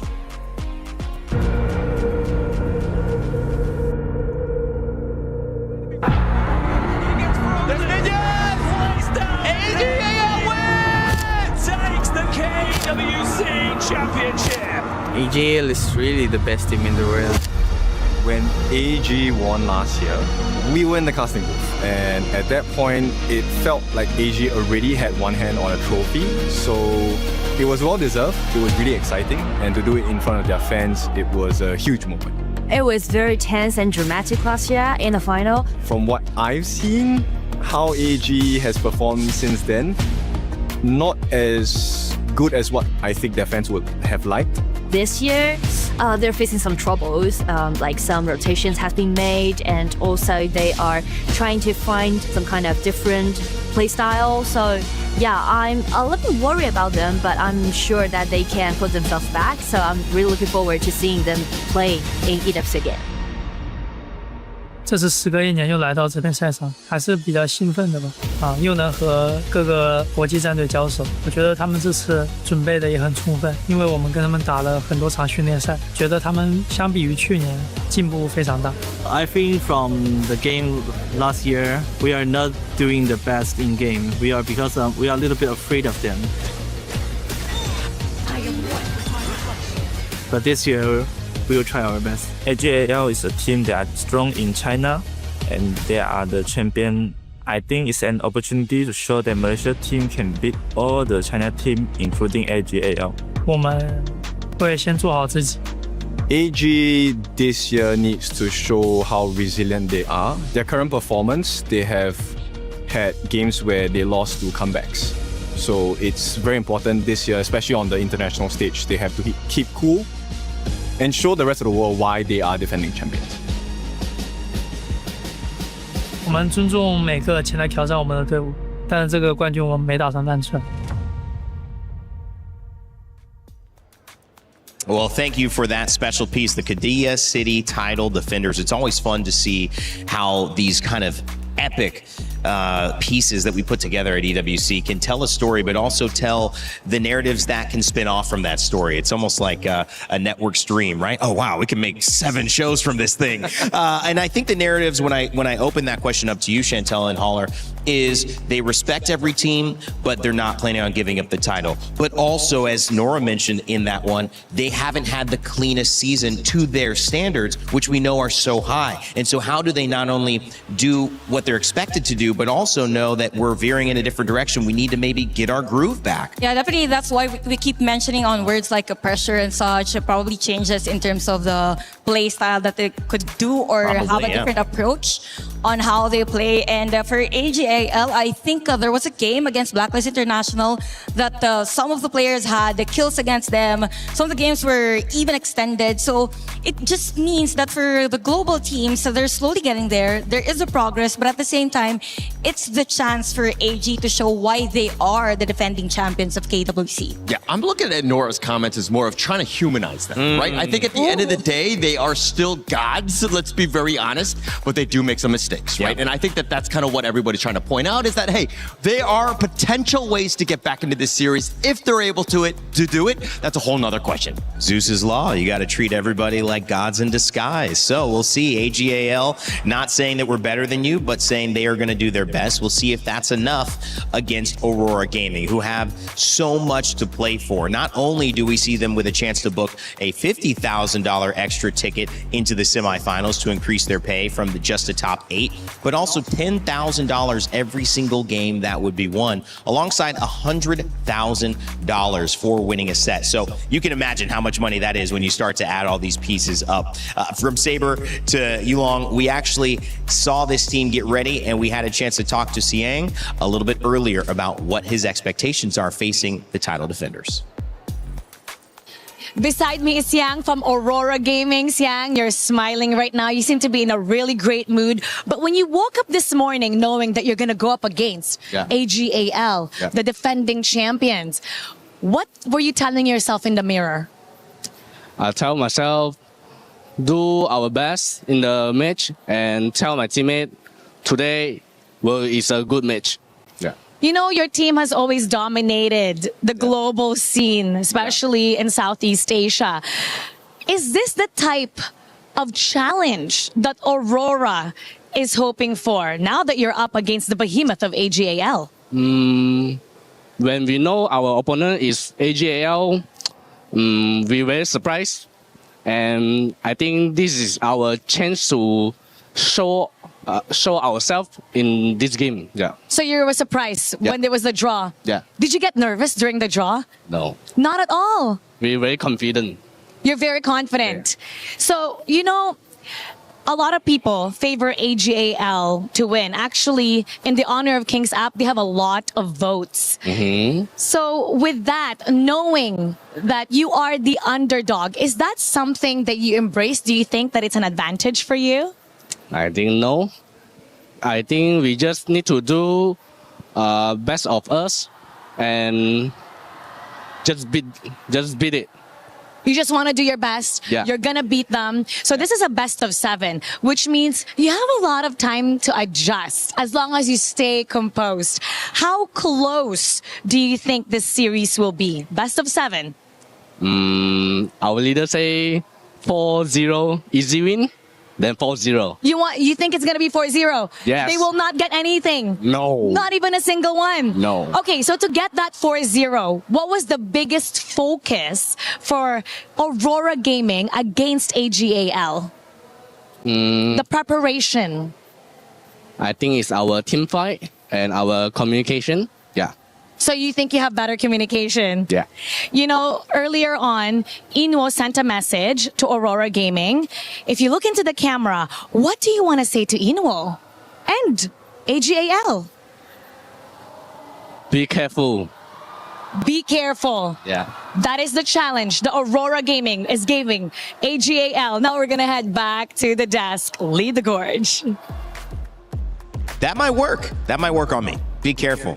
About what? What? Where? When? When I get home? On the way? Is it something in the car? I don't know. Please. I'm scared. I'm looking at it. Is it on me right now? I love it. But it's kind of scary because you also have to remember that you have to be careful on what you wish for. Oh, that is true. That is true. Way to turn that around. I hope those words do not come back to haunt him. I think considering he's making predictions of 4-0, I think that's a very bold statement going in. I don't expect it going at least in that way, but I do expect like a very competitive series here. Yeah, it seems hard 4-0 for Aurora Gaming, but it might not be as hard for you to go 4-0 in the Clash lane or the Farm lane if you download and play HOK, which this QR code will allow you to do. You've got your phone on you, I know you do, or maybe your tablet, whatever you're using to watch this on. Scan that QR code, download the game. You'll get to see a little bit of how to enjoy these new heroes, but more importantly, the difference and where you can grow to by watching these pros on stage, the best of the best in the world going to the ultimate limit. And you can maybe see how good you are in comparison. Chantel, I know you're probably like, a couple rank games away from being up on that stage, right? I'm not sure of that. You're not sure? I'm like 2, by the way. I am for sure. I just unlocked rank actually, so maybe a few more than a couple holler. Yeah. Well, I mean, just a couple more. Just a couple you're going to be there, but I think we'll see you be on stage very soon, right? I have different ways of getting on stage, but it's not through playing the game. So I think that's my route. Same, and I think even for Showmatch, I'm not sure if I'm gonna play the same with the players earlier.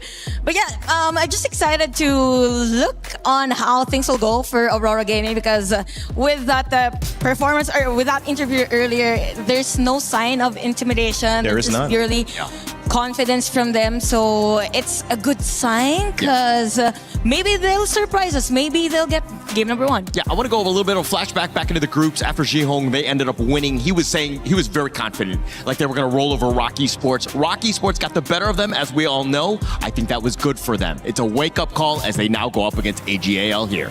Rocky Sports maybe got the better end of the side of the draft, but either way you slice it, whether it's AGL or Kadia City title defenders, or whether it's Aurora Gaming, you are going to have to slay the dragon. And whether it be at 20 minutes when the Tempest spawns, or whether it be in game 1 right away to set the tone with the very first blood, all of this is on the line. The trophy in the middle, what these two teams are fighting for. But pride and skill on display, better than ever here at KWC. It's the second best of 7 series here at the Honor of Kings World Cup at EWC. And earlier today, we saw what a capable KPL representative can do. Complete domination. Their opponent didn't even stand a chance. 4-0, Milosh. 4-0 domination, as you say. That just means that one KPL team, Guangzhou Gaming, is already awaiting the wings for the semifinals. Tomorrow, though, they'll be playing against the GK Esports. I cannot wait for that matchup. But of course, we have to decide who jumps in on the other side of the bracket wing. And now another powerhouse from KPL will enter this stage. They're ready to defend their title against a regional champion with nothing to lose and everything to prove. One is looking to protect their legacy, and the other is looking to commit the biggest upset of this tournament. Then, my friends, please join me in welcoming the defending KWC and EWC 25 champions, AGAL!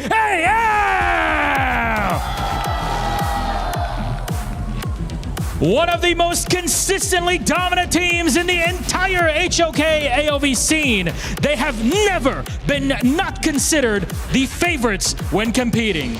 Having swept both IKL and PKL powerhouses in Group A, their international tour de force keeps marching into playoffs. Facing them is Aurora Gaming! The champions of MKL in Malaysia now looks to conquer the world. A champion in their own right. They're determined to prove that they can stand toe-to-toe with one of the greatest teams in the Honor of Kings.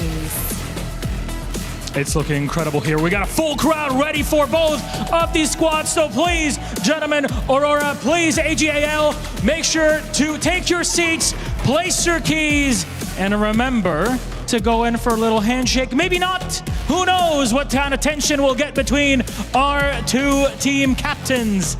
As they turn to face one another, it'll be a handshake, respectful between both of our squads. Our game is set. Our final quarterfinal is about to begin, so please, let's get this game on the road.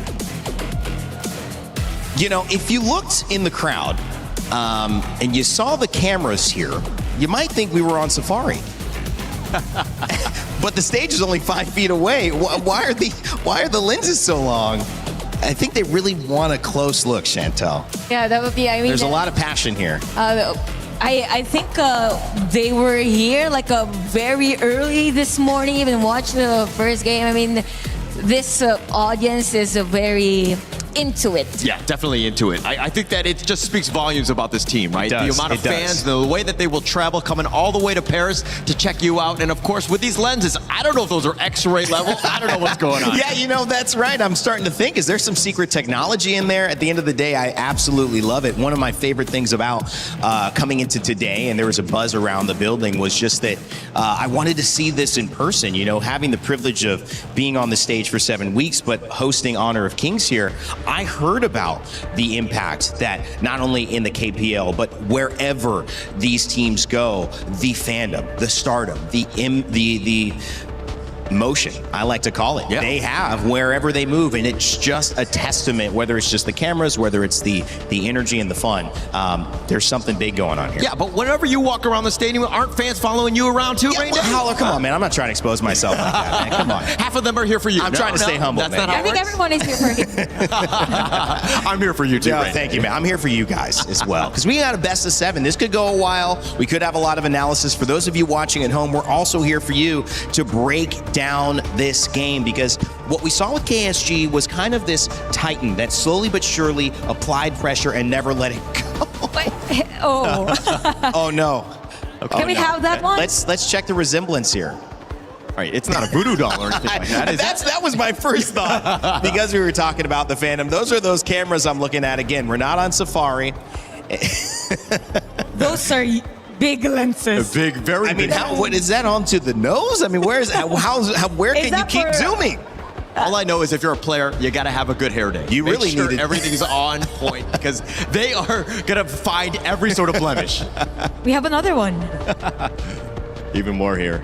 I love it, guys. Well, you know, we're having a lot of fun in Paris. The crowd's electric. The fans are here. You can only imagine what happens if AGL take a win. But of course, Aurora Gaming standing in between. This MKL Spring Champion is not going down without a fight. And to kick off game 1, let's send it over to our casters, because this place is ready to go.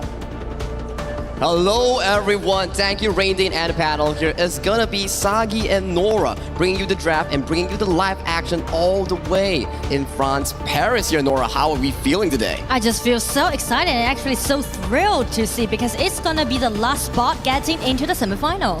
And this is one of those moments where we talk about AGAL, right? Such a strong team, such a confident one coming in towards this tournament. They are the title defenders after all in KWC. Exactly, the title defender, and also just being so dominating so far speak of their journey in KWC, because they have stayed undefeated when they compete to a non-KPL team.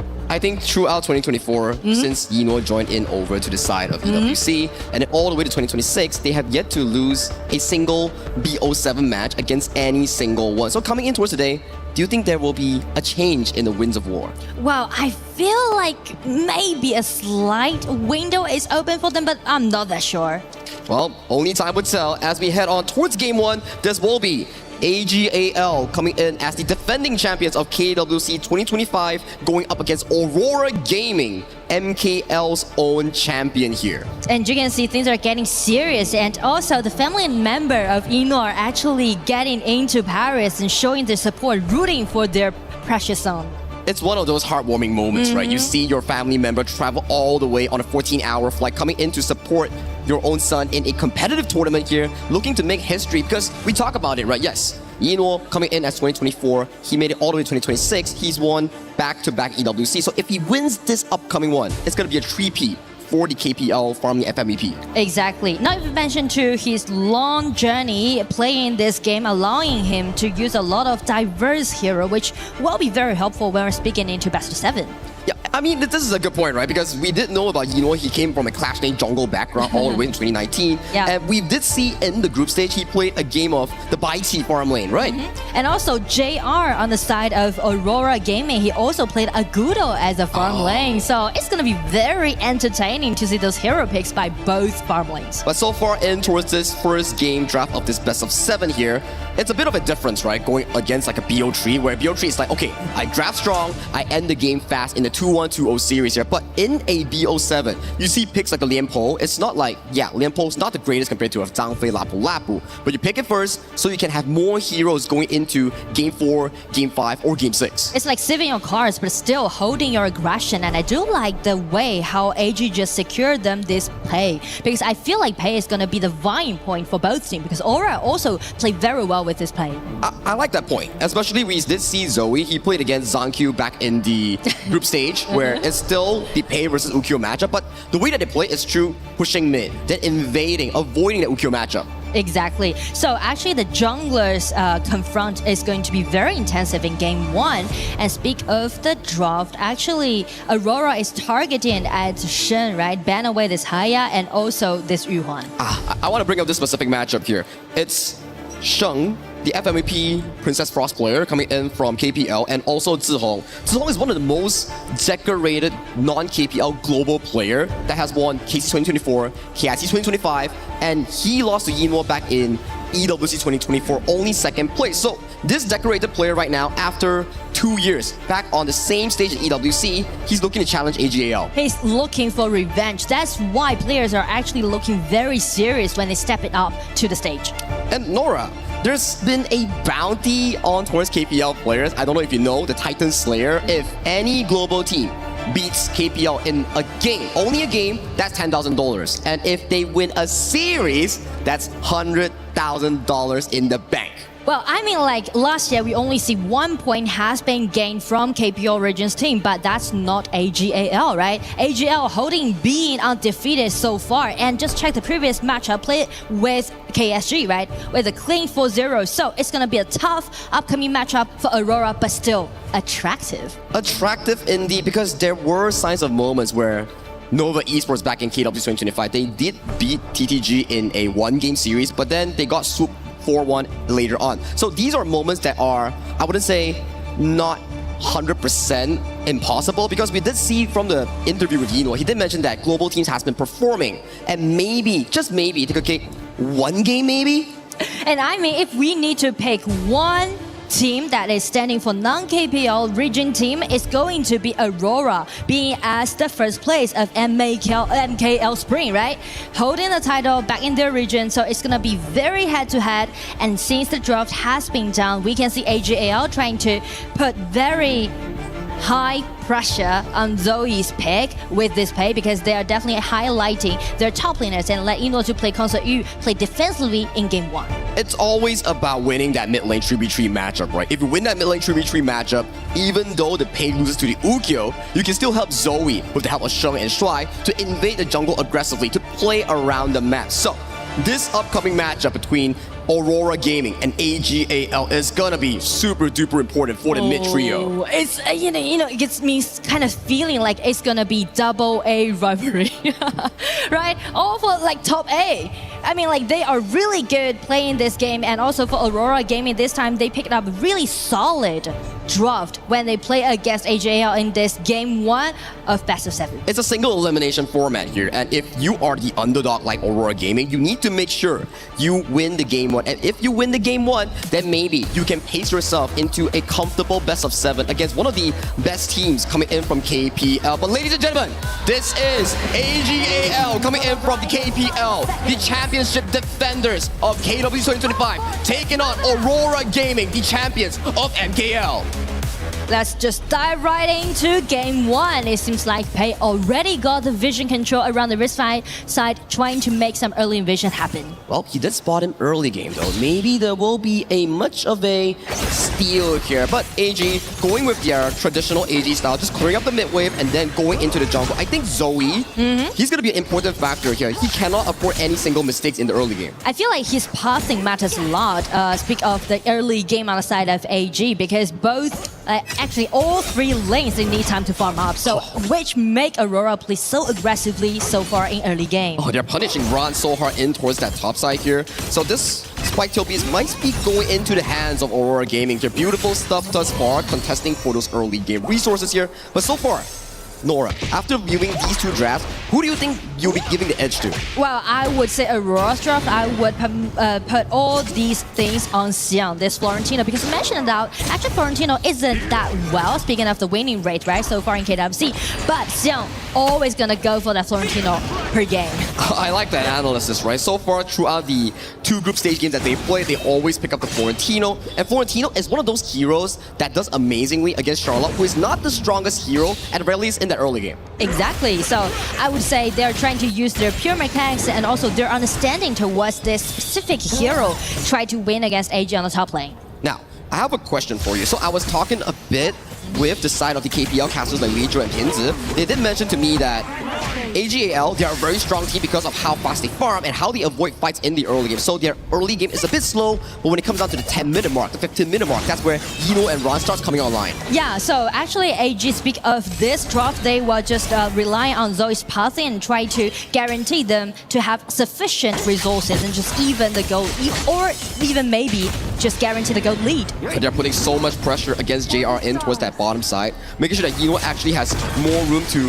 visit the Crimson Golem, pick up some gold, and then slowly but surely pace into that timer that we talked about. Yeah, I mean like AG put a lot of pressure at the bottom, trying to gaining them the winning lane, but as we speak of the top, actually Zhiho made a nice rotation and just forced out Ran's flash on the top. Comfortable stuff for the side of Ron here. That Winds of Judgment just chonking Xiang out of his health bar. So in this early game, nice knockup onto a Saber here. It's just a bit of a fighting control over to the side of mid lane here. So you don't want to afford any single loss here thus far. I mean, everything just went so peacefully so far in the 3 minutes. But as we say, AG with those fast rotation, they're trying to build up those winning lists on both side lanes. And as a global caster perspective, a lot of the global teams has been learning and mimicking the KPL playstyle, especially the AGAL style, where they look to farm tree man in the mid lane, farm tree lane towards the bottom lane itself, so you can maximize that gold sharing value. Exactly, and especially guarantee the mid lane clarity. That's the reason why AGAL and also Aurora just moving groups when they're gaining the vision control around the riverside in the mid. It is going to be very important here. Top side here, we do see the Gentleman's Touch starting to chunk out Ron here. Ron doesn't have flash for the next upcoming 30 seconds. Zoe but his coming in towards the top side here. Xiang has to pop the flash. They're going for an aggressive dive. Xiang managed to escape towards safety here. Ron over diving here. Where does it follow? Zhiho still under the tower here. First kill goes over to the side of AGAL. Zhiho managed to escape. Yulong already here finds the stun. Nice disengage coming in from Stry, saving his jungle towards the side of safety here. Overall, 1-for-1 equal for both teams. I feel like the damage just burst out. You know, I do like the way how AG is being so committed, especially Ran just using his skill to dash in and take that sound down. But the thing is that we can just watch the replay, right? After this takedown, AG actually wastes a lot of skills, so they are just, without any hesitation, they just retreat. And also, because of Lianpo's rotation, Shuai coming in and help his teammate to get away from all this enclosed. It was a perfect timing coming in from Shuai. If Shuai wasn't there, that could have been disastrous for the side of AGAL. But due to their win towards the top side, that first blood, they got immediate access towards that bottom Tyrant here. And with that win, they're currently pressuring JR's Aoyin on towards that bottom lane. And here comes Lapu Saber. Oh, just taking a bit of a damage here, but at the very least, they managed to clear out the wave. Now, this is the interesting part. Yino on this Consort U does amazingly against some of these heroes who are physical damage because of skill 2. Especially for Aoyin, because you can use your skill to easily deny the burst of damage coming out from Aoyin. So that's the reason why you can see like Shen actually rotate a lot at the bottom. I do like, you know, the quick speed that Shen is doing right now to do those rotations. Yeah, both teams have to really take care of their farm lanes here, either Yino or also JR. They need to make sure that if you're playing Aoyin, you need to find those item power spikes at the 10 to 12 minute mark, then trying to beat AGAL before the late game comes, because late game wise, AGAL's composition is looking super good, especially that Charlotte, especially the console U. And I mean, speak of the goal difference, actually Aurora Gaming is doing really well, and check Saber's positioning. Oh, Sheng has no flash. Esports away. JR taking a lot of damage from that turret here. Has to pop the infinite vast to Saber. No flash. Caught in the middle of the river, but he does get evacuated out. So far, the both games coming in for these two teams is pretty slow and steady here. Just vision for vision, objective for objective. But I mean, like pretty and steady, it doesn't mean that the goal difference isn't being built, right? Because as we check, almost like 1,000 goal lead already being in AG's hand. A gentleman's touch time coming in towards side of Ron. Ron still has flash. Finding the blossom refreshes here. Ron may be in danger here. Caught out by the coalescent cubes. He gets taken out by the side of Yulong. It's a 3v1 and Ron gets taken down. Zoe wants more business on towards the side of Saber here. They might be a bit of a re-engage, but Shuai flashes in, finds a tremor smash. Engage, finding on towards the side of Zoe. Zoe gets knocked up in towards the air. Gentleman's touch towards the side of Zoe, counting out him, but Shuai overextending, gets punished for his mistakes, and that's 2 quick kills going to the side of Aurora Gaming. It's gonna be a 0-2 trade. I do like the way how Aurora Gaming trying to make those ganks happen. We mentioned about they're trying to put Xiang on the spotlight in game 1, right? That's the reason why they made so many things happen on the top side of the map. And as we can see how determined they are to take Ran down from the replay. Now the replay with UC Shuai coming in, catching onto a Saber. Saber finding a beautiful flash reposition with the Lapu Lapu ultimate here, zoning Zoe out. And after this point, Shuai engaged with the flash. He can't escape towards safety here, so he's left towards the dust. I feel like enough controllability can be done by Shuai, but at the time, the damage of that. Yeah, that's gonna be pretty difficult without that ultimate here. Yulong getting tagged on by the splash gradation here. Zoe has arrived. There's no pure sky. The teleportation coming in from Zihong to escape his jungler to a safety. Your Wings of Judgment almost sniping him through. Zoe is still going for the chase. Meanwhile, Saber gets taken out by the Azure Golem area here. JR has to expend the flash, but that is AGAL playing aggressively and stealing away the Azure Golem. I mean, everything just went so chaotic at the bottom. You can see like the accuracy that Shen is landing his ulti, right? Do a lot of poking damage. That was really close to take Yulong down. This is the AGAL tempo, right? They can lose you in kills, but the way that they farm gold, the way that they find resources and make the team play happen, 8 minutes, 2 to 3 in terms of the kills, but gold lead, it's going over the side of AGL. You just mentioned the most fun part to watch AG's playstyle, you know? You can never just concentrate on those kills. Actually, you just need to focus on those resources and also the goal difference. Yeah, take a look at this. We were talking about, oh yeah, Xiang is winning lane against Ron, but where does Ron goals come from? It's winning against Xiang by 800 gold. Exactly. And also, he's pushing all those lanes at the side and just gonna distract Aurora's intent. Gentleman's touch landing onto the side of Shuai. Shuai just only getting poked out slightly here. Meanwhile, all this is happening. Quick and easy tyrant goes over the side of AGAL. Aurora is losing control over this game slowly but surely, and it's not even a 10-minute mark yet. Yeah, and because of they lost their tier 1 tower in the mid at such an early stage, so we'll be suffering from now on to deal with Garuda's ulti, actually. Garuda's ultimate coming in for sure has been really consistent thus far, finding those plays. Topside 1v1 coming in from Xiang's Florentino against Ran's Charlotte here. Xiang gets chunked down dangerously low. He needs to back off, splash gradation onto Xiang. Xiang has to expend the flash. Shuai comes in again. Radiance, pop, finding the kill. That's one good kill on the side of AGAL. Is there more to play with this upcoming play? That was so close, but I mean, you know, Ran, this man, he's being so furious, you know, because like, he suffered a lot during the laning. So after he got enough items, he said, all right, it's gonna be my time to take revenge. And it's a bit of a deja vu. I'm pretty sure I've seen that play 2 minutes ago, and right now coming towards live, they fight there once again. And without a player on that clash lane coming up from Aurora, towers are just going down left, right, center, and almost to the side of bottom lane as well. But how you're gonna deal situations like that, right? Because actually isn't going that kind of explosive. Everything just being pushing smoothly but steadily on the side of AG. I can't answer you this, because if I can answer you, maybe Aurora Gaming has a chance. But so far, at the 10th minute mark, my oh my, already a 5,000 goal lead for AGAL. I'm worried. How does Aurora even fight for the shadow objective? I feel like the only thing that Aurora can do right now is trying to prioritize this Nuwa, right? Because Zhihong actually had a longer attacking range compared to Shen's Garuda. That could be the case, right? Maybe one good annihilation steals this objective here, but that doesn't seem to be the case. Quick and easy pickup for the side of AGAL on the 10th minute mark. And I kind of want to highlight. When we watch KPL games, when we watch plays like this, Zoe is going over aggressively but baiting out the gentleman's touch. But back towards my point. When we watch AGL games from KPL, they're a team that plays slow, but when the timer hits at 10th minute, when Yino gets that daybreaker, they start coming online. Exactly, so totally scale up. They're looking for some skirmishes when they're trying to take down all those high ground towers. So much pressure mounting on towards Aurora Gaming's shoulder here. No good engage, no good choices, because AGAL, impeccable, not giving them a single ounce of opportunity to make a comeback. Because they are trying to secure the advantage, right? This is very typical AG playstyle. Just get everything well down and make sure that you snowball in it till suffocate your enemy.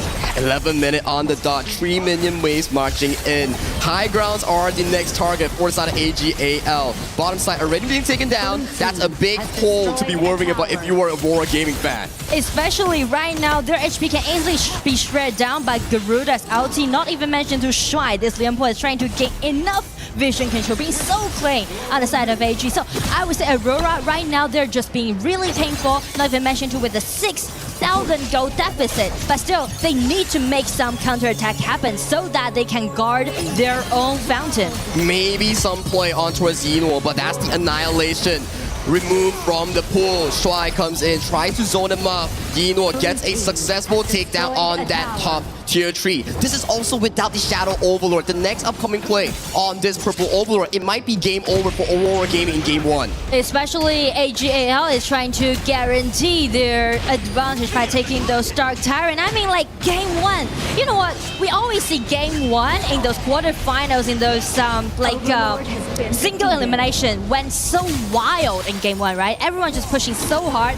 But when you're playing against AG, Aurora just feel a little bit, just can't handle this kind of operation. When you're against one of the best teams and one of the defending champions coming in as AGAL, if you're Aurora Gaming, it's really difficult if you don't have the opportunities to do so. Especially the opportunity is right now at the bottom. They're looking for victory on the side of AGAL. Well, they have to clear the way first. Shuai looking for a bit of a play. They're waiting for the Shadow Overlord here. Gentleman's touch coming in for the side of Xiang, going in towards the back line. Crystal is going dangerously low. Yulong gets jumped in. Yulong gets taken down. Saber going in towards the back line, but what can you find? JR flashing in. Isolates Yino. He gets taken down, but towards the front lane, Zoe and also Ron looking for the game-winning push. Xiang, the final man to fall as AGAL. They take game number 1 of this best of 7 series. Game 1, steadily nice push.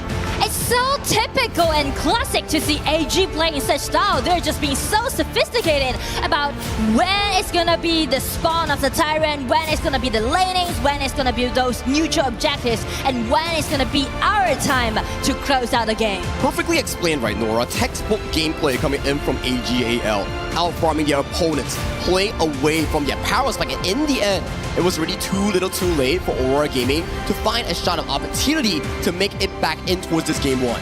We already seen like how dominating AG is, right, in game 1, but the thing is that if we put ourselves into Aurora's side, it can be really painful and torturing to play a game like this in the first game of best of 7. In the early game, it was looking very neck and neck between these two teams. Aurora Gaming was still being able to find kills across the gorge. When it comes down to the 8 to 12 minute marks, they started farming fast. They started choking out every single space. Yes, it's 3 to 3 in terms of kills, but 9,000 goal lead at 12 minute mark, and they just chunk out any single opportunity for Aurora Gaming to find a comeback. And that is a little bit late for them to try to make those comebacks happen. And thank you so much, Nora. We'll be taking a little bit of break. Let's show it over to the side of the panel to see what they have in store. And during that break, Sagi, don't eat noodles that are too spicy because we need you back for game 2, my man. I know you're always doing something like that. Please stay safe for us. Sagi, Nora, great call. It's always fun to joke with you and see what happens there. And only 13 minutes or so before AGAL would take their win. Welcome back to the panel. Rain Day here with Chantel and Haller to talk about the action. Chantel, that was a dominant version of HOK. Perfect was the way that Sagi described it. How would you put it? Almost the same with Sagi. It was a classic textbook HOK. I mean, it started really neck and neck for both of the teams, but at the same time for AGAL, when they knew that the timers were already there, we just went in for the tower dives, specifically on the top lane. And at the same time, it was around or it was before the 8-minute mark that they were able to take down the T1 towers. So that alone shows that they're just playing as how it is expected from them. Yeah, definitely expected, and I well put there, Chantal. But I think that for me, it's more about the fact that like AGAL, they're taking fights. They're actually losing at times, but they're still able to extract farm across the map. It seems like no matter what is going on, they're able to outscale you, and nothing slows them down. It's systematic. And the word might come up if you're a science fiction fan, kind of like Isaac Asimov, I, Robot. There's this like textbook way of going about something, but it's proven again and again that it works. These KPL performances have almost given no hope, no light to work off of and find your way, even for a team like Aurora Gaming, who I think held pretty tight with the gold lead for about at least 6 minutes, but then it slowly but surely started to spread yet again. I think at some point for Aurora Gaming, the struggle was how will we be able to convert the goal that we currently have, because many moments of the game, yes, there were initiations. They could have won some of the team fights. It's just that when it comes to the map control, it isn't just there for Aurora Gaming. Shuai was all over the place. Even the tower pushes isn't available for the side of Aurora Gaming. And in a game like that, whenever the other team has majority of the towers taken down, it just means that they're bound to control the rest of the pacing of the game. Yeah, and it's a good point in terms of pace, right? Because I think that once they got a kill, they were completely thwarted. Like the door shut down. Right. AGAL were like, okay, you got one, but you're not getting anything else. You're not getting a tower. You're not getting any person else that's going to be looking to kind of defend. Yeah. We'll see some of those in the highlights coming up later. Yeah, it's great. I mean, they have this means, they earn the goal, but then they don't have the means to the end. They deny it. They don't allow you to build off of that. And so you're kind of sitting there saying, well, for what? I mean, I got the kill, but for what? Virtus.pro was leading half of that game in kills, but they were losing in gold. So you're saying this team is just so good at the macro. Holler, I know you got some clips for us on the telestrator, or at least you might have, Chantel. What did you guys see after game one of how AGAL approached this win? Okay, so for this one, we'll focus on the team fight. So we'll have Holler explain that. I'll facilitate the telestrator because it's his first time with a telestrator. Yeah, actually, I'm allergic to technology. That's pretty much what it is. But yeah, as we go into this first one, I mean, I kind of want to highlight some of the earlier fights because of the fact that they kind of went in favor of Aurora Gaming, which surprised a lot of people. And I also think at the same time, if you're talking about AGAL, how would they go? And if we can go on this one, this is kind of the beginning of this. Saber with a nice little play with the Raging Sea, the way that he's able to kind of flash, shift everything, and to, again, get back to safety. At the same time, Shuai, you could see that he was kind of throwing himself in there, trying to protect them as much as possible. And again, Aurora gets the advantage on that one, but again, they're not able to get anything else. All they got was a roam at the end of the day. And at the same time, this has been a story for Aurora Gaming. So if we look at the screen right now, there's a team fight, yes, at the top lane, but we also have to consider that there's the Nua on the other side of the map, which is the mid lane. For Aurora Gaming, they just continued doing that.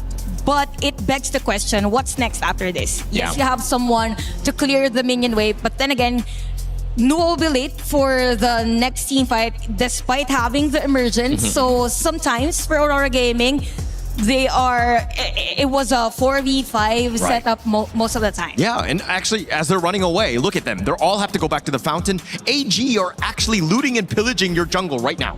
So that's how they're getting ahead. Even without Shuai on the battlefield, they're still able to make plays being down a mem. Yeah, they're using their life, it seems like, as a resource, right? It's not about dying. It's about the fact that now we have 70%. Essentially, you're dead, and we can now turn that into an economic boom.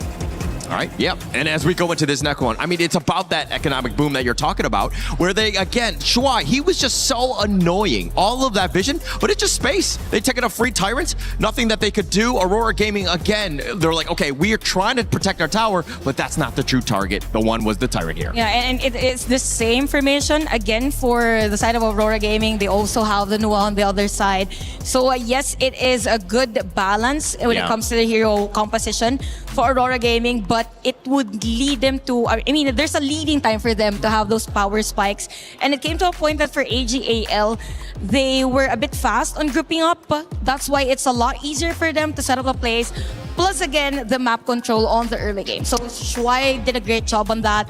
I mean, the conversion of kills into another objective taking was so on point that for Aurora Gaming, it's kind of hard to react on what to do next because they wanted to defend every single bit of the map. It's just that AGAL isn't giving them the chance. And actually, Jihong was kind of like that handyman, if you will. Everybody's like, oh, I got a leak here, I got a leak here. And he was like running from place to place with the emergence. And I mean, there's only so much you can do. He's not fast enough. He has that one emergence, longer cooldown, if you will. So again, he was kind of, again, just too much supply, not enough, you know, to deal with the demand. It's difficult for sure to deal with the quality and caliber of players that AGL have brought to the table, and they know it too. They're confident coming into it. Sky had a chance before this match to sit down and talk with Inuo. Here with me is Inuo from AGAL. Inuo, ni hao. Ni hao. Now you're coming into this series as the defending KWC champions. Does that title give you extra confidence or does it give extra pressure since you now have to defend the title? 那你们这次在 KWC 当中也算是卫冕冠军嘛？那作为卫冕冠军，你个人认为这给你们带来了更多自信心呢，还是更多压力？会比较自信一点吧，因为我们有过上一次参赛的经历。I would say that it definitely gives us more confidence because we've got the experience garnered from the last tournament. Confidence is always a great thing when you come into the tournament. But now you're going to be facing Aurora Gaming. They have conquered MKL in Malaysia. What challenges do you think they will present to AGAL? Will they make it hard for you? 那很高兴也听到你们有这个自信心。但是你们下个对手呢，即将是 Aurora 战队，他们呢也是在马来西亚的 MKL 当中获得了冠军，也是算是一支非常强悍的一支国际战队。那你个人认为他们会给你们带来什么样的挑战呢？是的，我们跟他们也有训练交手过，他们确实很强。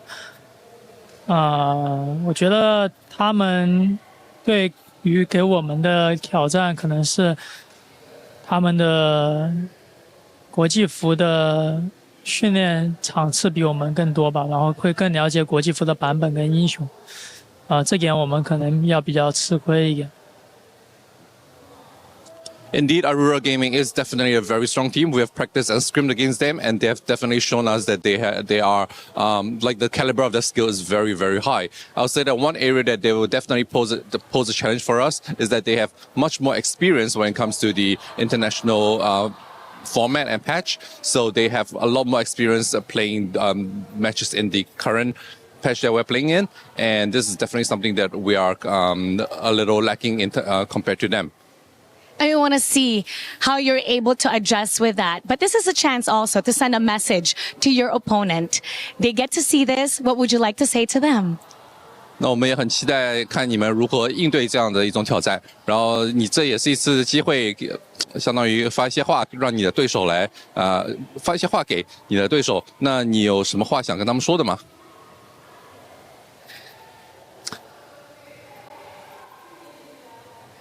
没有什么话，加油吧。I don't really have much to say to them, so just do your best. He's going to say everything inside the gorge. And now let's head back to the studio. Lead the gorge. I love it. Well, just let the game do the talking for you. Holler, that is hard to argue with, especially as we see that exclusive Princess Frost skin on display here heading into EWC. Fun to see, but again, all on display, not only the trash talk, which there wasn't much of, but certainly enough to get the job done with an early win. Definitely, and I think it's more about respect at this stage, right? I think that on the international stage, when you're playing against teams that, again, might not be to your level, it's okay to be a little bit more humble in that sense. If it was more equal, at least for me, I would be letting the other team have it. But, you know, AGAL, they're defending champions. They're back to try and get their title. They have to respect their journey because it's a journey ultimately they know how to get through, and it requires treating every game as if it's your last. And it's a good trait for a team like them because they know that there might be differences, but at the same time, they don't compromise whatever it is that they can offer, because we've mentioned about the differences in terms of adjusting to the patch. Probably Aurora Gaming has more experience with what we're having right now, but in terms of the macro focus on the game, I think that's where AGAL stands up. Yeah, I think it's funny that in the interview, Yuno was talking about patches, but at the end of the day, it doesn't really matter. They're playing Honor of Kings at the end of the day. That's right. And so let's send it over to Sagi and Nora to get our second game in this best of 7 final series of the day. AGAL trying to go 2-0 over Aurora Gaming. Thank you, Randy, and the panel here. Welcome back to game number 2. It's going to be Sagi and Nora once again bringing you the live action of this draft. And Nora, so far after looking at Aurora Gaming's gameplay, what do you think they have to improve to break the cycle if they don't want to face another 0-4 loss against like the Titans of AGAL? I mean, go for the team fights, because we know that Aurora are really aggressive in the early game, right? But as for AGAL, game 1, I know everyone just been amazed by their impeccable micros playstyle, but I'm gonna tell you this: it's like their signature playstyle, but it's not their only playstyle. Actually, AG can go for a more furious one, more explosive one. So I'm looking for these kind of drops that they're gonna do. I think that makes a very good sense, right? Like, we saw how the game was 3-3 in terms of kill up until what, the 10th minute mark, and AGAL was just pushing Aurora Gaming to a choke point. 3 towers down, 8,000 gold lead, and Aurora Gaming, yes, they found the fight, but the crystal, it was too far gone. So jumping in towards this draft, I like what you mentioned. Yeah, you can't out-rotate AGAL, so Aurora Gaming, you need to fight early game, and early game is Chicha, Byron, Haya. These are super duper strong in the early part. It's really solid for them to do all those initiations, especially with this Haya pick that I do want to highlight. And also we mentioned about the patch, right? Actually, there's several different compositions that you can go for, and as AGAL is trying to go for another competition, which will be a little bit more furious, it's gonna be a chance for Aurora to gain. And I like this, right? Lorien, Lapu-Lapu, we always see in towards the group stage and play in some of the AOV teams, some of the other global teams. They like to pair the Lorien with an engaged roamer so you can form that, I would say, 5-second crowd control up into the sky. Yeah, like double knock-up, right? It's gonna be huge. And also about the bans, I do like the way how they ban with this Agudo and also Flowborn Tank, right? Directly targeting at Zoe, and also try to prioritize the Haya played by Jihong. Makes a good sense. Like, you don't want to hire to go against like the Agudo that can cleanse the ultimate link, or the Flowborn Tank that we did see the side of Zoe played once against the side of, if I'm not mistaken, Vitality in towards the group stage, which he was indestructible for the first 10 minutes of the game. So true. So actually, the control ability is definitely enough on the side of Aurora. The only thing is that how they're gonna do all those burst cell damage by a clean assassin jungler. That's what I'm looking for. They definitely need to, because they are also leaving the final pickup here for the side of Zoe in towards that last pick. If you view AGAL's draft, it's back towards game 1. Slow and steady wins the race. Give room to Ron, give room to the side of Yinwo to scale in towards those big item power spike. That's the AGAL playstyle. So for Aurora Gaming, pick 4, pick 5, it's gonna be very crucial for them to have an aggressive jungle, invade against AGAL, disrupt their farming tempo. But I mean, since Pei and also Jin has been taken away, what might be the potential option that we can see by Yulo? Maybe Luna, that's what I'm looking for. That is very comfortable. Take a look at AGAL's draft. Not a lot of crowd control, and your final pick, potentially a jungle one, is gonna be the Ying that's being picked up by Zoe in that jungle here. So I am actually quite in favor of Aurora's gaming early game. If they can break AGAL in small team fights, in jungle invasions, this could be AGAL's chance of maybe finding a crack in their own armor. But I do like the way how they use this Ian as a jungler, because it's really well-rounded, and it kind of just prioritizes the both side lanes on the side of AGAL. So again, it's going to be the farming prioritized on the side of AGAL, and the mid game is going to be really explosive. And talk to me a bit about AGAL's overall history, right? I heard that in KPL, they had like a 6 KPL winning streak, and if you include EWC in last year, that's 7 titles in a row without losing any single BO7 series in a row. And on top of that, that's the reason why I do like the question 1 that Mara asked to Ino, right? Whether it's going to be extra pressure or it's going to be a extra confidence. And as you said, over 2 years, AGL is kind of being put into the microscope, right? Everyone's researching on them, but as they did, 7 consecutive championships. That's what they got. That's what champions and legacies are made of here. And this will be Game 2 of Aurora Gaming facing off the KPL Titans, AGAL. If Aurora loses one more, it's going to be 0-2, and they will be getting so much more pressures on Yorik's shoulders. And I do like to highlight the strategy that Aurora is doing in their draft. Actually, there's 3 signature heroes that Aurora has. One is Florentino, one is Luna, and another is a flex farmling Agudo. So game 1, Florent denied. Game 2, it's time for Luna. Hey, it's about bringing out all your cards here, making sure that you face off AGL in a very strong start, because like we mentioned, the power ranking for KPL teams are just way above global teams. So if you don't whip out all your strong picks in the early game, in the early series, you might not be able to whip them out in the late game. And speaking of the early game, it's definitely going to be the top side again. Ren just suffered so much into this matchup, I feel like. He's getting targeted so hard by the side of Zuho and also Xiang. Meanwhile, bottom side here, JR has to play the defensive side, suffering from the pokes coming in from Shuai and also Yinhuo. But still, JR also need to suffer a little bit, right? Play so defensively at the bottom, because Irene is going to be the core player in this game too. It has been a bit of a repeat, right? Always JR suffering for the side of Aurora Gaming, Xiang being the strong side, and for the side of AGAL playing for Yinhuo. But take a look at mid lane here. Ooh. Nice knockup coming in for the side of Saber, but they do disengage. Xiang in No Man's Land has no flash. That's a 3v4, but AGL, they still hold their ground. And also they're looking for more resources to do so. As you can say, Shuai, this position is kind of threatening. Popping the Sacred Tree Blessing here, finding Xiang towards the back line. They don't need to kill him, they just need to make him lose all the minions. And take a look towards the bot lane. Zoe coming in, gets the spear wheel, gets an isolated first blood on towards the side of JR, and that's just not over yet. Yulong going for the 1v1, unlimited moon dance, but he disengages. It's Long flashing in, coming in with the Moonskin Mirage,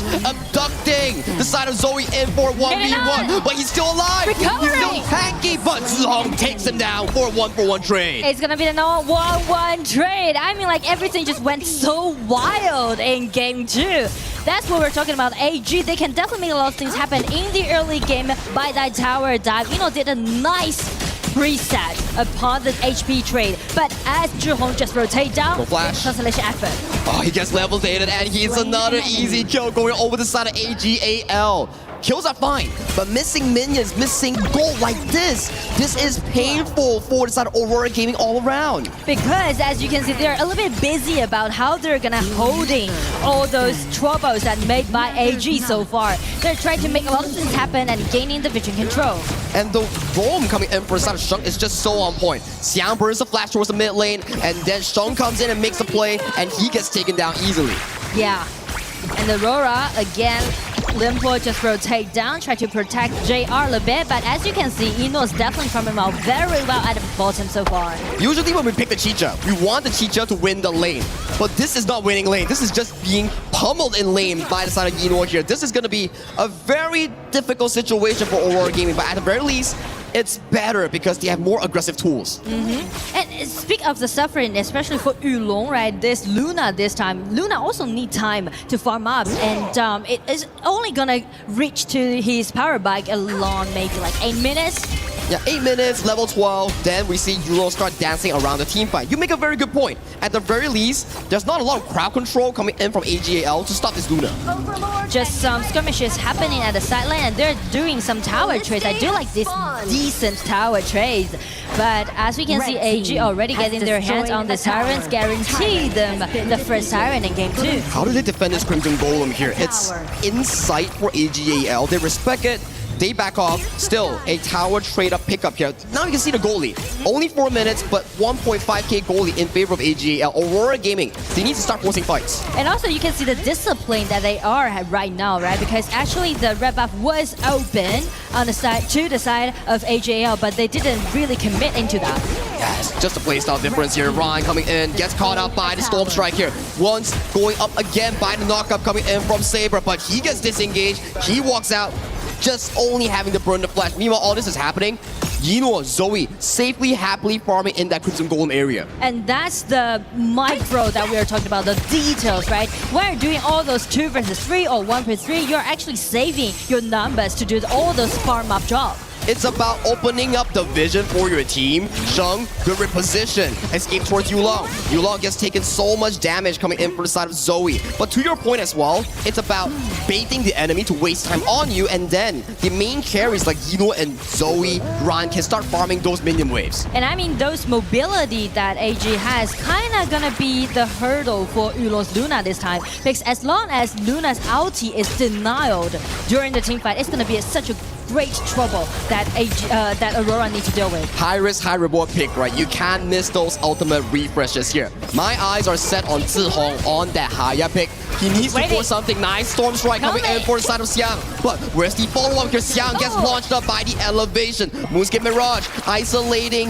the side of Zoe in towards the 1v1. We do see all the players coming in towards the A. Yino escaping from the Tremor Smash. But there's just no follow-up here. Zoe getting tagged on by Yulong. Yulong takes one kill over to the side of Zoe here, only trading Saber. Meanwhile, Xiang gets isolated by Sheng, making it a 2-4-1. But it's not over yet. Yulong still has a stack. Refreshes on Sheng. Sheng, nice fast escape towards safety. Yulong is on the run. Closing out by 4 members, and he gets taken down by the AGAL members. And make it to a 1-3 trade. You can see like how long does it extend. Speak of this kind of team fight, so many layers that we can see, right? First, Haya's ulti did a really nice job grabbing the most crucial hero on the side of AG. But just check the positioning, check Ino's positioning, right? Play around with both bushes and Ran and also Shuai's protecting him. Make sure that he can doing all those output like in a comfort way. The Raging Sea Flash coming in from the side of Shuai, disengaging JR, and then splitting up the team fight. Yulong was all alone, getting targeted by multi-man. Yeah, he did trade Zoe, but he loses more because all his teammates were dead. And because he's a little bit overcommitted to get that blue buff away from AGAL, which made him to be a little bit dangerous and also like reckless jumping into the jungle on the other side. I would say increased aggression coming in from AGAL. If Game 1 was slow and steady, farming and also scaling, Game 2 is about taking every single fight that Aurora Gaming is trying to push and then countering them with style. And actually fight, it's gonna be an opportunity for Aurora to grab. Well, take a look at Yulong here. He's looking for some refresh onto his Shuai so he can actually jump onto his Sheng. But AGAL, they're playing it really slow and steady here, only getting information and only playing if they see vision on the map. The reason why they're just gathering around this tier 1 tower is trying to take the tier 1 tower down and at the same time allowing Ran to be sneak into the background.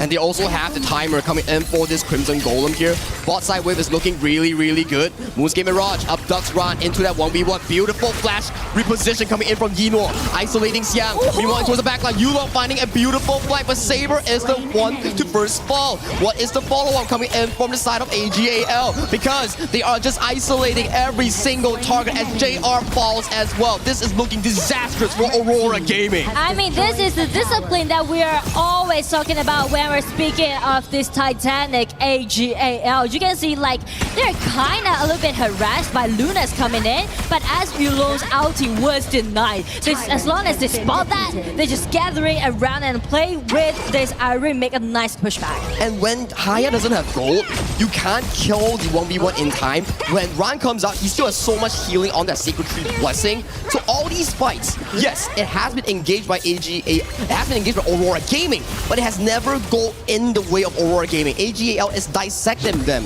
step by step. So that's the reason why already, like, we can see a lot of team fight happens, but Aurora seems to be a little bit behind. They are behind. Zihong once again pushing Zoe into a 1v1 brawl. Ran just zoning off Xiang, trying to give some vision here. Sheng finding the knock-up here, misses the timing here, but towards the backline, Zoe goes dangerously low. The side of Yulong still finding the unlimited moon dance. Shuai has to pop the flash, but where else can you go? Ran has a nice position here. He wants to defend his team, so they respect it, but Yulong still playing with fire here. 1-for-1 trade between the jungle and also roamer for both teams. I mean, the consistency that Yulong has with his ulti allowing them to do so, right? Just check the replay.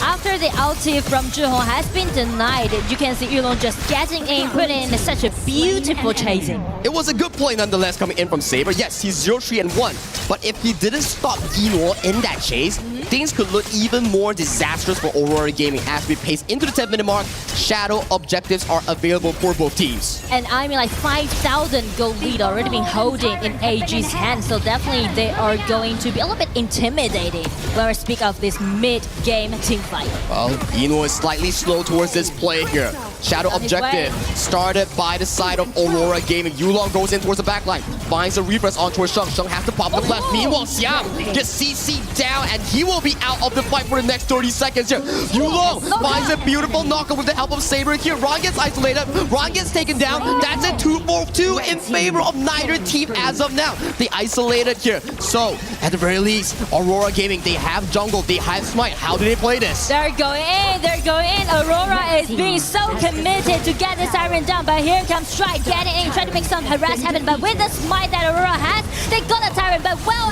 AG let them go. Should already been unstoppable. Take that Luna down, and they're chasing for another Saber. Saber is not his way home, but AGAL, with their experience and mechanics that they have, they're just going rampage. 3v3, yes, you get the Shadow Tyrant, but in the end, you lose the kills, you lose the buff, and with this goal lead, they can go for Shadow Overlord and start the AGAL playstyle. I mean, like, everything just went so optimistic at the first hand on the side of Aurora Gaming, right? Yulong just keeps standing there, and also the double knockup, that was really decent and guaranteed to the Tyrant. But I do like the way how AG is making those consolation effort, right? First let Yino to take that tier 1 tower down in the mid lane, and then get back to the Tyrant camp and just enclose the whole spot. And you always see very good teams, like the KPL teams, like KSG, AGAL.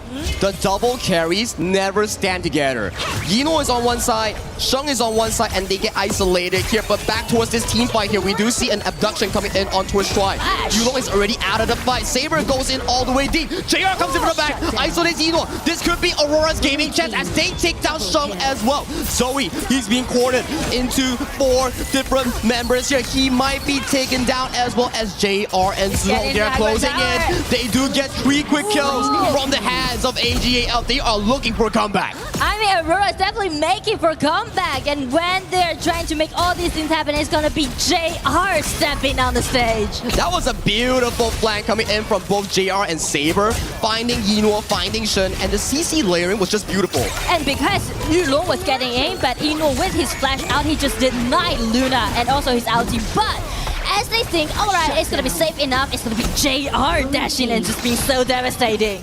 We've seen a few of these plays, right, where even KSG VP, they like to flank from the back, they like to find the angles. These are moments that you need coming as Aurora Gaming, the underdogs in the series. And not only for JR, but also for the whole team, right? It's just bringing them the momentum and kind of like the confidence that, alright, speaking of the team fight, we are capable enough to do it head-to-head. They're coming in as a challenger. They are hungry for that $10,000 here, Nora, because if they win one game, that's 10K in the bank for Aurora Gaming. And I mean, that was a 5,000 goal difference, but right now it has been narrowed down into 3,000. Ron finding Xiang in for 1v1. The elevation, forcing out the flash coming in from Xiang. It's a good cooldown to be removed for the next upcoming 2 minutes. But as Ran just getting stabbed into the bushes, gaining enough vision control, they're just guaranteed that it's going to be so clear around the riverside. The next 50 seconds will be really crucial for both teams. This Shadow Tyrant might be a game changer if both teams want to fight for this. So they are preparing for this crucial team fight. Everyone just playing surround this Tyrant.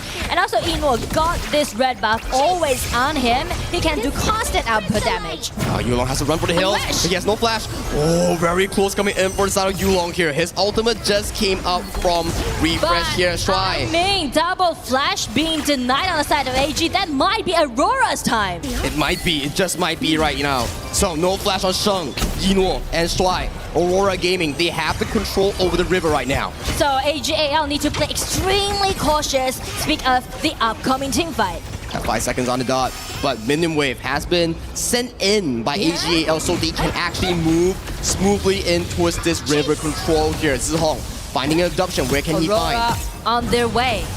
They know they are got the advantage. Okay, Moonscape Mirage landing onto a Shy. Both teams are fighting over this Shadow Tyrant. JR gets spotted out by the side of Yino here. Who gets it? It goes over to the side of Zoe. That's a crucial steal. So the fight continues here. Beautiful Lapu Lapu ultimate towards the backline here. JR going in towards the backline, finding Yino, isolates him for a 1v1. But 2 members down for Aurora Gaming, and JR, that's not your base. He will be taken down, and he will pay for his over-aggression. I mean, double kill goes over to Shen, make it as a 1-3 trade. You can see Aurora, they are really determined and maybe like over-committed to take Inu down. They feel like, okay, it's gonna be our only mission to take that Inu down. But check Zoe with the Dragon Theft round. They're buying them time and turn the table around. That's the thing, you get Inwo, but the Tyrant, the kills, still go in favor for AGAL. 5,000 gold lead for the next 40 seconds on that Shadow Tyrant here. This bottom tier tree, it might be going down. I mean, the Tyrant matters so much, and also that might be the pivot of whole game 2. Slow but steady. I like the team fights coming in for side Aurora Gaming, but it is a bit overzealous trying to dive on one single target. And I mean, kind of frustrating to know, because you already got the advantage. You already trade like free flash on the side of AG. You thought like you might win the upper hand, but the problem is that Zoe comes in and grabs the Tyrant, and at last they just made it as the 0-3 trade. Like personally for me, Shuai and Sheng has been phenomenal in this game, and they have been layering so much crowd control in these team fights. So it's gonna be the minions on their way, and Yino back on the battlefield with the red buff, trying to poking down those damage. Lapu Lapu ulti in. Xiang has been taken extremely down flash before it's out. It seems like AJL is trying to close out the game. The minion waves will be marching soon, surely here, but they're taking a bit of a break. They want to back off. They're like, guys, let's show down. Want to end this game without any single mistake. Shadow Overlord is still available for grabs coming in for both teams. They're trying to snowball the game to a secured result. Slowly. Oh, Yulong finds a 1v1 against Ron. Smite already burned here, so this is going to be a free and easy Overlord that will be secured by AGAL. Clock's taking Aurora Gaming. This might be the game-winning push. But I mean, like for Aurora, the only thing that they can do is rely on not only Highest ulti, but also JR, right? Shusha has made so many things happen so dramatically, just overturn the whole team fight. But will JR do it at the same time? Ron is so good at this. He cleared out the bush, and JR, my buddy, he's isolated. Yino gets pulled into a 1v1 with the side of Zihong, and out of side of this fight, Yulong is finding the refreshes here. They're hiding. They're waiting for Yino. Yino, he gets taken down. Safe Sanctuary coming up. Yulong finds the assassination here and still finds the refresh. Ron still has the Safe Sanctuary going in deep. Meanwhile, minions are marching through the bottom side. Overlord takes out the final tier tree with a 4v3 in favor of AGAL. Are they still going for it? Ron pops the ultimate. They are looking for the game-winning play. Double knockup. That's really beautiful.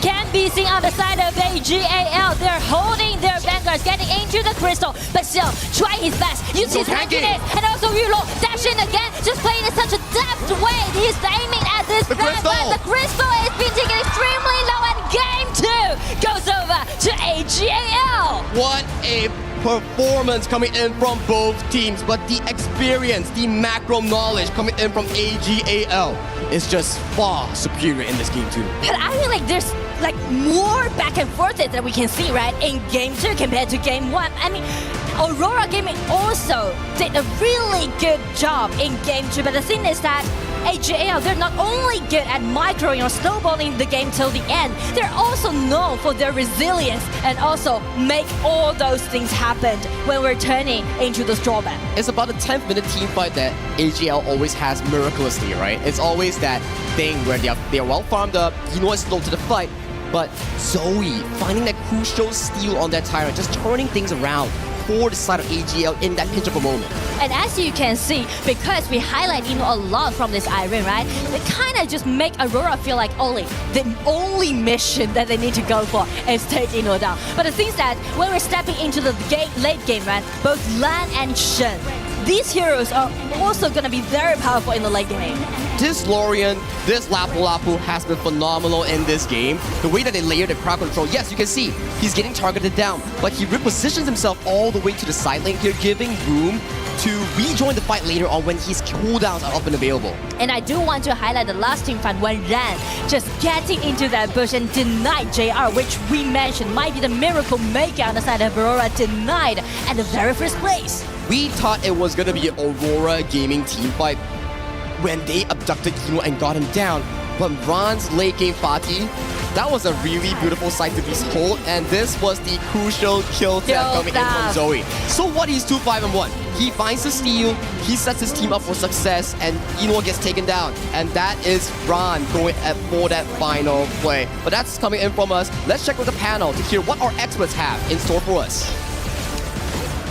Well, you know what? I'd love to give myself the title of expert, but I don't think I need to be one to see what AGAL are doing. And that's not to take away from Aurora Gaming. It is just to state the obvious, what is on your screen. We call it the eye test.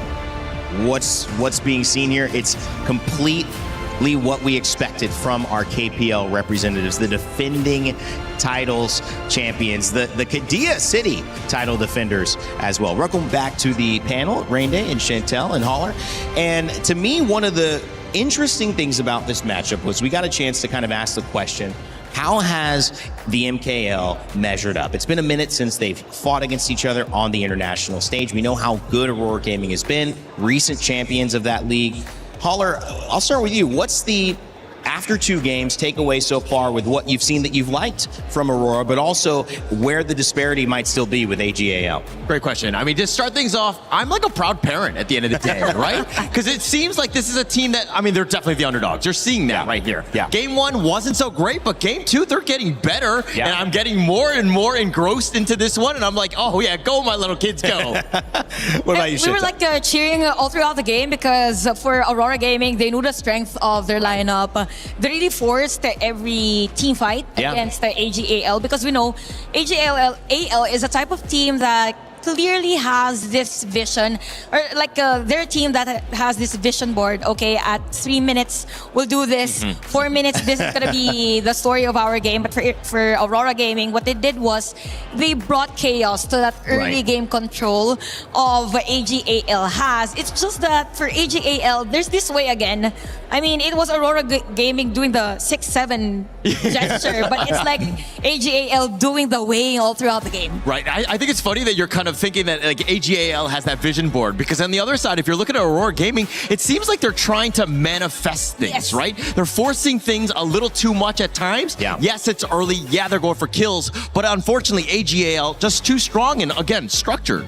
It's all about structure because I think, yes, Aurora Gaming was winning mostly of the team fights. It's just that if we look at the entire game, it was always AGAL on the lead in terms of gold. So it all boils down again to the macro aspect of things, taking the jungle, controlling the map, taking down the towers. Because if it's heavy on team fight, definitely Aurora Gaming was winning the early game. Yeah. But for AGAL, okay, let's just wait for our power spikes. And then if Inuo already has the items, already has the kit to go full force on heavier team fights or extended team fights, then we go full all in. Yeah, and actually kind of Aurora Gaming, they're like almost forcing fights. It's very weird. You don't see this too much, especially when they're playing the other global teams. It seems like they were more fighters than lovers. Not to say that AGAL are more lovers than fighters. I don't know where I'm going with this, but I do think that there's a little bit of a discrepancy in terms of play style, right? I mean, AGAL, very cool, calm, and collected. Yeah, they seem to be. And I love the way that they've approached this fight again.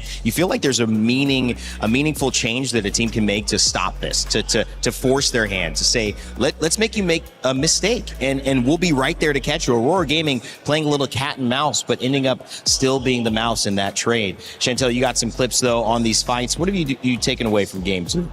Okay, definitely again for game number 2, let's show some of the positioning of the players. This is around 10 minutes of the game, 11 minutes of the game. So it kind of just, a little bit of a start. I mean, this is one where you're kind of seeing just like Aurora Gaming, they get caught out of position many a times. It seemed like, I mean, not to say that they didn't know what side they were on, but they were going more to the red side multiple times, and they got caught out, at least in this one here. It is more like an emphasis that some of the players aren't in the right position given the current situation of things, because this by far, this is an overextension already for Saber. So again, it's about them forcing every entry against the formation here of AG's defense. And for another clip, this was around almost 12 minutes of the game. Yeah, and this is a moment where I was thinking, okay, Aurora Gaming have found it. JR with the perfect flank, and then that's what they actually caught him off guard. Sometimes AGAL didn't expect them to be there, and the positioning, again, the way that they've been able to ambush, Aurora Gaming has been able to surprise. And you know what, for Aurora Gaming, the strength during that game was them knowing that the hero composition of AG heavily relies on the positioning of the heroes. I mean, you need to be at first having Ran up front, Zoe as well on the setup plays. But then again, because of them forcing a team fight, sometimes there are a bit of moments wherein they actually won that initiation. Yeah. And again, just with the catch-up. I mean, the kills are one thing, but then this is that moment. We were talking about the fact that the main 3 cores from AG were all down in terms of the flashes, but the way that AG were able to navigate it, Zoe gets that steal, completely changing this game on its head, if you will, and they just took over this game. And this is why AGAL, no matter what the odds are, no matter how many skills are on cooldown, they're ready to fight and they will dismantle you. I think also that steal from the objective was also the turning point for AGAL that means that they're bounded to win that game, because I kind of feel like in that moment, everything is so on point. They know how to seclude or isolate. It's more on the isolation, I guess, for AGAL on that skirmish. Unua going for his 3rd EWC championship, AGAL trying to go back-to-back here as well. And they seem to have gotten all the answers right with the draft. You mentioned there were some team fights Aurora pushed because they were able to, and they were kind of pigeonholed in taking the fight a certain way, which might just be an indicator of how they need to move into this game 3, which is isolate a key win condition for AGAL. Don't allow them too much space to operate. Don't allow them too many ways to win this fight, and then take advantage of it. Obviously easier said than done, but what can you do to start that? Is it taking away some of these like bigger, broader heroes in the ban pick that can do multiple roles? How would you approach this, Holler? All right, I don't look at this as a hero problem. I think the drafts have been fine. Okay. It's all been about execution. I think, Chantel, you rightly pointed out when the game was going on, there was a fight where, AGAL didn't have the full numbers there because Unua was pushing in the mid lane. I think that was during a Tyrant take, but they knew that even though they were to take or contest for that objective, majority of the skills of the other team was not available for an extended team fight. So again, it's them doing the 6-7 thing. It is a very close one. I mean, 2-0.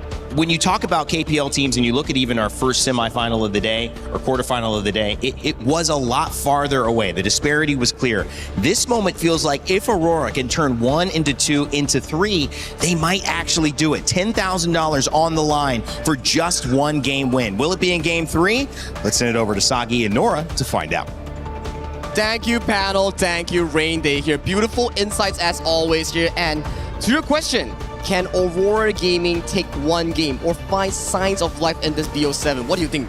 Well, I mean, like we mentioned about the 3 cards that Aurora Gaming has, right? 1 Florentino, 1 for Luna, and the last one will be a Gudo farm. I'm looking for the potential play in Game 3. Usually when we see through their group stage games against Rock Esports, against the Side Influence Rage, we have seen Aurora Gaming, they utilize the Agudo as a flex. It's not only in jungle, they always play in farm lane, usually against the floorboard marksman. And usually you can see like in the previous 2 matchups, JR actually suffered a lot during the laning, right? So if they want to highlight JR in Game 3, they need to give him some like more powerful hero at the bottom. Yeah, and toward these bans I'm looking at, right? Are we going to get a Yino early because Channel is not available? The idea is banned. That's potential. That's potentially going to be the Yino early lock in. There we go. I mean, I always love Eno playing with this early, right? Because it's one of his signature hero with the FMVP skin.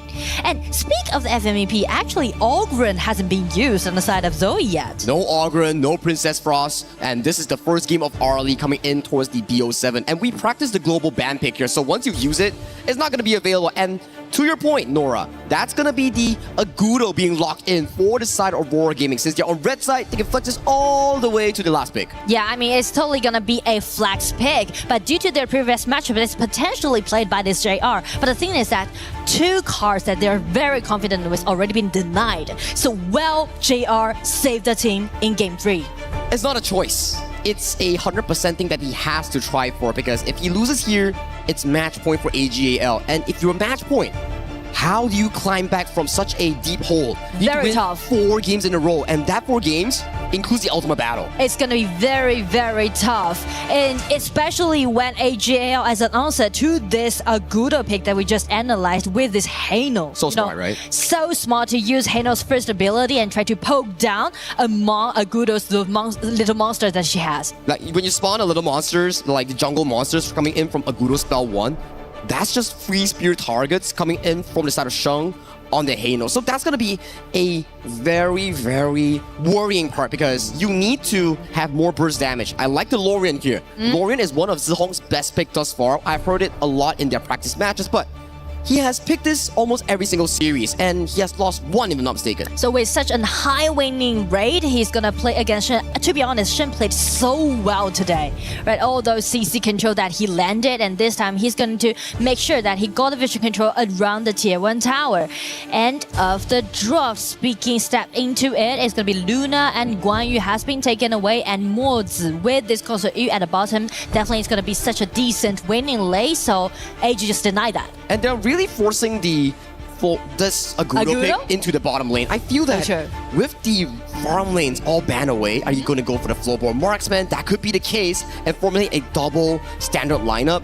Or you could potentially play the Agudo jungle and pick a winning matchup for the farm lane. These are available options for the side of Aurora Gaming to actually figure out. And that's the most clever part, to flex this Agudo, and they're taking now this Dolia. It's kind of, giving me that feeling that they are denying that Dolia with Yang Jin pair away from AG. That's a very smart approach. You can also see like Luna has been banned away, so we have seen players just pick up the Yang Jin without the Dolia. That is also a key pickup coming in from side of AGL if you want to dismantle this duo that we might be seeing here. And if we were to zoom out from the draft, Aurora Gaming is the only MKL team that might be not going to semifinals if they lose to the side of AGL.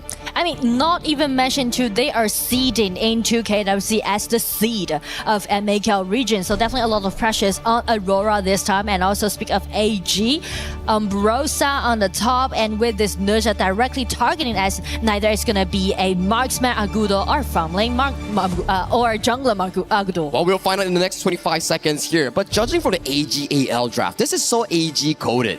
Every single hero late game. A lot of like individual performance can be seen at that point. All right, here we go. It's gonna be a Agudo marksman again on the side of JR. Oh my god. It's a signature pick as of this point. So far, yes, it's only 50% win rate. But he has been having crazy KDAs thus far on this Agudo farm lane. And if they need a surprise pick coming in for such a clutch match, potentially match point for AGAL, this is the time to bring it out if you are Aurora Gaming. I mean, the laning definitely matters a lot, right? Whether JR can build up himself a winning lane at the bottom, or they're gonna be so suffering because the way that how they're using this Dolia, trying to, take it away from the possible Yang Jin and Dolia pick on the side of AG, just kinda give them little initiation on their own side. At the very least, they have a lot of healing, right? It's kind of like a double-edged sword. A double-edged sword, but if you can land the ultimate Gorge mobilization on Agudo on the enemy, that could be some of your engaged tools potentially for the side of Aurora Gaming here. But let's bring it in towards the Gorge. Let's save the talk. This is AGAL looking for their match point in this game tree with Aurora Gaming fighting for survival, looking for that 1 point. AG already been moved into groups. This time we should put Zoe and Shen under the spotlight. Show your MKL skill, prove your strength. That's the comment coming in from Metro VSN to give more support towards the side of MKL. Saber here, looking to play a bit of disruption on towards the side of Ryan. So that's going to be a quick and easy wave clear, at the very least, for Aurora Gaming. And I feel like Ryan has already been very used to this kind of painful suffering throughout the whole matchup so far today.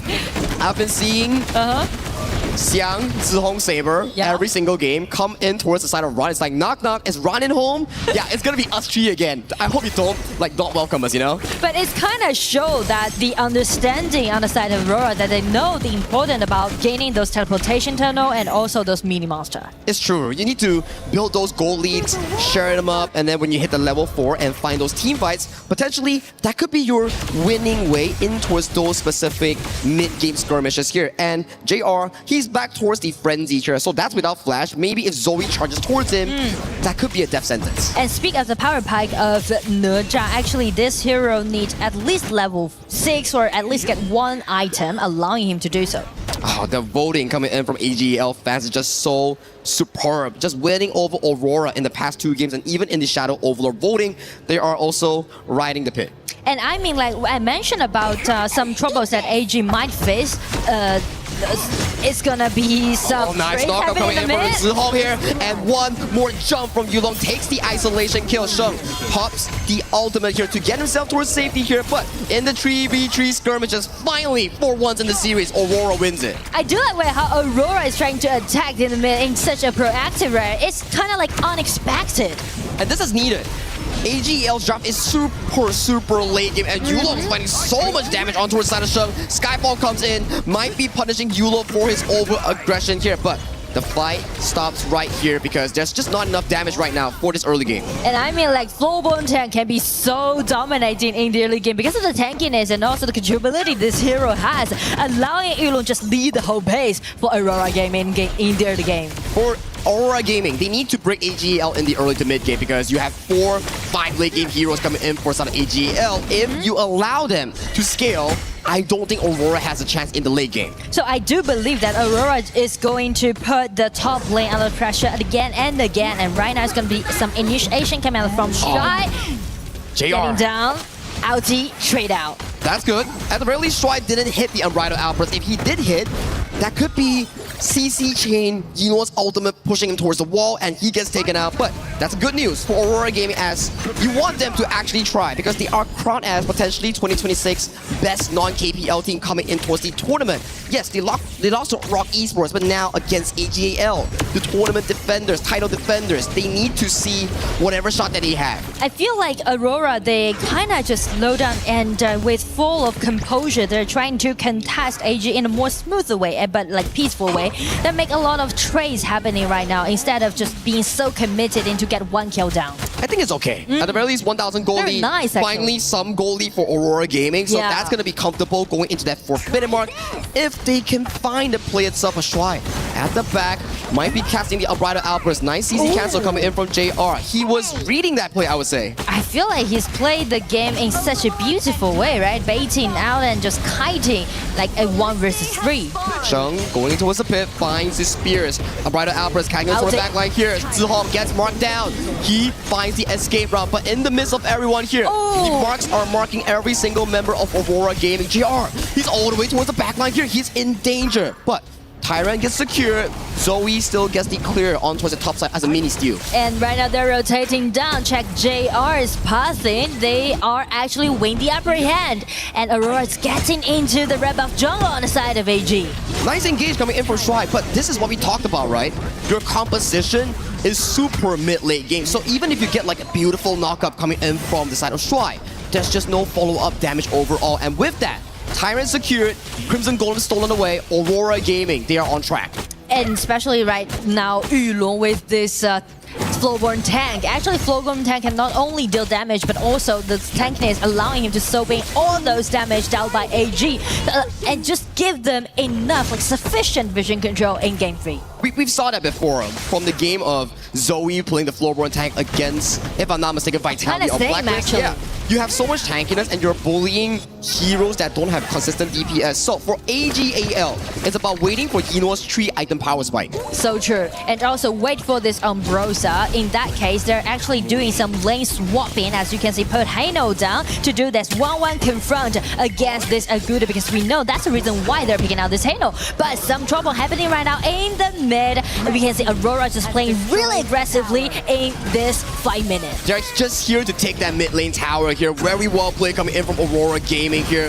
Yulong playing with his strength here. He's really tanky, but he's getting slowly but surely chipped down by the members. Undying pop by the side of Ron. Shuai is dangerously low. Nice knockup on towards no one. He does get towards Sheng, but the consistent DPS catches JR as a stray onto his side lane. I feel like AG, they just think one step ahead against Aurora, because Aurora, after they take down that tier 1 tower, this it's kind of of like, okay, mission complete, we're just gonna be feedback and we're just gonna retreat and just farm a little bit more. But as AGAL, right? Alright, towers down, but what about Jungface ulti, right? Getting in, chasing, and also Umbrosa staying undying, just putting out all those damage. The spear coming in from Sheng is what makes it amazing. Chunking down JR, by the time JR used all his spells, it's really too little today. It's like, oh no, I brought Frenzy, not the Flash, and he got taken down. I can accept any single one of Aurora Gaming falling, but if JR a late game farming falls, that could be a big news for Aurora Gaming. And I feel like from that skirmish just happened, actually just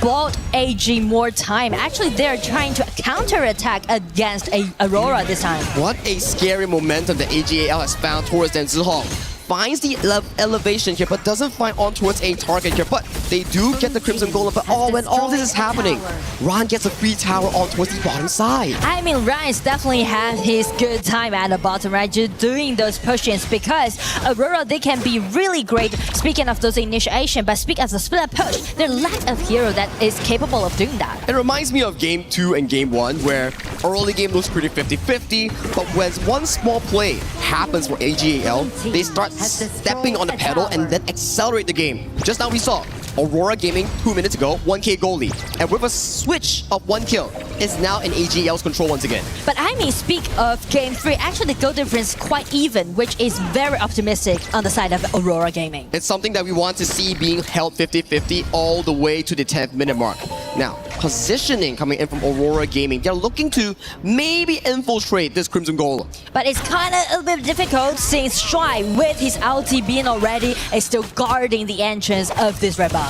Not a good choice for Aurora Gaming here. Ron finds JR in towards the backline, finds a bit of damage here just to chunk him out. Meanwhile, all this is happening. Zoe's like, you don't need me. Let me just split push towards the top side. Like exactly what Ron is doing. This is so smart from the side of AGL. And that's the experience that we always talk about that AG has, right? Because they've been played together as a team for over like 2 years right now. So coordination is definitely out there. 2 years and multiple championships, 6 KPL titles, 1 KWC title here, and towards the top side, they are not stopping. They want to invade this. Sheng, very low, can use the ultimate to go or refresh here. Xiang goes over and gets taken down by the spears as the first target here. Shuai finds a beautiful stampede and stun, taking down JR. Meanwhile, Ron with an amazing flash, silencing Yulong 4 hits and 10, and Zihong also falls. Saber, last to be available on this play, and Yiro finds the final kill. Minions are available topside. Is this the game-winning push? I mean, it only started with 1 punch, but Aurora just collapsed by the side of AG. They aced Aurora, and it hasn't been 10 minutes mark. Back to the replay here, we see Sheng stacking the initial spears on towards Xiang. Xiang is like really low right now, taking so much spear damage here. It was looking good. Zihong finds a beautiful elevation here. Purify coming in from Sheng to disengage. As of this point, Xiang has already overextended himself. 5v4. Everything goes in line with AG as they just pick up one after another. And since the battlefield is totally like separated, you can see the individual performance that we highlight back into the draft just totally being so outstanding from the replay. When no one is aiming Yinwo, he gets free ground, he gets free hits, and that is exactly what happens here. Now, 10-minute mark right now, 5,000 goal lead. I think if you're on Aurora Gaming side, you need a good play. You need a miracle. But you know what? Like, actually, they did really well in the early game, so it's kind of like everything just collapsed in one moment or one motion that they did when they play against AG. So it's kind of a little bit difficult for them. So that's the reason why they're seeking for those dragon trades, trying to buy them more time. Ron is here. He spots out this play that's happening here. He gets elevated. He steals it! Over 5 members of Aurora Gaming. That is a nightmare for the MKL champions.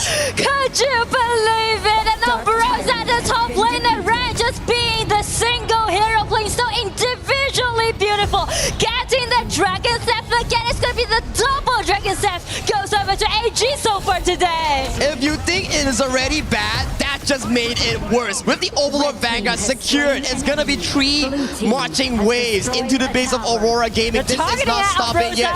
Ron gets caught by the first elevation here. He pops the Undying, wants to go for an aggressive trade. He gets isolated down. That's a saving grace for Aurora Gaming. At the very least, next few minutes will be 5v3. I mean, definitely it's going to be really frustrated for Aurora to lose that Vanguard. But they did really nice pushback, right? Targeting at Shen first and take they ran down one by one, just bought them time to clean all those vanguards and just even the game again. Take a look at this replay on how the steal exactly happened here. They didn't know Ran was here.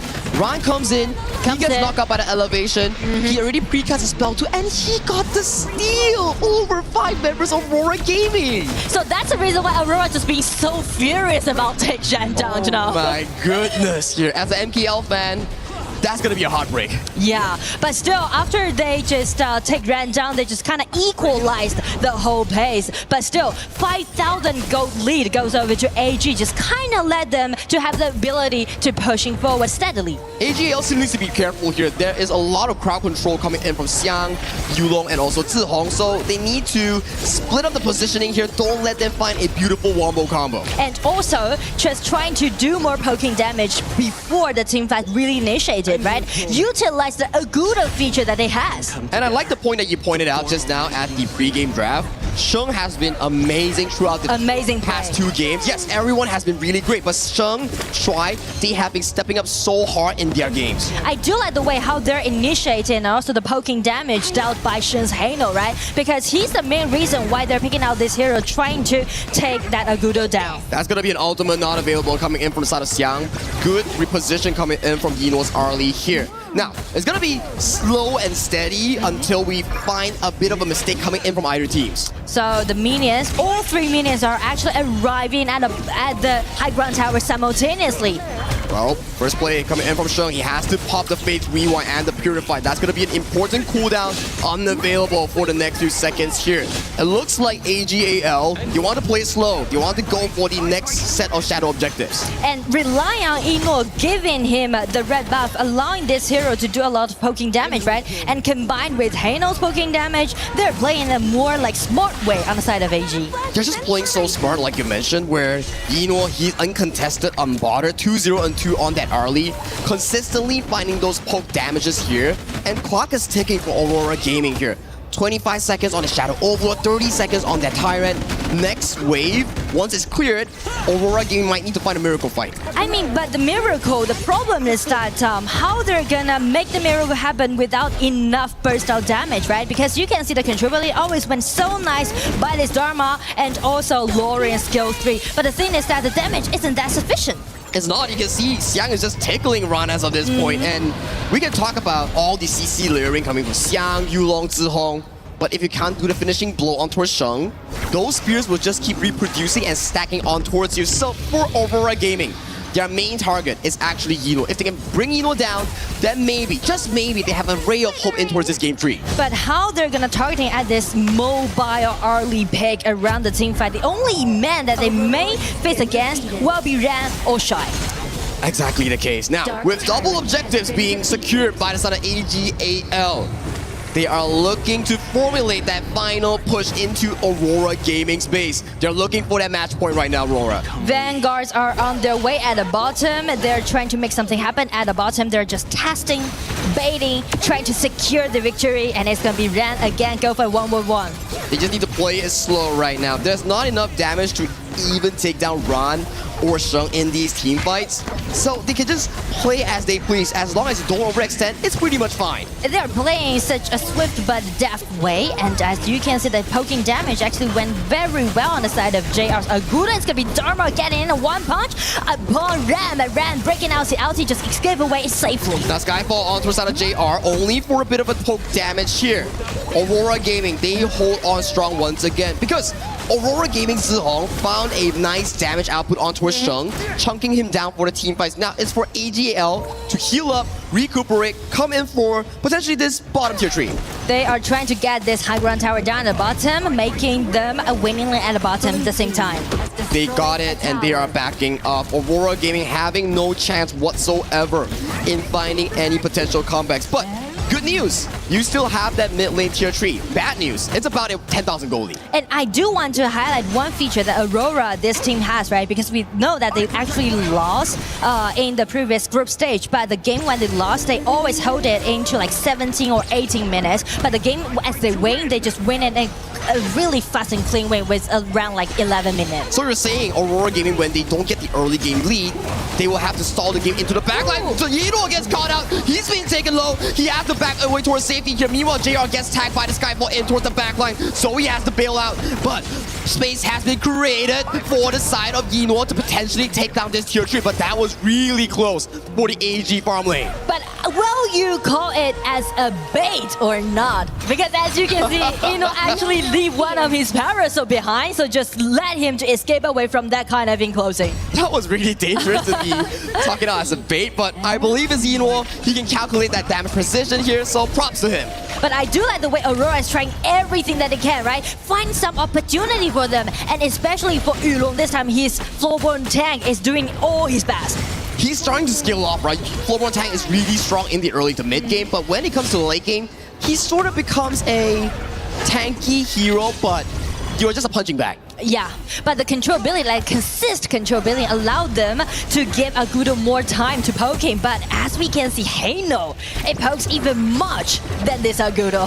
Zihong is holding really, really well for Aurora It's so Gaming. hard for him, look you at know. this. The orbs are just jabbing onto Sheng left and right. So the next big play that we might see coming from AGAL and Aurora Gaming might be the flip of the Shadow objective. At the 17-minute mark, yeah, you have the goalie, but I would say that every single player on both teams are starting to march into those late game item powers, like 6 item slots. Well, speak of the item, actually, it's kind of like all fully decked out due to both teams, so which also allowing Aurora to play it more head-to-head. Yeah, you know, finding a bit of a damage here with the help of Sheng. They want to poke down this mid-tier tree, but with the elevation coming in from the side of Zihong, it's really hard to march in towards high ground. But with the Shadow objectives, they are currently set for their sights for that final push later on. And I do like the item that Zoe just made, the Siege Breaker. It's kind of just given them the opportunity to make that last-ditch effort upon this Agudo, because the reason why we mentioned JR just plays so painful is that not only he needs to soak in all those damage down by shadow poking damage and also suffering from Zoe's kick. And he has choices, right? If he wants to go for the Agudo, he can fly in. If he wants to go for Zihong, he can pop the Splendor as well. So Zoe has a lot of options and a lot of damage in his arsenal. Not even mentioned to with that Siege Breaker and also Siege Breaker for Xiang this They time. want to one-shot the backline carries. They need Emo, they need JR. Whoever falls first might be game over. Wow, it's gonna be the time for AG trying to enclose the game. They are just sending all those vanguards all 3 lane. Ambrosia on his way, Ran being one of the threats. Oh, Hino has to dodge the first elevation here, but beautiful Brighter outburst coming in from Shuai, taking down Zihong without even him using his flash or Splendor here. In towards the base, Ron is still alive, has the Sage Sanctuary. Crystal is exposed. Hino gets taken down by the side of Xiang, but 3 members are down. JR is still looking for the game, winning defense, but it's too little too late as the Crystal is exposed. Ron gets the final hit for the game 3 match point for AGAL. I mean, it went so chaotic at the last team fight, but it went so well. AGAL. 3 wins in a row, directly putting them into the match point. And we also see growth from time to time coming in from Aurora Gaming. Game 1 was a speed blitz coming in from AGAL. Game 2 started being better. Game 3 started being better, but time is running out. Next game is your final shot. I mean, like, it's always going to be a little bit too late for Aurora to do the pushback. At the last team fight, we almost thought like, oh wow, is it going to be the miracle happening that we're seeing? But AGAL just denied it. And Zihong, he got caught by Shuai Zhangfei's ultimate. He couldn't click the flash. He couldn't click the Splendor. He was taken down. If Zihong was there in the final fight, maybe, just maybe, Aurora Gaming had a chance to defend the Crystal. But we mentioned about maybe so many times today when they play against AGAL, and also a lot of maybe really happened in the previous early game, right? You can see that the Floorborn can make a lot of things happen, but this time I would definitely give my credit to Ran, the Ambrosia. Check out the Dragon Theft, and also the last team fight, Ambrosia just coming at the rear, causing such a great damage down and also threat upon Aurora Gaming. Oh my god, you remind me of that play, the Overlord. If it went over to the side of Aurora Gaming, if it could have led them into maybe later stages of the game without losing the outer turrets here. But these are the few moments that one small play coming in from AGAL expanded the game indefinitely. That gave the lead to AG, and this steal, oh my goodness. Why do you always do this to us? But anyway, you can see like we are representing all our audience to see the hype. And the hype is continuing as we pass it over to Randy and the panel. You guys take it away. Thank you, Sagi and Nora. We'll never apologize for seeing some good emotion to kick off what is an amazing series. And now, as I say kick off, I'm reminded that we're only one game away from match point. Elation there for Aurora Gaming in some moments, but they can't put it together quite yet for a victory. It was AGAL who take the win yet again, but not for the fact that Aurora also defended stalwartly for so long. These games keep getting longer, Chantel and Ken, and the benefit of seeing this is it feels like Aurora is putting some of the pieces together. It's maybe the wrong version where you're kind of on the back foot still and you haven't gotten the tempo yet that you want to where you're making AGAL respond to you as much. But man, it's not easy. This is not an easy game. These are two talented teams giving it all that they have. Definitely not easy, specifically for Aurora Gaming, and it was perfectly put by the casters. They're saying that for Aurora Gaming, they're slowly building that momentum. It's just that for AJAL, they're currently at a match point, but it all boils down again to the execution when it comes to on how to finish the team fights. Because if you look at the total hero composition of Aurora Gaming, it means that they want to focus on the crowd controls. You have the Agudo, same with the Flowborn. So there was a bit of a flank attempt on most cases, specifically on the early game. It's just that it was answered by the Neja pick of AG. So every time Aurora Gaming wants to go for an initiation, you have the Neja on the clash lane doing the split push, then it becomes the superhero of the team fight. Here comes the superhero, here comes Superman, and ends that team fight with a win. Yeah, and actually Ron was actually doing a lot of the split pushing himself, but it was more of that Aurora Gaming, they came out firing, right? This lineup is kind of made up for that, and that's what I expected Aurora Gaming to do, was continue to steamroll, but AGAL are like, no, we're a late game composition, we're gonna weather this storm. And of course, when Unuo gets an Arlie, I was like, GG, go next. Yeah, the Arlie and the Diadea, a combo that has been used a bit, and I was talking about it earlier with Isaac, he was pointing it out. They didn't care about that. The first pick came through. Is she that strong? Yeah, no, well, she's incredibly strong with Unuo, right? Who's not, mechanical, though, I guess, right? But no, very mechanically difficult hero. You make one mistake, you're out of position once, you're just gonna be decimated, right? And Unuo, you just saw multiple times in these highlights where he just barely survives because he knows the absolute limits of this hero. And you know, I also saw that being a team effort, Chantel. There was no moment that he was isolated for too long. You saw somebody on the roam coming over to support somebody in the clash lane. You mentioned the Naja having presence everywhere. Part of that was that we're not going to leave you out here isolated because you're a win condition for us. Yeah, definitely. And for most cases, it's more on the familiarity on the side of AGAL. I mean, everyone is moving swiftly all throughout the map.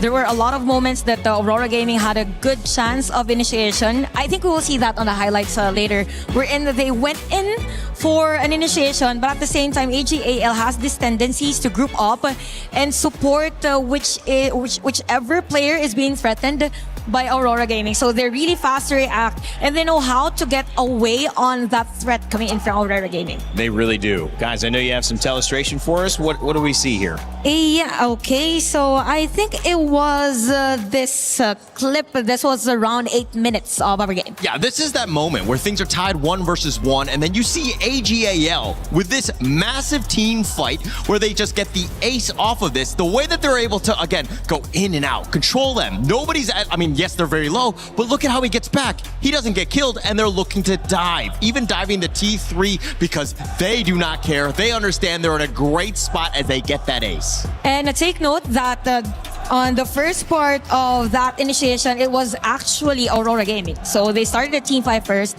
That's why we said that for AG, they know how to somehow switch the tempo of the team fight, probably go for the counter initiate. They have this tendencies to group up and win that take against Aurora Gaming.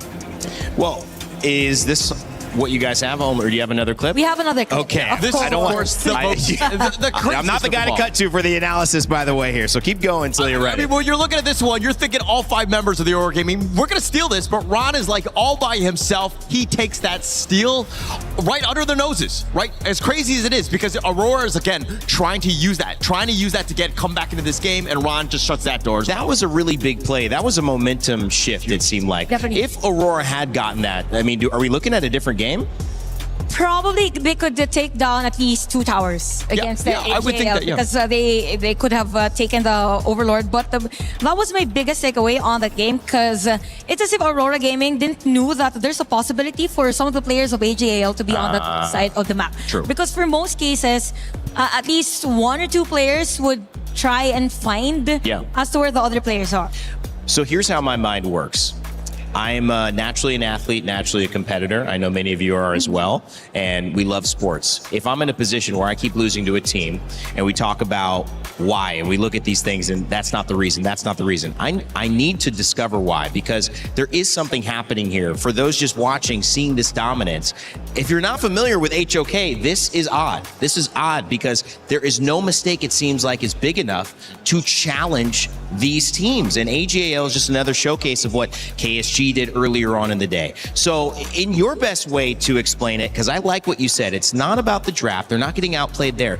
It is the execution. What is it about the execution that you've seen AJL be so crisp with that is creating these continuous leads and wins in these series? Let me try to create an analogy for this one. I'm looking at this like chess. Okay. Right? You're going up against the grandmaster, right? He's seen everything at the end of the day. You might be able to have a good early start. You might take some pieces. You might have a little bit of an advantage. But at the end of the day, when that mid-game happens, the transition, he's had so many years of experience that he's able to kind of like wushu whatever you throw at them, right? So it's about that execution. I like that. I talk about it all the time, but again, it's just more years of experience. That is a great way to visualize it too, because I think anyone walking in the street sits down at a park, you know there's somebody who's a grandmaster. You're not expecting to beat them, even if you play them 100 times, right, Chantel? Yeah, definitely. And I think at this point for Aurora Gaming, the biggest problem is after winning a team fight, what's next? Right. It's more like them just focusing on early aggressions. Yeah. It's more like them focusing just on the warm-ups, but not what's next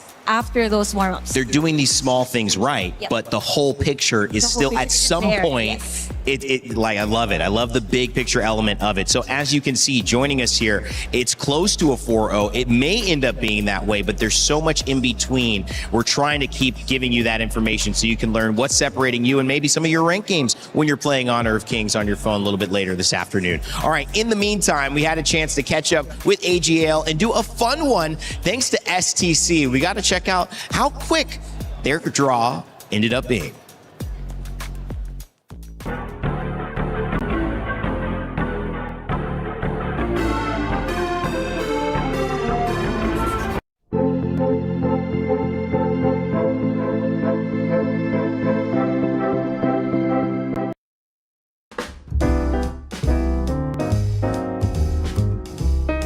Hello， 大家好，我是02，来到我们 EWC 的特别节目啦。今天我们邀请到了钟毅和大帅，我们先请两位打个招呼。Hello， 大家好，我是 AJL 钟毅。Hello， 大家好，我是 AJL 大帅。两位还在倒时差，是不是现在有点活人微死的感觉？其实今天已经把时差倒过来了吧，睡了10多个小时，但是还是没睡。哦，睡了10多个小时啊，还可以啊。那大帅这边呢，感觉好像精神头要更好一些。就是我也准备等着回去补觉了。都等着回去比较好。那我们今天这个游戏也非常的快速，跟两位说一下，我们面前有一个正确与否的2个牌子，所以我们今天感觉是在做一些判断题。当我说出了这个题目之后的话，你们需要快速做出反应。时间了，我们直接开始 ，True or False。第一题。补刀最后一击击杀小兵可以额外获得50%的金币。3、2、1。OK， 你们可以给镜头展示一下，到时候怎么有点犹豫呢？我们一会儿就是不能互相偷看啊，要看上我们的镜头哈。好，第一题回答正确，我只看镜头。好，第二题，对，看镜头啊。后羿是全游戏基础普攻射程最长的英雄。3、2、1。哎，你刚刚先拿了这个，然后换成那个，什么意思？因为我在思考加罗的1算不算，然后一听感觉你说的是基础普攻，我就说算啊，这道题是错的，就是伽罗，所以他错了。你本来你不是说基础普攻吗？对呀，你要相信自己。这1技能不算技能吗？就是他打开那个1技能之后，他也算他的普攻射程不就变长了，对吧？他也算让他打开那个，所以你本来第一时间是对的。因为我想的是你说的都是基础普攻。你要相信自己，对，他也算他的普攻了。好，来下一道题，大乔使用2技能将队友传送回基地时，会清除该队友身上的负面效果的异常状态。3、2、1。哎，这道题来给镜头展示一下，有一点分歧，来吧，你们各自陈述一下。可以吗？我记得是可以的吧？大乔之前的技能都是可以，我记得。是可以的，正确啊。可以吗？他现在领先了啊，终于。白起的被动技能在受到伤害时有20%的概率自动触发一技能血之回响。哎，有一些分歧，来 battle 一下吧。那是一技能的被动啊！他转圈是一技能，好像是啊。对啊，我是说的一技能啊。啊，你说的不是他的被动吗？我说，等一下再听一下题目哈。白起的被动技能在受到伤害时，有20%的概率自动触发一技能。那肯定是错的呀。你来 battle 一下。被动啊。啊，你来 battle 你说的那个技能效果是一技能带的效果。对啊，我是说的一技能，但是你觉得我要说一下一技能？我不学一技能，他不学一技能是可以啊。OK， 那大帅还是暂时领先。来，咱们最后一道题哈，和钟无艳对同一个目标触发石化效果的冷却间隔是10秒。啊？回答啊，两个人回答正确了哈。钟无艳的话，他的被动石化对同一个敌方英雄在8秒内只能生效一次，而不是10秒。大帅这边要领先一些哈。OK， 那怎么样？两位我有奖励吗？有奖励的。你想要什么样的奖励？是综艺给你发奖励。OK， 好，那我们谢谢两位，我们比赛再见啦，拜拜。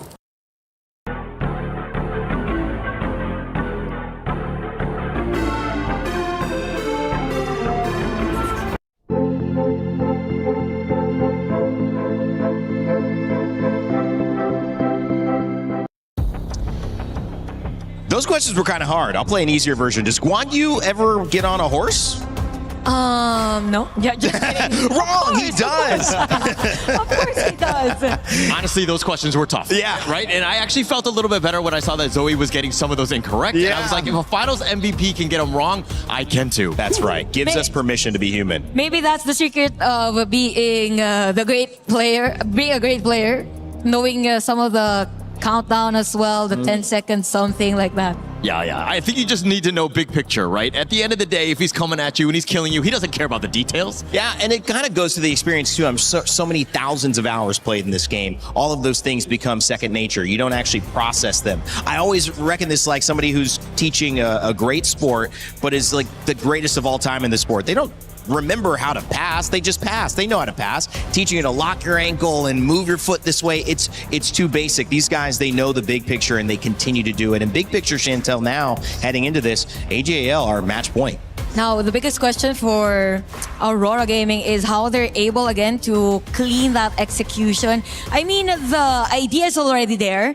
It's just that they need to clean up whatever, do the housekeeping as much as possible. It's like that one big team fight changes and alters the entire game. And they're playing defensively and they're not allowed out of their base, right?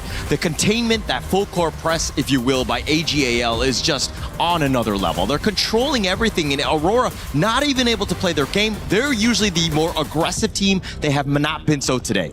Well, one game to decide if this continues on or if AGAL will be booking their ticket to the semifinal. Let's send it back over to Sagi and Nora to close us out or keep us going.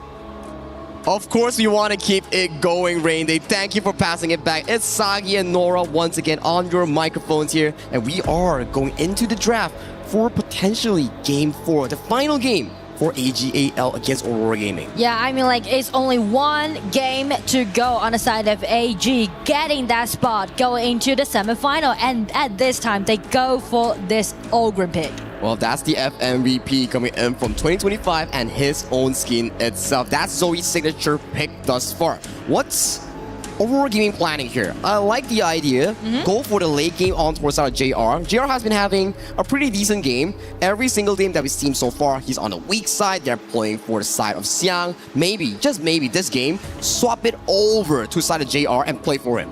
Yeah, so this time, actually, they are holding this JR to play a channel, which means that everyone just being play around him, right? Just build up a really tanky front lane, trying to play around JR. That's going to be the strategy for them to do so. And also, I do appreciate this Anat pick because I do think Anat is kind of OP in this patch. And it's going to be the first Anata play down by Aurora so far in KWC. And this is the interesting way, right? Why do we say that Anat is actually really strong? Yes, you have the ultimate that is an AoE clanks like Zhuangzi, but you can engage with it. We have seen so many players throughout the entirety of this tournament in KWC. F1 from Vitality, Ze from GK. They play this hero flawlessly, and coming in for a decider match, it's time for Aurora Gaming to bring out all your secret picks. Whatever you have planned for semifinals, forget about it. Bring it right here, right now. Yeah, exactly. You know, this kind of gives me the feeling that this is the first Anat appearance on the side of Aurora. We mentioned about 3 cards already being wasted, right? So is it going to be their secret weapon in Game 4? There's no rejection on that question. It has to be. If it's not, then it's a ticket home for Aurora Gaming as a top 8 exit. So it's a bit of a heartache if you're an MKL fan, but they need to find something here. They need to. And speak of that, maybe they're just using some tankiness that they can have, right, to play around JR this time. But as we step to AG's draft, you can see, like, because they're only 1 point away from that spot, so they're trying to solidify the whole composition, picking out this Ao-Yin at the bottom, and also the sustainability that Dai there with this Ogren has, allowing them to gain a lot of vision control and do a lot of invasions. And Devara on the top. This time I wouldn't think that Ran is going to suffer in the early game because of the Devara pick. I think we have to see the final pick coming in for the side of Xiang here. Okay. So far throughout the entire series, it has been multiple players playing with Xiang, Yulong, Zihong, and also Saber. They're like repeatedly knocking on towards Ran's door. It's like, hey buddy, you're farming, let me disturb you for a bit. And then they bail out with the teleportation sprite. But this again is the AGL playstyle. 1, 2, 3 late game heroes, and they are solely relying on the strength coming in from Zoe and Shuai to equalize out that early game. And if I want to put one man under the spotlight in Game 4 on the side of AG, I would say it's going to be Shen playing this new one, because we already seen how great that Shen played so far in today's matchup, right? Not even mentioned to New Is kind of like one of his signature hero, and kind of promising that they can grab a clean and secured win in their match point. It's a bit of a heartbreak here, and if you are on the side of Zihong, JR, and Xiang, this is not the first time they have faced Yinhuo. Back in 2024, where we had our invitationals mid-season, when Yinhuo won his first EWC title, he was matched against LGDMY, and that was the roster comprising of Zihong, JR, and Xiang. But when this last game, is this the final one that Aurora Gaming will be playing? Because to me, AGAL in this Game 4, if they can hold to the late game, this will be a clean finish for the defending title champions. So ladies and gentlemen, let's just dive right into Game 4. Well, it's going to be AG grab that spot, get into the semifinal, or it's going to be the first Aurora Gaming that they can play against AG by winning 1 point. We have yet to see any KPL teams drop a single point to global teams in this year. So we are still waiting for that. Maybe it's this game, maybe it's not. Who knows? Let's check it out. Just check the bottom first. You can see AG already win the upper hand by this duel. The idea and Ao-Yin definitely gonna do good. And it's gonna be another 1-1 melee fight on the top. Oh, no flash onto the side of Ran. Gets knocked out by the skill 2 coming in from Zihong, but he finds the counter kill onto the side of Xiang. I mean, that's what I said, right? Ran, by using all those heroes he played in the previous match, was definitely gonna be a little bit painful in the early game. But with Devara, he's gonna shine out. And take a look at the replay here. A frenzy pop coming in for the side of Ran. He gets caught by the early game damage from Zihong, but the refresh and the skill 2 stun lock made sure that Xiang couldn't find the flash escape. Yeah, these detailed mechanics that Ran did, allowing him to get the first kill, even actually made it as a solo. Oh, that was just beautiful stuff coming in from Ran. First 3 games for the side of Aurora Gaming, it was always about targeting Ran, and this time they brought one less member, which is Saber. He made a 1v2 outplay against that. So that's kind of a little bit troublesome for Aurora Gaming to do, because already they're facing 1,000 gold deficit.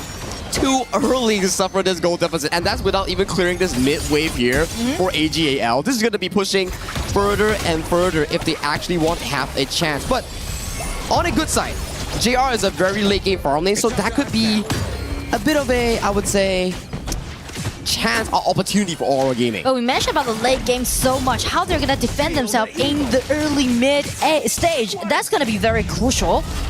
Oh, aggressive. And advances going in. We do see Shuai coming in down for JR. That's a beautiful knockup into the CC lock. And JR falls. This is because JR had to burn the flash prior to this play.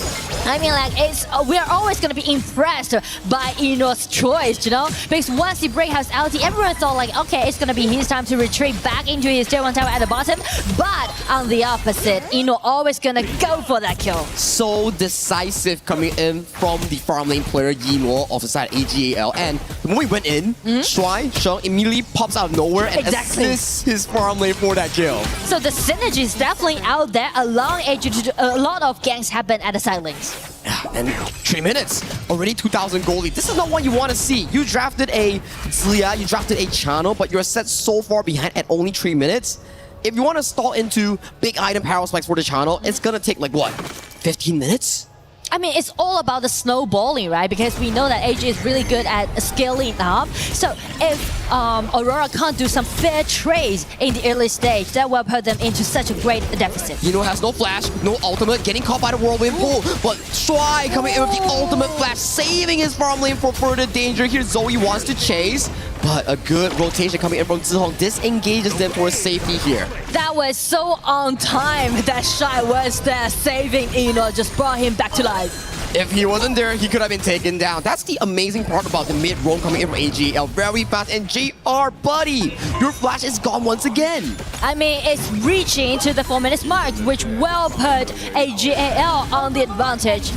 The only good part, Yulong is actually farming really fast compared to Zoe. That's the level advantage. But if we elevate our eyes to the gold lead, 2,000 still. How do they come back from this? Well, I would say that's something to do with the ideas, actually, you know, because the ideas ability, right, allowing him to steal away some of the goals on the opponent's side and just accelerating AG's farming pace. JR has no flash. The teleportation comes true. A lot of damage laying down onto his JR. He's so low, but infinite fastness coming in from Eno, taking him down as the first initial kill. That's not all. Ron comes down, pops the Millennium Echo towards the backline, finding Yulo for a 1v1 play, but Saber in the midst of 5 AGAL members. This is absolute domination from all gamers. I mean, AG is definitely destroying their opponents from the bottom side. And could you expect that that's what's an initiation coming out from the idea from Shai? The moment he saw JR without flash walking in his own jungle, he's like, Sheng, watch me. He drops in, he gets the crowd control, and Eno goes in for the finishing play. Such a beautiful coordination coming in from AG. Like one motion, one movement needs to be done, then everyone just coming for backup. Aurora Gaming, they're losing confidence thus far in this 5th minute mark. It's such a crucial game. I feel like the last game that they played, it's kind of be a little bit frustrated. So the way that played is kind of showing that I'm not sure about if their mindset still keeping on there or not. I think at this point for Aurora Gaming is for the enjoyment of the game. See how far they can actually stall against AGAL. Because with this control, with this line of the AG has drafted for themselves, it's super late game, but with this super late game draft, AG still managed to find the lead of already 4,000 at 6 minute mark. So back on track, if they want to hold it on, we will say that Yulong's monkey with this and that. Firstly, like just guarantee that they still got the vision control against AGAL and let Channel to have more time to farm up. Correct. We need Channel to be level 15. Zihong pouring some EXP towards him. Some big key items here. So they need to stall the game. 15 minutes, 17 minutes, that could be their game-winning timer.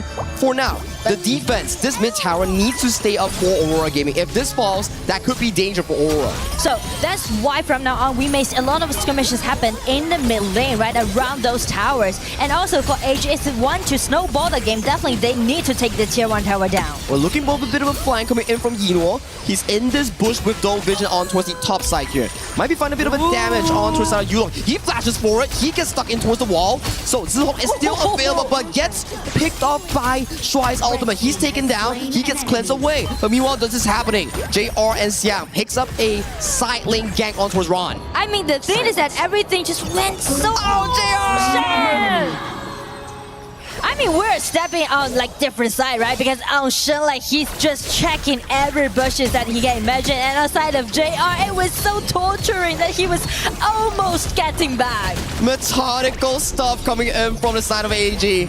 They chunk out Zihong, they chunk out Saber. They're looking for the mid lane tower here with that minion wave pushing towards top side. Tier 2 is down as well, so this mid lane tower if Aurora Gaming wants to die defending it, it's goal lead for AGAL. If they don't defend, it's also goal lead for AGAL. And I mean, because of the goal lead already reaching to 5,000 goal lead advantage of AG, just allowing them to do a lot of individual showcase, right? In the previous 3 matchups, if we've seen the microwaves, micro-lanes, if we've seen those pushing lanes, if we've seen those team fights played by AG, this time it's gonna be individual showcases. Side lane Ron was a solo kill, remember? And then Sheng pushing out those visions, and Shuai has been amazing on those Diadia engages here. So for Aurora Gaming, what is the plan? I need a plan from you guys. If you guys want to stay in EWC, you guys need a plan. But I'm not so sure if they can guard the tier 1 tower or not, because Monkey, being a little bit vulnerable right now, is trying his best to clean all those minions. Topside, Xiang goes in for 1v1 against Ron. He doesn't have flash. Sheng is ready here. Meanwhile, mid lane, Yino gets taken down in the midst of everyone. 1-for-1 trade once again. Thunder resolve times 7. That means Ron is in it. He's refreshing fast on those spell ones. It's gonna be a 1-1 trade, is because like Ino also be denied on the side of Aurora, allowing them to get their tyrant and make some consolation effort. I think what happened essentially for the Aurora and getting Ino is the flash engage coming in from Saber on that whirlwind to CC lock Ino. Potentially we'll get a replay later on to check out what exactly happened. Shuai engages onto his Saber, has to back away. But so far, it's quite equalized around the camp. But check the bottom, it's gonna be a 3 versus 1. I think like JR's in trouble. And JR got taken down in that official play. Topside, this is what happened towards the side of Xiang. He gets taken down in a 1v2 situation because Sheng has been always looking on towards the map, and that was a good gang coming in from Sheng once again. Replay is Sheng, live is also Sheng. I mean, once again, Sheng plays so well today. So good. Oh, Xiang. Okay, it's a 1v1. Shuai is already here. Coming in. He still has to flash. Xiang might be caught in a midst of a 2v1, taking a lot of damage. But Aurora's also on their way. But still, it's gonna be a denied on Xiang. So actually, Aurora, they're trying to rushing to make a lot of things happen. Yeah, and this 10-minute mark right now, without Xiang, they can never actually contest for the shadow objectives here. This might be the downfall of Aurora Gaming, MKL's champion, in the next few minutes. But can they suffer from that? Can they still holding to that? Because you mentioned that the game that they lost, they even make it to 17 minutes. But right now, JR trying to make some HP trade happen. That was quite decent, but he's flashed also before some. At the very least, Shuai has a lot of healing, right? He's pumping up Yino back to full health. 10-minute mark, Yino securing his 3 items. Oh, he gets taken down dangerously low. In the meantime, Shadow Tyrant will be secured by the side of AGAL. Because of the gold difference, right? Like 5,000, even make it to 6,000 gold lead. As a scaling is always so entertaining to see played by AG, but also so torturing when we're looking at Aurora. Yeah, you won't be feeling good for Aurora Gaming. Your win condition channel is 0-4. Your side lane game potential Xiang is 1-3. So they're scratching their head to see how they can actually delay this game to even longer, like the 17-18 minute marks that you mentioned.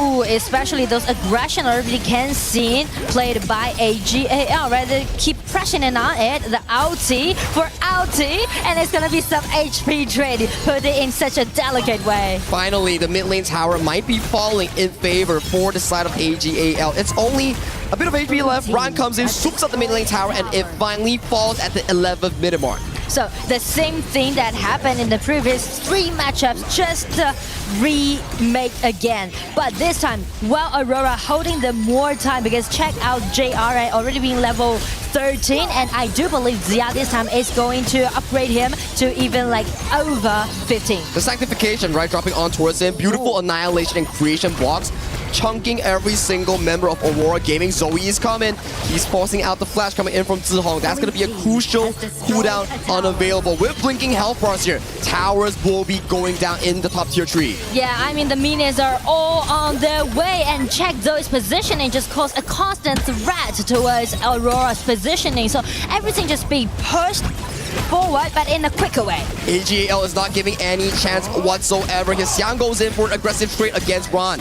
Gets pushed back by the bittersweet farewell coming in from the side of Shuai. Clock is ticking. Overlord will be going down soon, and Aurora Gaming's time in KWC might be over soon. But again, they are trying to make something happen. It's going to be some ulti trade course, out Ino's ulti, and since Shy's flash is not available, it's gonna be a good sign for Aurora to try and buy more vision control. Very good respect coming in from AGL. They're like, okay, Ino gets taken very low. Let's wait for Stry to come in and heal all of us first before we continue to do the Shadow Overlord. It's like, we don't want to give any single shot for Aurora Gaming to make a comeback. I mean, the stability that they want to play and also the trust they give to Ino.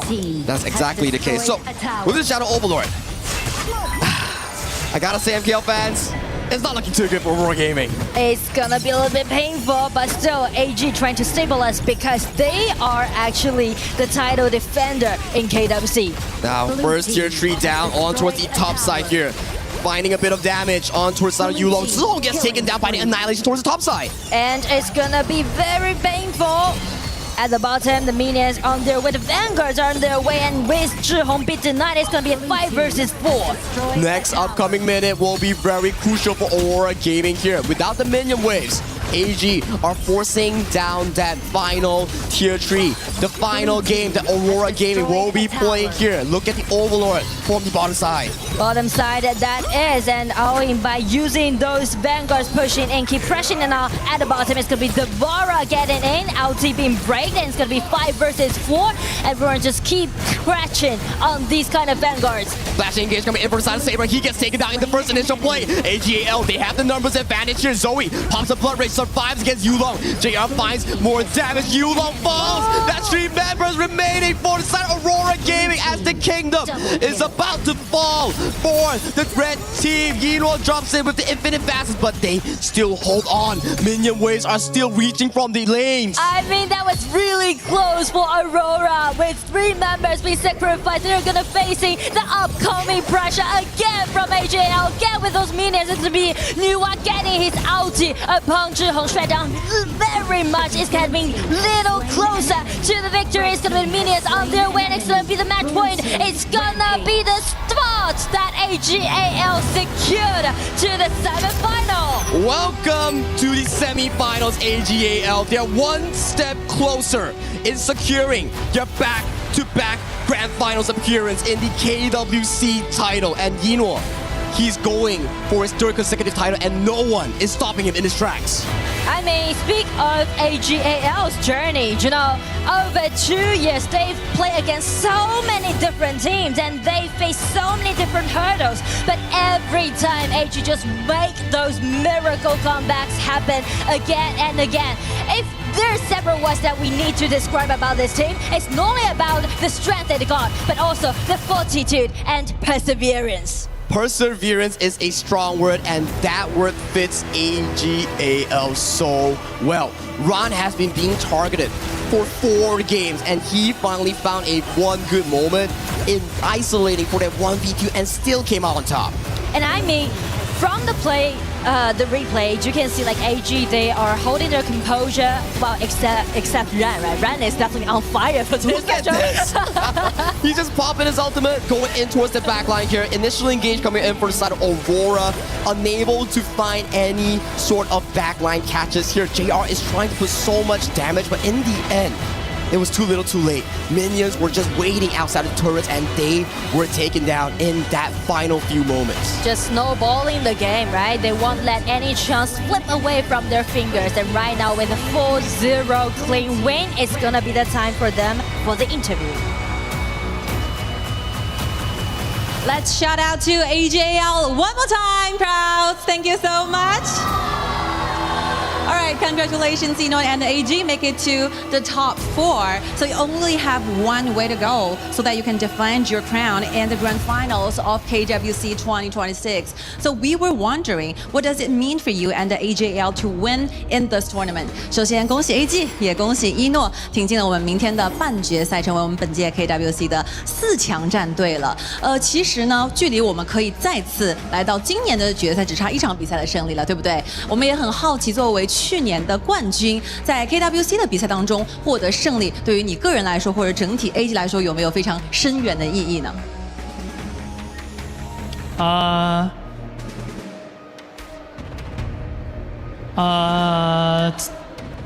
一年之中很少打国际赛吧，然后希望能取得一个好成绩。All right, so we don't have that much of an opportunity to have an international worldwide tournament within a year. So we cherish this opportunity very much. We hope we can do our best in the following up matchups. So next matchup, you're going against Rock Esports. Their roster actually took one game away off TT Global last year. So what will be the things that you need to be done to make sure that this doesn't happen to you tomorrow? 其实你们明天的对手 Rock Esports 他们非常强，并且他们在去年的比赛当中和 TTG 的对决当中，他们获得了一局的胜利。所以从你的眼中去看待这个问题的话，你觉得明天 AG 需要做好哪些事情？所以这样子的剧本不会发生在你们身上，你们可以拿到一个更安心的胜利呢？我觉得不会吧。我现在对阵国外队还是100%胜率。Wow, I think it won't happen for us and for AJL because till this very moment, I have a 100% winning rate going against the international teams and on an international stage. They feel very confident about this. And I've noticed something very interesting. Your whole family was here. They were actually sitting down here supporting you from China coming to Paris. Hi.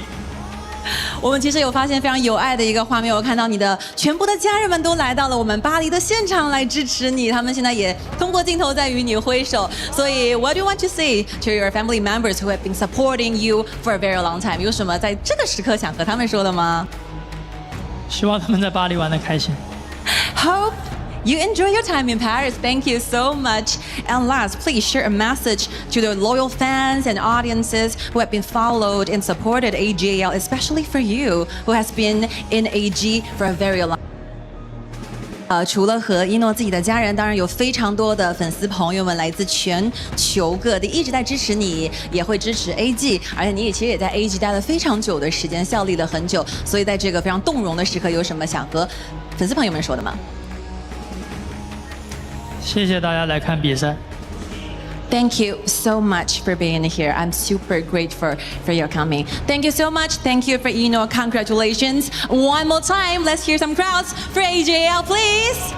And now, this will be the time that we welcome all the members from AG to join me on the stage. Follow me. 来 ，AG 的选手们，让我们共同迈向属于你们个人的荣耀时刻。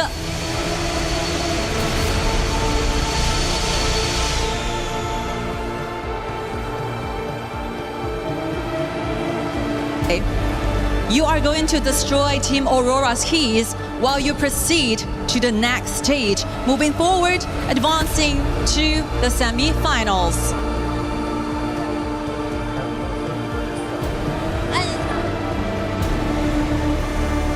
One dream ends here while the other journey marches on, because everything is earned here in KWC.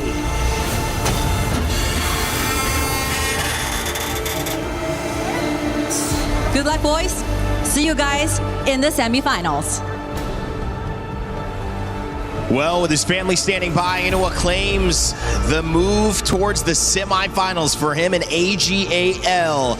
As the world watches on, the KPL showing their dominance yet again, and the defending champions defending their title as appropriately expected here at EWC. It was a day of dominance. There is no other way to put it. And while a lot of these regional teams and challengers showed that they could muster up an incredible draft, incredible moments, it wasn't a full enough test that could challenge our current teams that are standing at the top. And of course, that would be KSG, that would be AGAL. They go on to live another day, but the semifinals, the finals, those are still in store. Those may tell different stories, so don't think it is over just yet. There's still a lot to do before they claim their title back, or we see a new title holder here at KWC.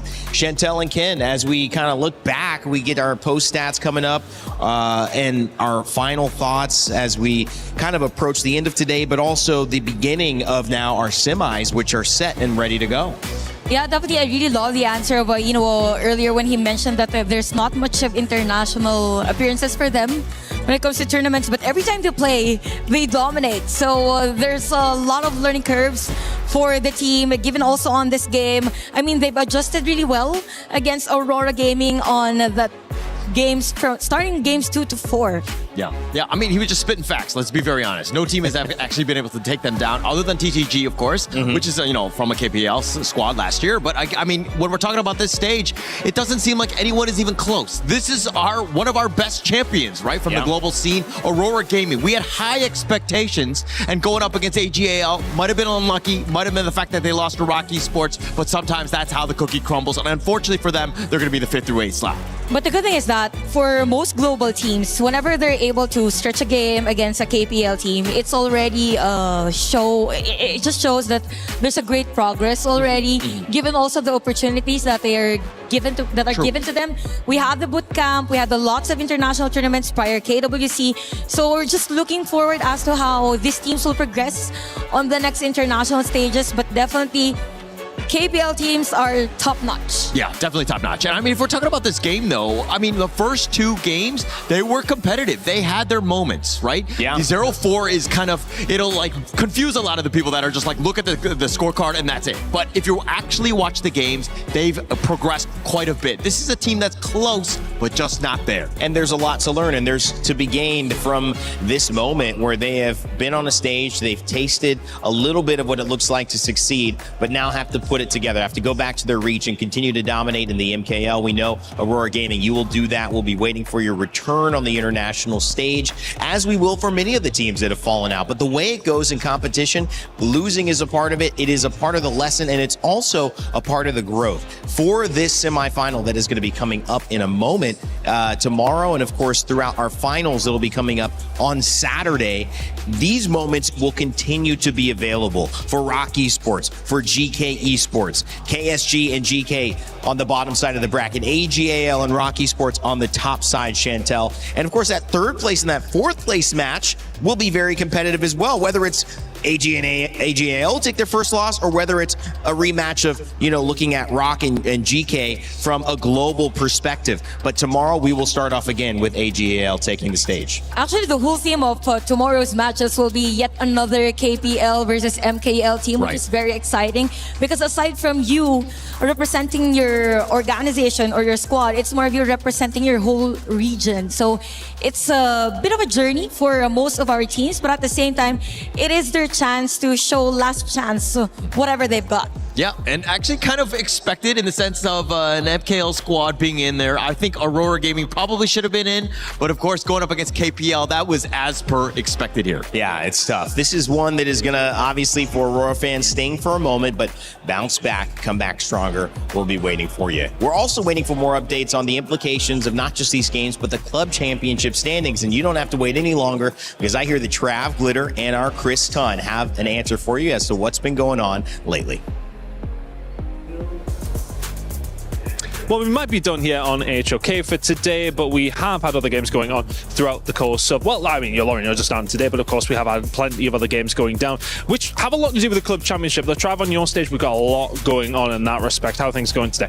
Yeah, so we started up yesterday in the Allianz Vault, and it was very much a story of Team Falcons. They brought 4 players yet again, just like they have in the rest of the competitions over in the Allianz Vault. So heavy investment, I'd say, from Team Falcons over there. Unfortunately for them, a lot of them were placed in the same group. So we had 3 Falcons players in the same group, kind of forced to play it out, knock each other out, but 2 of them made it through. Atif was the only one who didn't manage to get through to the day 3.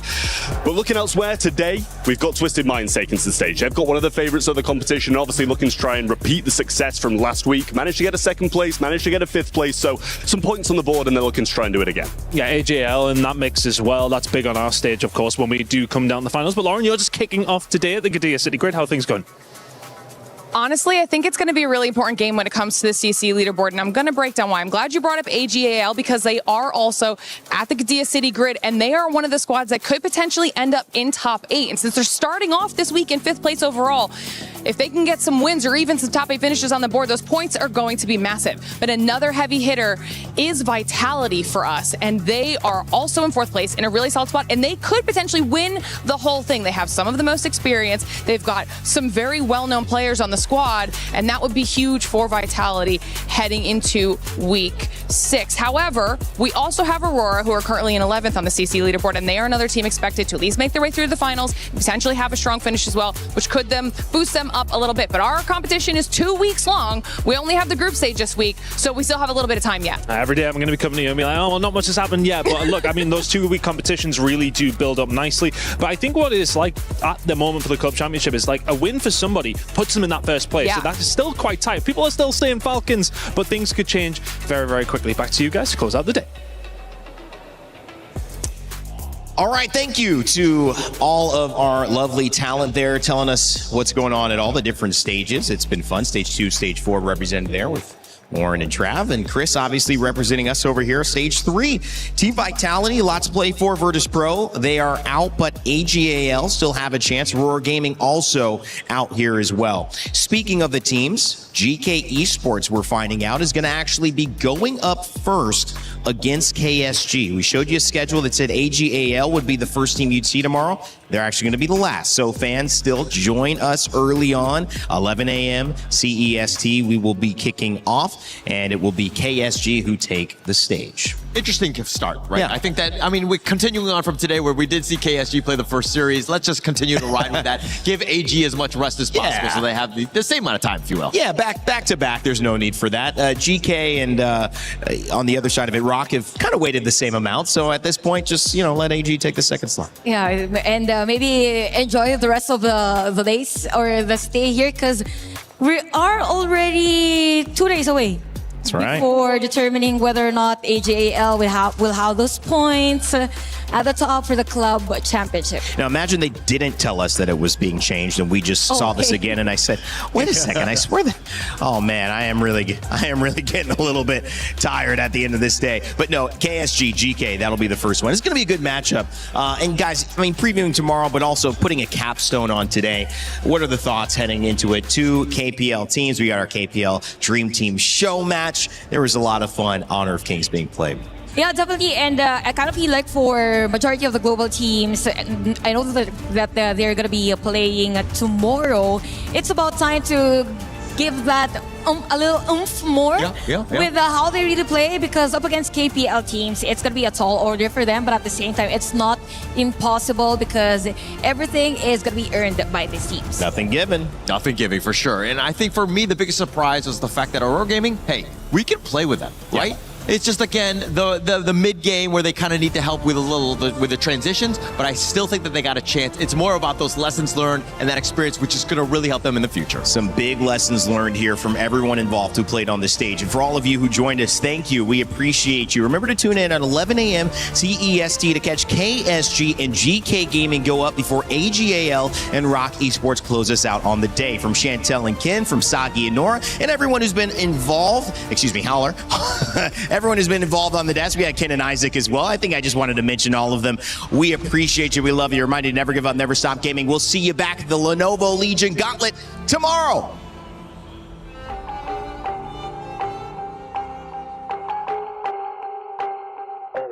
Got our minds made up because we were born to be contenders. With trials on your head, you know we never will surrender. Gonna be bold, gonna stand a little bit taller. As long as we are here, we can go a little longer. Caught up in this fight, now we're chasing every victory. Feeling every move, yeah, we're writing out the history. Running to the light, feeling calmer than a river. Ready for the fight, we go harder, we go bigger.